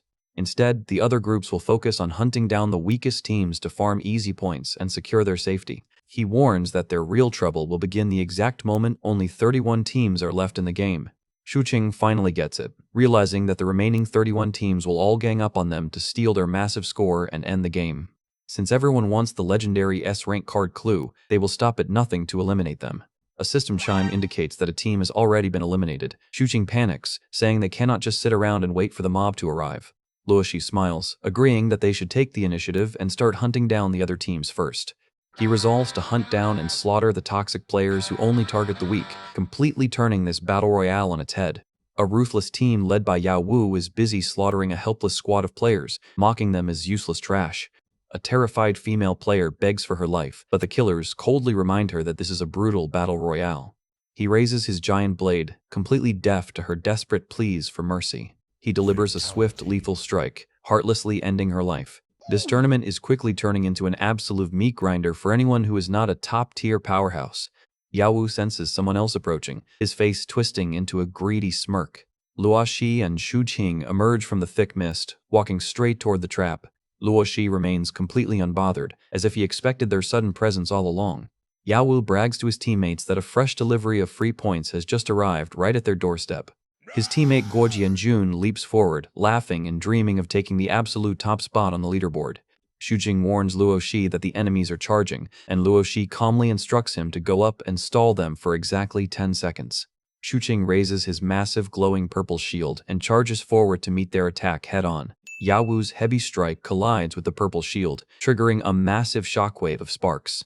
The legendary shield holds firm, completely neutralizing the enemy's aggressive opening move. While Xu Qing holds the line, Luo Shi pulls out the heavy sword card they looted from Li Zhengfeng earlier. He decides this is the perfect time to test out a specific game mechanic. He manifests the heavy steel blade in his hands, preparing to activate his class skill. He triggers his class skill, Resonance of Tools, to artificially boost the weapon's base statistics.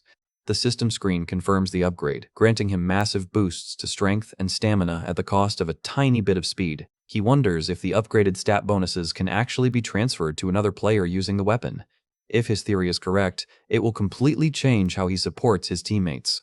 He realizes he could easily buff Xu Qing's defense to absolute legendary levels during a raid. He shouts a warning and tosses the massive sword directly to Xu Qing, ordering him to launch a counterattack.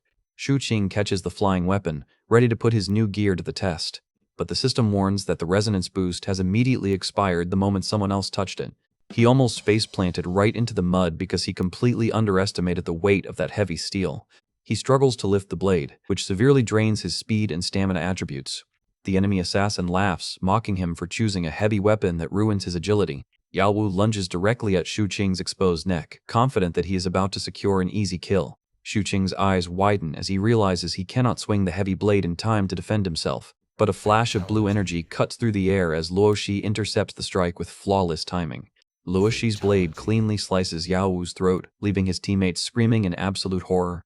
Luo Shi calmly sheathes his weapon, stating that since his little experiment is over, there is no longer any reason to hold back. The remaining two attackers charge forward in a blind rage, screaming to avenge their fallen leader. Luo Shi tells Xu Qing to help him clean up, and both of them launch a coordinated counterattack. They completely tear the remaining goons to shreds in a spectacular display of teamwork. The system screen confirms the wipeout, bringing the remaining teams down to 42.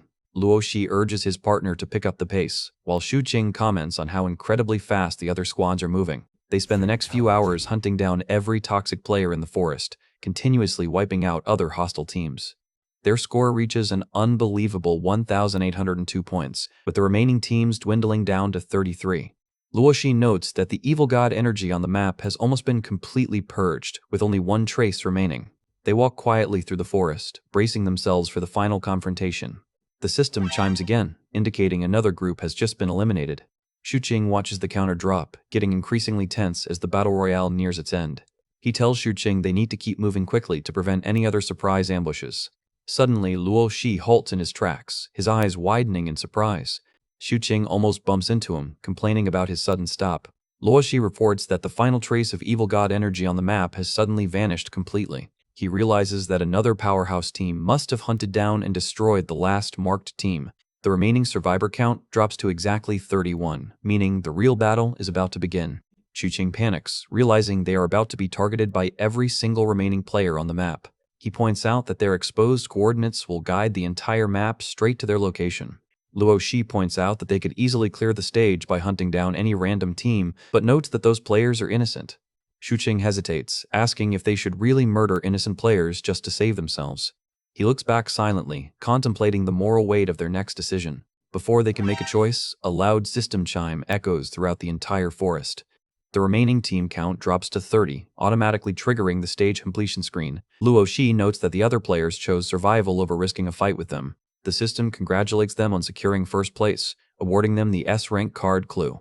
The clue reveals that the card is hidden inside the right eye of the stage's ultimate boss. Shuqing is shocked, realizing that the Zombie King was not the real final boss since they already killed it. A column of blue light engulfs them, transporting them out of the forest to the next floor. Shuqing is thrilled by their victory as the system announces the opening of Part 2, Reaper's House of Horrors. Deep in the shadows, Enjian's possessed form smiles creepily, whispering that their nightmare is only just beginning. Our boys get teleported straight into a pitch-black stone corridor, wondering what kind of nightmare this second stage has in store for them. A system notification chimes, officially welcoming them to the Reaper's House of Horrors. Shuqing is already shivering, asking if there are actually ghosts in this place. Luoshi tells him to chill, explaining that the evil gods never make truly invincible monsters.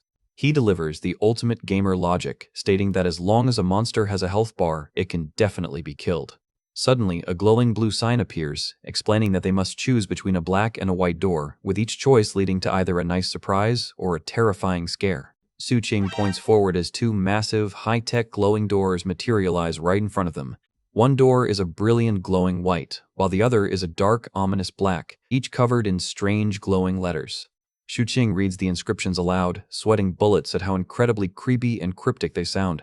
Luoshi calmly asks the system what will happen if they simply refuse to play their little game. The system warns that the room will implode in 60 seconds if they stall, and explains they must trigger the exact same result 3 times in a row to clear. Luoshi analyzes the rule, realizing that getting a mix of surprises and scares will continuously reset their progress. He confirms they need 3 identical results back-to-back, meaning a single bad pull will ruin their entire streak. Shuqing thinks the odds are terrible, but Luoshi calmly walks forward, stating that with a 50-50 chance, they are bound to hit a streak eventually. He reaches out and pushes open the massive glowing white door, completely ready to test their luck. Shuqing panics, shouting that he is not emotionally prepared yet as a blinding golden light floods the corridor. The system announces their first result is a massive surprise, revealing a giant room packed with overflowing chests of gold and jewels. This man is looking at the gold like it is the most beautiful thing he has ever seen in his life. The guy who was terrified a second ago instantly dives into the gold pile, screaming that they have struck it rich. He eagerly asks if they can actually carry the treasure back to the real world. Luoshi tells him he can pocket whatever fits, confirming that some dungeon loot can indeed cross over to reality. Shuqing immediately goes into hyperdrive, stuffing as many gold necklaces and coins into his pockets as physically possible. Look at this literal loot goblin stuffing his pockets like there is no tomorrow. Fully loaded with jewelry, Shuqing confidently urges them to open the next door, absolutely certain that their luck will hold. But Luoshi quietly reminds him that all this gold is just a useless illusion if they fail to survive the dungeon. He pushes open the second door, and a terrifying black claw instantly slams into the stone floor. The system announces a scare, summoning a level 15 giant black panther that makes Shuqing scream in terror. The massive beast lets out a ferocious roar, completely resetting their identical door streak back to 0. Luoshi casually steps back and tells Shuqing that this fight is entirely his responsibility. He explains that if Shuqing wants to become a legendary tank, he needs to learn how to face fearsome bosses head-on without relying on others. Xu looks at him with pleading eyes but realizes his partner is dead serious about this test. Stealing his resolve, Xu equips his legendary reflector shield and prepares to stand his ground. The Black Panther lunges from the shadows, and Xu screams that he is not afraid of some overgrown kitty.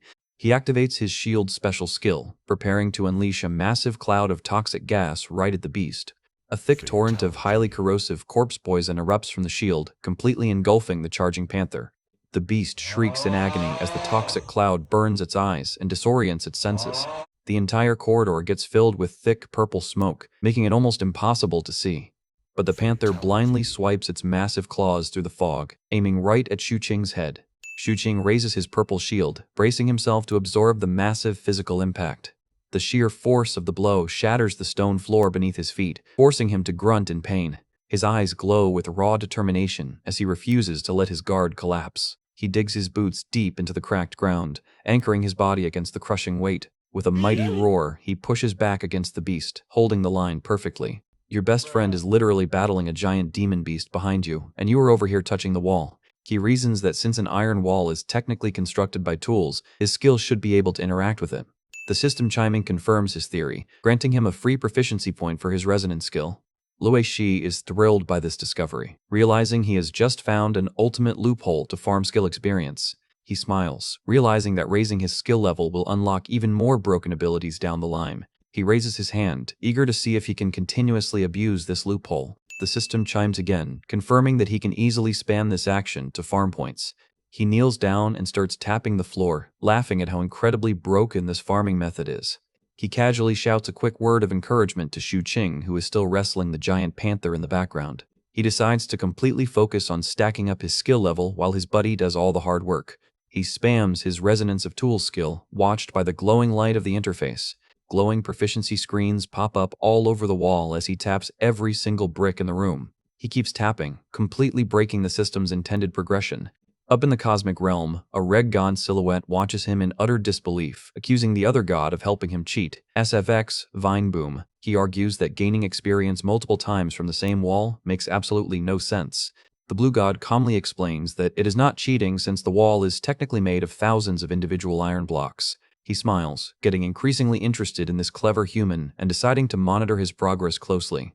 The red god crosses his arms, eager to see if this big brain player is truly worthy of inheriting his cosmic strength. The Black Panther lunges from the high ceiling, aiming to crush Xu under its immense weight.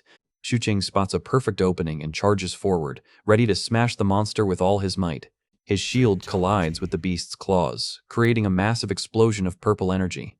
Xu slides backward but quickly stabilizes his footing, keeping his eyes locked on the target. He notes that he has fully memorized the panther's attack patterns and only needs to wait out his poison spray cooldown to secure the win. Luo Shi continues his wall-tapping grind, noting that this intense battle is actually helping his teammate grow. Xu blocks another fierce strike, completely focusing on maintaining his defense. Luo Shi watches him adapt to the flow of the battle, proud to see him grow as a tank. He notes that Xu is successfully developing a solid guard and counter style. The Black Panther circles around him, preparing for one final desperate attack. Luo Shi notes he is almost 70% done analyzing the room, which should push his skill progress to a major milestone. The Black Panther gets covered in a dark, ominous aura as it prepares to unleash its ultimate skill. Luo Shi decides he needs to speed up his own wall grinding before the boss battle ends. The system alerts that the Panther has activated its wild release skill, gaining a massive boost to strength and agility. Xu gets ready, waiting for his poison spray cooldown to completely finish. The beast charges forward with extreme fury, aiming to end the battle in a single strike. Xu braces himself, screaming at the monster to bring it on. The Panther lunges right into his range, opening its jaws wide. Xu fires his toxic spray, unleashing a massive cloud of corrosive poison right at the beast. The thick purple gas completely engulfs the panther, burning its flesh. The toxic poison dissolves the beast's dark aura, leaving it completely vulnerable. Xu is amazed that the beast is still standing after absorbing so much poison. He decides to end it right now, raising his heavy shield for a final crushing blow. He slams the shield down with all his might, crashing it directly into the monster's skull. The panther lets out a final shriek as the crushing blow completely drains its remaining health. The massive impact shatters the floor, completely flattening the monster beneath his weight. This is a massive W for Xu, who just soloed a level 15 boss monster all on his own. The system confirms his victory, granting him massive experience points that level him up twice, bringing him to level 12. He stands in awe of his newly gained power, realizing he has finally taken a massive step toward becoming a truly reliable tank. Just then, he notices a strange, glowing golden card floating down from the dissolving particles. He reaches out to pick it up, completely curious about their new loot. The system screen reveals it is a sealed, unidentified card whose contents are completely unknown.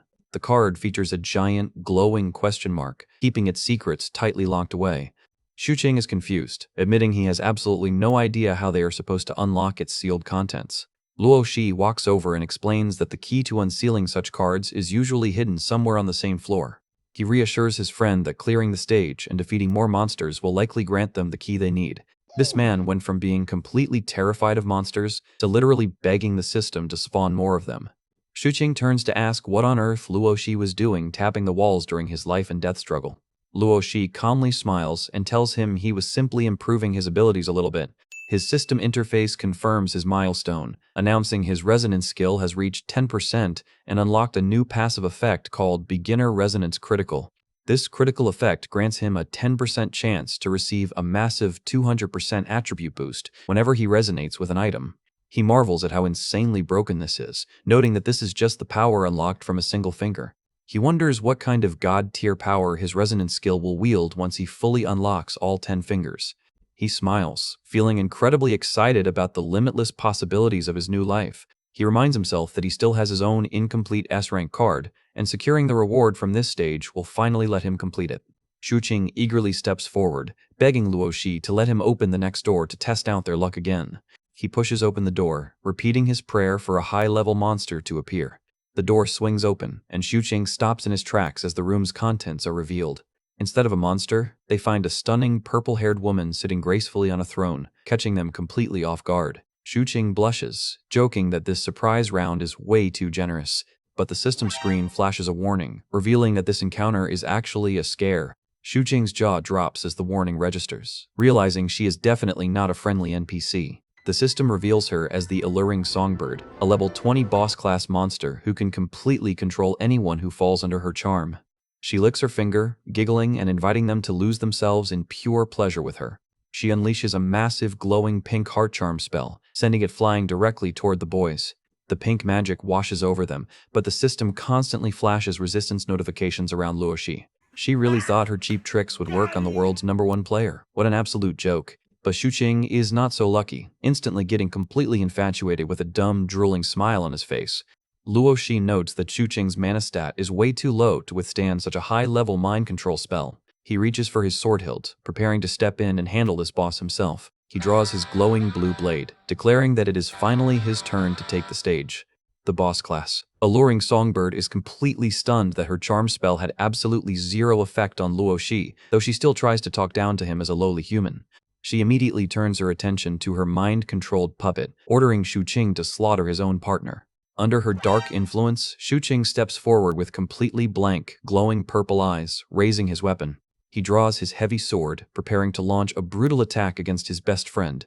He leaps forward, swinging his massive blade directly at Luo Shi's chest. Instead of dodging, Luo Shi decides this is the perfect opportunity to test exactly how strong Xuqing has become after his recent stats boost. Their blades collide in a spectacular burst of blue and purple energy. Luo Shi easily blocks the heavy strike, his posture completely undisturbed.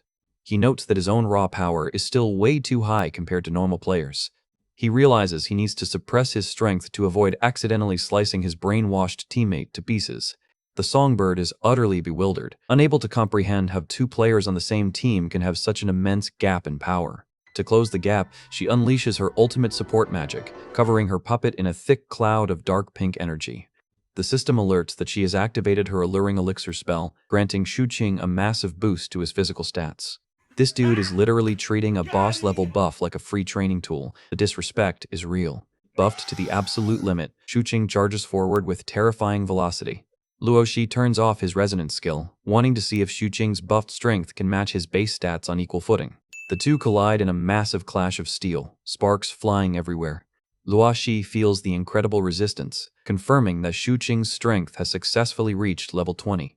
He's pleased to see that they are almost evenly matched in terms of raw power, realizing his friend will become a monster tank in the future.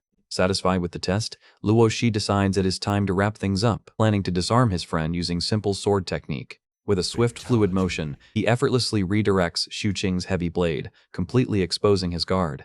The panicked songbird screams at her puppet to activate his shield's poison spray skill. Luo Shi coldly whispers that it is far too late, gently ordering his friend to take a nice long nap. He delivers a precise hilt strike to a vital pressure point to knock him out safely. Xu Qing collapses to the stone floor, completely knocked out but completely unharmed. Luo Shi stands calmly as the dust settles, ensuring his friend is breathing normally. He checks his pulse, satisfied that his perfect precision controls successfully knocked him out without causing any injuries. He turns his icy gaze toward the alluring songbird, telling her that it is finally her turn. She loses her composure, screaming in absolute denial that a mere human could be this powerful. She unleashes her ultimate mind control spell, aiming to force her way into Luo Shi's mind. A giant, terrifying pink eye projection manifests behind her, radiating powerful waves of mental energy. The system alerts that her power of bewitchment causes extreme mind-warping hallucinations on a successful hit. Luo Shi remains completely unaffected, mocking her for trying such a visible, desperate mental attack. He swings his blade with terrifying speed, cutting right through her illusory spell.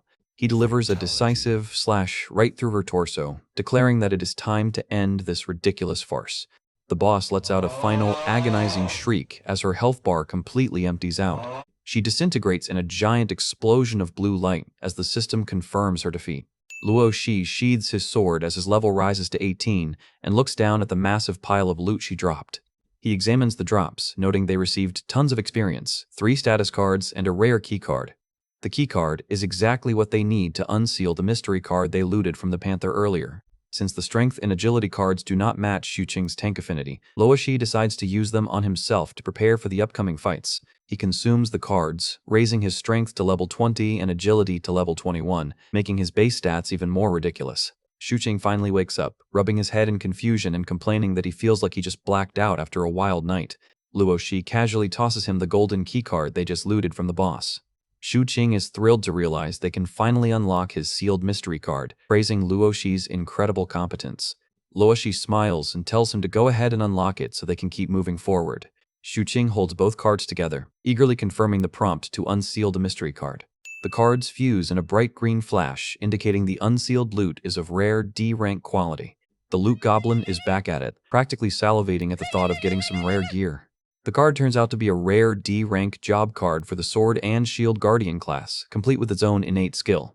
Xu Qing is absolutely ecstatic, screaming that he can finally unlock a class and change his job immediately. He raises the card high, preparing to consume it immediately to claim his new class. But Luo Shi stops him, thinking to himself that a D-rank class is far too weak and will severely limit his future potential. He advises Xu Qing to hold off, promising to help him find a much stronger B-rank or higher job card to ensure his future growth is legendary. Xu Qing looks a bit disappointed, but Luo Shi reassures him that he already knows the perfect class that fits his potential. He tells him to trust his judgment, promising that the class he has in mind will make the wait completely worth it. Xu Qing's curiosity gets the better of him, and he eagerly begs to know the name of this mysterious class. Luo Shi names the class as the Sky-Bearing Rock Warden, a legendary tank class capable of controlling solid earth. Xu Qing is completely sold on the name alone, screaming that it sounds incredibly cool and vowing to wait for it. Eager to find the keycard's location, Xu Qing runs back to the doors, praying for another fright round to spawn more monsters. Luo Shi watches him go, amused by his partner's sudden boost in confidence and cheerful attitude. Xu Qing reaches out and pushes open the next door, eager to see what they pull next. He looks inside and gasps in shock, his eyes widening. Xu Qing panics, shouting back to Luo Shi that they have just spawned 3 more monsters. But Luo Shi joins him at the threshold, narrowing his eyes and directing him that those are definitely not monsters. He stares at the 3 mysterious players, realizing they have just run into a highly dangerous rival squad. A new rival squad blocks their path, led by an elegant guy named Julian, who is thrilled to have found the legendary world number 1. Xu Qing warns Luo Shi that 2 of them are high-level class changers. Xu Qing is completely bewildered, wondering why they are forced to fight other humans in this battle royale stage. The hooded girl, Shen Jing, whispers to her team that the man standing before them is indeed the most powerful player in the world. Julian reveals that a mysterious figure calling himself a divine messenger guided them straight to this door to face the ultimate expert. Julian steps forward, admitting he initially thought the messenger was lying, but is now eager to claim Luo Shi's S-rank card clues. He calls out Luo Shi's name, his face filled with supreme confidence. Luo Shi immediately realizes that the messenger was actually the possessed An Zian, who is trying to orchestrate a bloody spectacle for her master. He notes that forcing him to slaughter other players fits the twisted, sick entertainment of the evil gods perfectly. But Luo Shi just smirks, noting that the gods completely underestimated his resolve. He is fully prepared to make whatever sacrifices are needed to save the world. He orders Shu Qing to prepare for battle, and Shu Qing reluctantly raises his shield, apologizing to the opponents for what is about to happen. Julian activates his Thread Generation class skill, wrapping razor-sharp red strings around his fingers and promising them a swift death. He commands his martial artist teammate Leia to take care of Shu Qing, while ordering Shen Jing to support them with healing magic from the back. Offended by being called a weak chicken, Shu Qing raises his purple shield to block Leia's aggressive charge. Leia activates her flame gloves, unleashing a burst of fire from her gauntlets to bolster her physical strikes. She slams her fiery fists repeatedly against Shu Qing's massive shield, creating a violent spray of embers. Luo Shi observes her attacks, noting that Leia is a highly trained martial artist, but her strikes are easily absorbed by Shu Qing's reflector shield. Since she has no class, and Shu Qing has the weapon advantage, Luo Shi is confident his friend can easily wear down her stamina and win. Annoyed that Luo Shi is ignoring him to watch his teammates fight, Julian fires a massive wave of red threads at him. Luo Shi moves with incredible agility, narrowly dodging the incoming web of razor-sharp strings. He examines the deep cuts on the stone floor, impressed by how Julian can control threads harder than steel with absolute precision. Luo Shi knows he needs to close the distance immediately, since a ranged manipulator is completely useless in a close-quarters brawl. He notes the presence of the healer behind Julian, realizing that a slow battle of attrition will only favor his opponents. He concludes that he must end this with a single, decisive fatal strike to prevent a prolonged stalemate. He launches himself forward, aiming directly at Julian's head. His gaze sharpens as he commits to a high-speed, high-stakes assassination strike.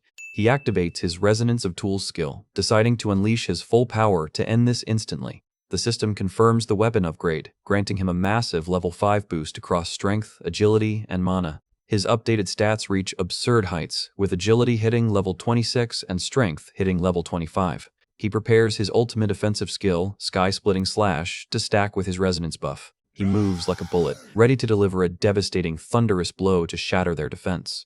The red lightning crackles around his blade, charging up the devastating Sky-Splitting Slash.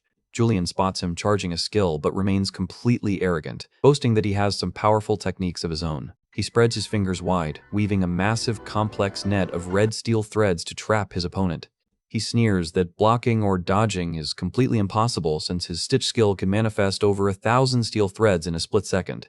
Luo Shi weaves gracefully through the razor-sharp maze, his speed leaving trailing after images. But the net is simply too dense, and several razor-sharp threads begin to slice into his arms and chest. The sharp steel threads wrap tightly around him, drawing blood as they lock him in place. Julian laughs triumphantly, tightening the red strings to completely immobilize the world's #1 player. Luo Shi stands completely wrapped in the bloody net, unable to move a single limb. Julian glares at him with maniacal glee, asking if he can still run away now that he is caught. He prepares to deliver his final blow, convinced that the world's top player is finished. And Jian is sweating with rage, frustrated that Luo Shi seems completely impossible to kill. Shu Qing is completely horrified, screaming in panic for Luo Shi. He yells out in absolute victory, imagining how his family will finally recognize his strength once he presents them with the S-rank card. He mutters about his royal bloodline, his face twisted with ancient greed and ambition. He recalls his painful childhood as an illegitimate son cast out of his noble family, fueling his desperate hunger for power. He swore a solemn oath to climb to the absolute top of the world using his own strength, no matter the cost. He vended his soul to make everyone who looked down on him kneel at his feet. He stands triumphant in the clearing, confident that his dream is finally within his grasp. He literally just tried to mince our main character into tiny pieces. This guy is completely unhinged. A massive cloud of smoke and dust covers the area, while Shu Qing screams in absolute despair. He stares at the explosion site, unable to believe his powerful friend could be defeated so easily. Julian walks forward to loot the body while claiming the world's #1 was nothing special, but a cold voice suddenly echoes from the smoke. The dust clears to reveal Luo Shi standing completely upright, his body crackling with a terrifying aura of red lightning. Julian's face turns completely pale with terror, his victory evaporating instantly as he gasps. Luo Shi swings his blade, effortlessly slicing through the steel threads that bound him. Well, your absolute strongest defense just got sliced like wet cardboard, buddy. The red sword aura erupts forward, completely shattering the remaining threads and slicing toward Julian. The blast hits him dead on, leaving a massive bloody gash across his chest as he screams. Julian collapses to his knees, spitting up blood as his health bar completely depletes. Julian looks up in awe, realizing Luo Shi willingly allowed the threads to cut his own flesh to build up the blood key needed for his ultimate strike. Luo Shi stands coldly before him, telling him he simply talks way too much before delivering the final blow. He stands covered in blood, looking like a literal demon of death. He turns his icy gaze toward the remaining hooded teammate, Shen Jing, asking if they still want to continue this fight. Shen Jing stands completely silent under her hood, her face serious as she calculates her narrow survival odds. Loi Si stands opposite the quiet healer Shen Jing, his expression serious as he braces for a potential fight. He quietly admits to himself that he is practically at the end of his rope, and fighting her in his current, heavily injured state would be extremely risky. He acknowledges Julian's incredible power, realizing the Threadmaster was likely intended to clear this stage. He notes that Shen Jing's neutral behavior is highly suspicious, wondering if she was simply waiting for everyone to kill each other so she could claim the loot. He tightens his grip on his glowing blade, refusing to let her take advantage of them. He stares her down with a chilling glare, warning her that even in his weakened state, he can easily drag her down to hell with him. Seeing that she has no immediate intention of attacking, Luo Shi decides to take a quick breather to recover some of his drained stamina. Xuqing cheers, overjoyed to see that Luo Shi survived that massive explosion. But his celebration is cut short as Leia lunges at him, screaming that he is about to join his friend in the afterlife. She unleashes her glove's special flame attachment skill, aiming a massive fiery punch directly at his chest. The explosive impact slams against his shield, engulfing Xuqing in a violent torrent of flames. He braces with all his might, but the intense heat begins to overwhelm his defense. His shield completely shatters into pieces, sending him flying backward as he screams in pain. He crashes heavily into the stone floor, completely knocked out but completely unharmed. He checks his pulse, satisfied that his perfect precision control successfully knocked him out without causing any injuries. The system alerts that his shield's durability has hit 0, locking him out of summoning it for the next hour. Losing your main defensive tool during a boss fight is a total nightmare. Leia laughs maniacally, mocking him for losing his turtle shell and asking how he plans to survive now. She boasts that once she finishes him off, she will easily slaughter Luo Shi and claim the final victory. But Xuqing grins through the blood, declaring that he has absolutely no intention of rolling over and waiting to die. Leia unleashes a flurry of rapid fiery punches, easily overwhelming his clumsy swings. She beats him down mercilessly, mocking his pathetic struggles. He's beaten back down to his knees, his blood pooling on the stone floor. Xuqing starts to break down, crying as he feels completely useless for failing to protect his loved ones or help his best friend. But a sudden spark of resolve ignites inside him, reminding him why he entered this brutal game in the first place. He raises his sword, successfully blocking her flaming fist with a sudden surge of strength. He swings his blade with pure, raw determination, putting everything he has into one final counterattack. His blade cuts cleanly through her torso, drawing a massive spray of blood. Leia is completely stunned, unable to believe she was defeated by someone she considered a mere ant. She collapses to the floor, her life force rapidly fading. Xuqing stands victoriously over her, panting heavily as blood drips from his face. She looks up in pure terror, desperately begging him to stop and listen to her. But Xuqing ignores her pleas, declaring that he must win this fight so he can return home alive with his friend. He plunges his heavy blade directly through her chest, ending her life once and for all. Leia breathes her last, her body dissolving into light particles as the battle finally ends. He did it. He fought through the pain and secured an absolute victory.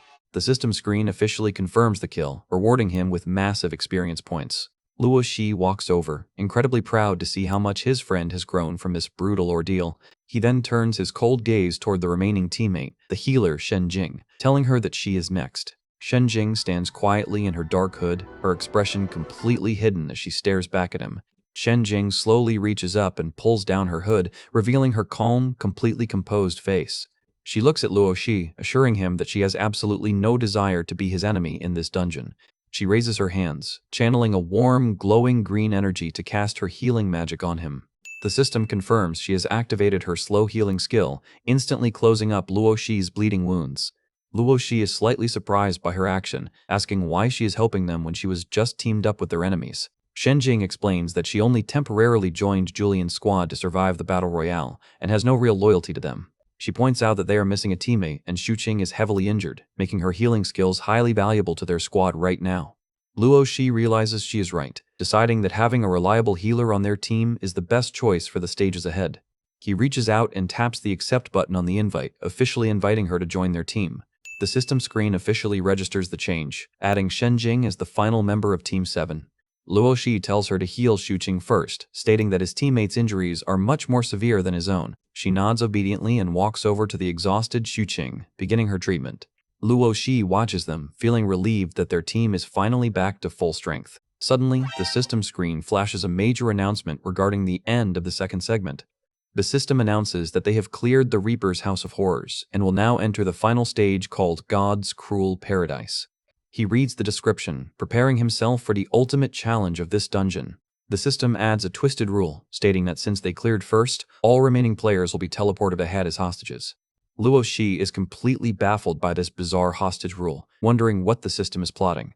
He realizes this stage is going to be far more complex and dangerous than anything they have faced so far. He raises his blade, resolved to protect his team and break through whatever traps the gods have set for them. A 60-second countdown timer begins, warning them that this entire scene will be completely destroyed when the clock hits 0. The system urges them to open the final door immediately to secure their path to the next floor. Luo Shi leads his team toward the glowing exit, ready to face the final segment of this brutal game. The wooden cabin begins to dissolve into blue pixels as a 51-second countdown timer warns them to pick a door immediately. Xuqing complains that the game is poorly designed, placing two identical doors when both lead to the exact same final stage anyway. But the system clarifies that the choice still matters, with one door hiding a nice surprise while the other contains a terrifying scare. The white door and the black door glow brightly, inviting them to make their choice. Xuqing reads the creepy inscriptions, getting increasingly nervous about what lies behind them. Luo Shi asks the system about the clearing conditions and the penalty for stalling. The system warns that the room will implode in 60 seconds if they stall, and explains they must trigger the exact same result 3 times in a row to clear. Luo Shi analyzes the rule, realizing that getting a mix of surprises and scares will continuously reset their progress. Xuqing panics, shouting that he is not emotionally prepared yet as a blinding golden light floods the corridor. The system announces their first result is a massive surprise, revealing a giant room packed with overflowing chests of gold and jewels. This man is looking at the gold like it is the most beautiful thing he has ever seen in his life. The guy who was terrified a second ago instantly dives into the gold pile, screaming that they have struck it rich. He eagerly asks if they can actually carry the treasure back to the real world. Look at this literal loot goblin stuffing his pockets like there is no tomorrow. Fully loaded with jewelry, Xuqing confidently urges them to open the next door, absolutely certain that their luck will hold. But Luo Shi quietly reminds him that all this gold is just a useless illusion if they fail to survive the dungeon. He pushes open the second door, and a terrifying black claw instantly slams into the stone floor. The system announces a scare, summoning a level 15 giant black panther that makes Xuqing scream in terror. The massive beast lets out a ferocious roar, completely resetting their identical door streak back to 0. Stealing his resolve, Xuqing equips his legendary reflector shield and prepares to stand his ground. The Black Panther lunges from the shadows, and Xuqing screams that he is not afraid of some overgrown kitty. He activates his shield's special skill, preparing to unleash a massive cloud of toxic gas right at the beast. A thick torrent of highly corrosive corpse poison erupts from the shield, completely engulfing the charging panther. The beast shrieks in agony as the toxic cloud burns its eyes and disorients its senses. Xuqing raises his purple shield, bracing himself to absorb the massive physical impact. The sheer force of the blow shatters the stone floor beneath his feet, forcing him to grunt in pain. His eyes glow with raw determination as he refuses to let his guard collapse. Your best friend is literally battling a giant demon beast behind you, and you are over here touching the wall. He reasons that since an iron wall is technically constructed by tools, his skill should be able to interact with it.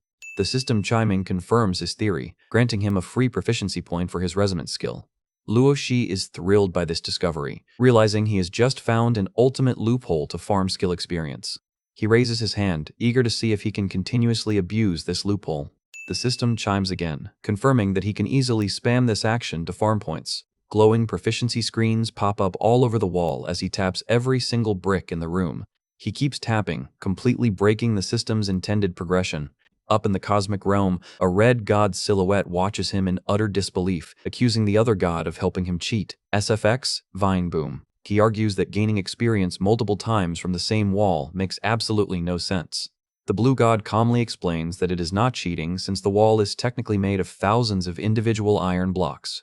Luo Shi reflects on his past life, remembering a forum post written by the only player who managed to clear this insane stage. He realized that clearing the stage required a specific key card, and Julian's elite squad was the only team strong enough to obtain it. But since the card never dropped after Julian and Leia were killed, there was only one logical conclusion. The final teammate had to be the one holding the item. That was his real motive for letting Shen Jing join their squad. He admits to himself that it was a slightly selfish move. He looks back on his past, contemplating how different his current path is.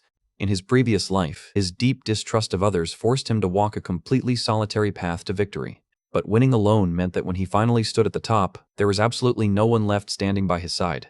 This time, however, things are completely different, and he is determined to protect his new companions. He looks at Xuqing and Shenjing, grateful to finally have reliable allies on his journey. He accepts the keycard from Shenjing, thanking her for saving their lives and unlocking their path to victory. Xuqing is ecstatic, while Shenjing smiles warmly, happy to finally be useful to their team. The boss sneers at them from above, mocking them for relying on sheer luck and promising they are still no match for his power. Luo Shi calmly raises the keycard, asking if he is ready to finally show his health bar. He activates the card, and the system immediately processes the command, stripping away the boss's immunity. The system grants them full strategy permissions, revealing the boss's complete status. The boss growls in fury as his hidden information is forcefully exposed to the players. His stats are absolutely terrifying, revealing a level 25 devil warrior with monstrous strength and bloodlust skills. Xuqing is completely horrified by his insane attributes, realizing they are facing a legendary historical butcher. Eric Bloodfang laughs, shouting that knowing his stats will not change their fate of dying in this burning hell. The final battle phase officially begins, starting a 25-minute countdown timer. Suddenly, the stone pillar beneath them begins to rupture, forcing them to leap to the next platform to avoid a fiery death. Luo Shi vaults forward, telling his teammates to keep their balance while he handles the boss. He flies through the air, his blade drawn to clash with the massive scythe. Their weapons collide with a massive metallic clang, sending sparks flying across the lava. The boss grins wickedly, boasting that Luo Shi's base strength is far too weak to match her massive power. He struggles against the sheer physical force of her scythe, his footing sliding backward. She swings her heavy blade with crushing velocity, aiming directly at his neck. Luo Shi blocks the blow but admits that without any active buffs, his raw strength is simply no match for hers. He gets blown backward by the impact, struggling to maintain his balance on the narrow pillar. Seeing his friend in danger, Xuqing screams in panic as the boss prepares to finish him off. She lunges forward, laughing maniacally as she prepares to harvest Luo Shi's life. But Xuqing leaps in from the side, shouting that Luo Shi is definitely not fighting this battle alone. She effortlessly catches Xuqing's heavy sword strike with her armored hand, showing off her absurd defense. She scoffs at his weak swing, mocking him as completely pathetic compared to Luo Shi. Xuqing is completely paralyzed, realizing her level 28 strength is far beyond anything he can physically block. She raises her flaming fist, promising to send him straight to eternal bliss. She delivers a devastating blow directly to his chest, drawing a massive spray of blood. The crushing impact sends him flying through the air like a rag doll. He crashes violently into the stone floor, his armor severely damaged. She notes that only his shield saved him from being instantly vaporized by her strike. Shenjing immediately rushes over, casting her healing circle to stabilize his critical condition. Luo Shi stands back, realizing they are running out of time and cannot afford a prolonged battle. The timer continues to tick down, adding massive pressure to their situation. He knows his only path to victory is to trigger his newly unlocked critical resonance effect, gambling everything on a 10% chance. The system chiming confirms his incredible luck, announcing that the critical resonance has successfully activated. He launches himself forward like a meteor, his blade crackling with pure raw power. Eric Bloodfang charges to meet him, laughing as she swings her scythe to cut him in half. The two clash in a cataclysmic collision of steel and lightning, shaking the entire cavern. Luo Shi holds his ground effortlessly, his posture completely solid against her crushing strength. Their weapons remain locked in a tense struggle, red sparks flying everywhere. She really thought she was the strongest monster in the room, and now she is completely panicking. Luo Shi just gives her a cold smile, letting her know that his agility has also reached a ridiculous level, 31. He unleashes a barrage of high-speed slashes, his blade moving too fast for her to block. He lands a direct strike across her chest, instantly vaporizing 21% of her health bar. His extreme speed rapidly charges his sky-splitting slash skill, preparing him to deliver the final blow. Despite losing massive health, the boss screams that her bloodlust skill makes her completely immune to pain. Luo Shi ignores her threats, focusing entirely on charging his ultimate attack to 100%. He watches her movements closely, waiting for the perfect split second to strike. Realizing she is outmatched, she activates her cruelty skill, coating her scythe in a thick aura of blood. The system alerts that her cruelty skill boosts her strength even further, making all her upcoming attacks inflict a bleeding debuff. She raises her bloody scythe high, ready to deliver a devastating strike to end the battle. The terrified hostages scream for help as the sadistic boss laughs, wondering which cage he should drop into the lava first. Luo Shi stares coldly, noting that they only have exactly 10 seconds before the first group of innocent players is dropped to their deaths. He recalls the horrific tragedies of his past life, where countless players were forced to watch helplessly as their allies died. He remembers the absolute despair of watching his entire world crumble into ash during his previous run. He resolves that he will never let that tragedy repeat itself, fully prepared to go all out to change their destiny. He launches himself forward, his blade leaving a trailing trail of purple light. He delivers a barrage of rapid slashes, forcing the giant boss onto the defensive. He moves with absolute fluid speed, easily weaving through her heavy scythe swings. The boss grows increasingly frustrated, cursing as Luo Shi easily evades her attacks. He dances around her strikes with pinpoint precision, keeping his focus locked on her core. The timer ticks down to the final 3 seconds, bringing them dangerously close to the deadline. With only 2 seconds left, she smiles maniacally, ready to select the first cage to drop. She aims directly at Shu Qing's platform, eager to force Luo Shi to watch his best friend die. But Luo Shi raises his sword, his blade fully charged with devastating red lightning. She laughs, claiming that even a direct hit cannot kill her. The system confirms the activation of his fully charged Stage 2 sky-splitting slash, granting him a massive strength boost. He unleashes the final colossal slash directly at her chest. Her arrogant smile vanishes as her body begins to split, realizing the power of this strike is on a completely different level. The red sword aura erupts through her form, completely tearing her apart. Luo Shi explains that he had already calculated her exact defensive limit during their previous exchanges. He points out that being immune to pain is completely useless when the incoming attack possesses enough raw power to instantly obliterate her physical vessel. He watches her remains dissolve, completely confident in his victory. The timer hits 0 just as her body completely vaporizes into light particles. He stands alone in the center of the platform, the threat of the lava countdown successfully resolved. The system officially announces the boss's defeat, rendering all hazardous stage rules invalid and preparing to teleport everyone back to reality. The saved hostages erupt in wild cheers, praising the world's #1 player for rescuing them from a watery grave. Shu Qing and Shen Jing let out sighs of relief, completely awed by his overwhelming strength. Luo Shi walks over to her remains, recalling the clue that the S-rank card is hidden inside her right eye. He stares at the skull, debating whether he needs to physically extract the card from her eye socket. He kneels down beside the remains, reaching out to retrieve their prize. Suddenly, the skull's eye snaps open with a dark red glow, and a spectral hand grabs his arm with a terrifying grip. Luo Shi is caught completely off guard as the dying boss drags him down into a dark void with her. A massive vortex of dark energy consumes him, pulling him entirely out of the stage. Shu Qing and Shen Jing run over, screaming in absolute horror as their leader vanishes before their eyes. He is completely gone, leaving nothing but empty dust on the stone floor. Shu Qing is completely bewildered, wondering how the boss could have possessed such a hidden, dangerous ability. The system starts the 5-minute exit countdown, and Shen Jing realizes that if Luo Shi does not return in time, they will be forced to leave him behind. Meanwhile, Luo Shi finds himself standing in a blood-red volcanic void, with the system announcing a solo bonus fight against an evil god private. He analyzes the situation, knowing that a private is a much higher-tier servant of the gods than the scouts they faced before. He estimates its strength is at least double that of a scout, making it impossible to win in his current heavily weakened state, especially since his resonance skill is entering cooldown.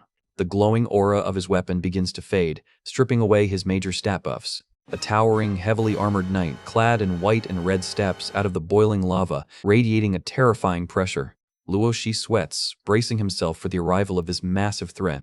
The system identifies the monster as Cruel Valius, boasting full health and monstrous stats. Valius glares down with glowing red eyes, locking onto his target. Realizing there is no escape, Luo Shi steels his resolve, preparing to fight to his absolute limit. Suddenly, the giant knight vanishes from sight, leaving Luo Shi completely startled. In a split second, he senses an extreme pressure behind him, realizing the monster's speed is completely beyond comprehension. A blinding red sword slash cuts through the air, heading straight for him. Valius delivers a crushing overhead strike, easily overpowering Luo Shi's guard. Luo Shi blocks the strike, but the massive force blows him backward across the stone floor. He slides backward, spitting up blood as his health bar drops rapidly. He kneels in the dust, admitting that trying to obtain an S-rank card this early in his journey was far too forced. He realizes the system rules of the evil gods completely override normal player limits, leaving him in a desperate situation. He finds himself driven into a complete dead end, with his resources and stamina completely depleted. He realizes there are no hidden rules to exploit, and all his current techniques are fully exhausted. He stares at his weapon, ready to accept his fate. Valius charges again, a massive aura of red energy gathering around his heavy blade. A giant crimson energy pillar erupts, preparing to vaporize him. He stands in the center of the destruction, completely out of options. He accepts that his methods are fully exhausted, preparing for the end. He recalls his past life, where being perfectly rational saved him, but admits he chose to make countless emotional decisions in this timeline. He is completely unafraid, proud to die as a human who chose to protect his allies. He gives a soft smile, fully willing to accept his fate. Suddenly, a giant sun-like fireball erupts in the sky, shaking the entire volcanic void. He looks up in absolute shock as a booming familiar voice echoes from the flames. He listens closely, unable to believe who has just intervened in this battle. The red giant god of his skill line manifests in the sky, announcing he shall bestow his divine power upon him. He commands him to fight to his absolute victory, choosing his survival as a human over a cold, rational death. Inside his mental void, Luo Shi faces the fiery sun god Qi, wondering if unlocking this divine power requires paying another heavy price. Qi confirms that of course there is a price, laughing as his fiery aura flares up violently. He warns Luo Shi that the price he will pay is absolute and must be accepted no matter what. Luo Shi does not hesitate for a second, declaring he will gladly pay any price as long as he gains the strength to win this fight. He looks back, his mind fully focused on surviving so he can return to his companions. He remembers his friends, realizing that for the first time in his life, he actually has a reason to stay in this world. Impressed by his resolve, Qi laughs and prepares to bestow his divine fire upon the mortal soul. He unleashes a torrential blast of holy fire, completely engulfing Luo Shi's spiritual body. Luo Shi stands in the center of the flames, his soul burning with unimaginable pain. He glares through the fire, coldly muttering that this level of pain is absolutely nothing to him. He absorbs the divine energy, his spiritual form becoming increasingly stable under the intense heat. Qi is completely shocked, noting that this human is exactly like he was in his past life before kicking him out of the mental realm. He orders Luo Shi to return to his body and use his new power to beat the enemy to a pulp. Luo Shi's mind snaps back to the physical world as the divine fire surges through his veins. Back in the cosmic void, the fiery sun god wonders how such an absurdly stubborn brat could exist. The winged blue god chuckles, playfully teasing Qi for acting like a classic tsundere who secretly cares. Qi goes into a complete rage, screaming at the blue god to stop sprouting ridiculous human nonsense. The blue god calmly explains that after reincarnating through countless human souls, they should easily understand human slang by now. He points out the irony, reminding Qi that he was actually the very first god to lend Luo Shi his strength in the past. Luo Shi opens his eyes in the physical world, instantly recognizing the familiar heavy power flowing through his limbs. The system alerts that he has obtained an unidentifiable ability, and Luo Shi realizes this is the exact same power he unlocked when he was 5 years old. He reflects on his childhood, remembering a traumatic incident from his past. He recalls the moment he was grabbed by human traffickers on the street, desperately struggling to break free. The criminal mocked him, and the young boy was completely helpless against a grown man's strength. But in his moment of absolute despair, a terrifying, mysterious power suddenly surged through his body. His mind went blank, and his survival instincts took complete control.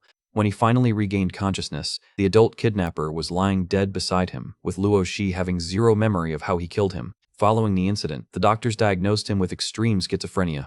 The doctors claimed a secondary violent personality was lurking inside his mind to protect him from trauma. He finally realizes that the secondary personality was actually the awakening of his connection to the gods. Back in the divine realm, the blue god explains that he favors Luo Shi because of the noble reason he chooses to wield his power. Qi is confused, asking what his reason could possibly be. He guesses it is Luo Shi's stubborn refusal to ever give up, but the blue god reveals it is something much deeper. He reveals that when Luo Shi was 5, he was not the target of the kidnapping. He actually went there to save someone else. The flashback reveals young Luo Shi biting and clawing at the trafficker, desperately trying to protect his friend. Despite being beaten mercilessly, the little boy refused to let go, screaming at the bad guy to leave her alone. He risked his own life, fueled by pure, unselfish determination to protect his precious friend. The blue god declares that this selfless resolve to protect his loved ones is the true meaning of power. Back in the volcanic void, cruel Valius prepares his final strike. Luo Shi meets the attack head-on, their blades clashing in a massive eruption of sparks. The heavy blades grind against each other, neither warrior backing down a single inch. Empowered by Chi's divine fire, Luo Shi actually begins to push back the giant knight. Valius is completely stunned by his sudden surge in raw physical strength. Luo Shi smiles coldly, letting him know that he gladly paid the price to acquire this power. He swings his blazing blade, determined to slay the boss no matter what the cost. He unleashes a colossal slash of divine fire, completely engulfing the arena in blinding light. The explosion of fire consumes Valius, completely obliterating his health bar.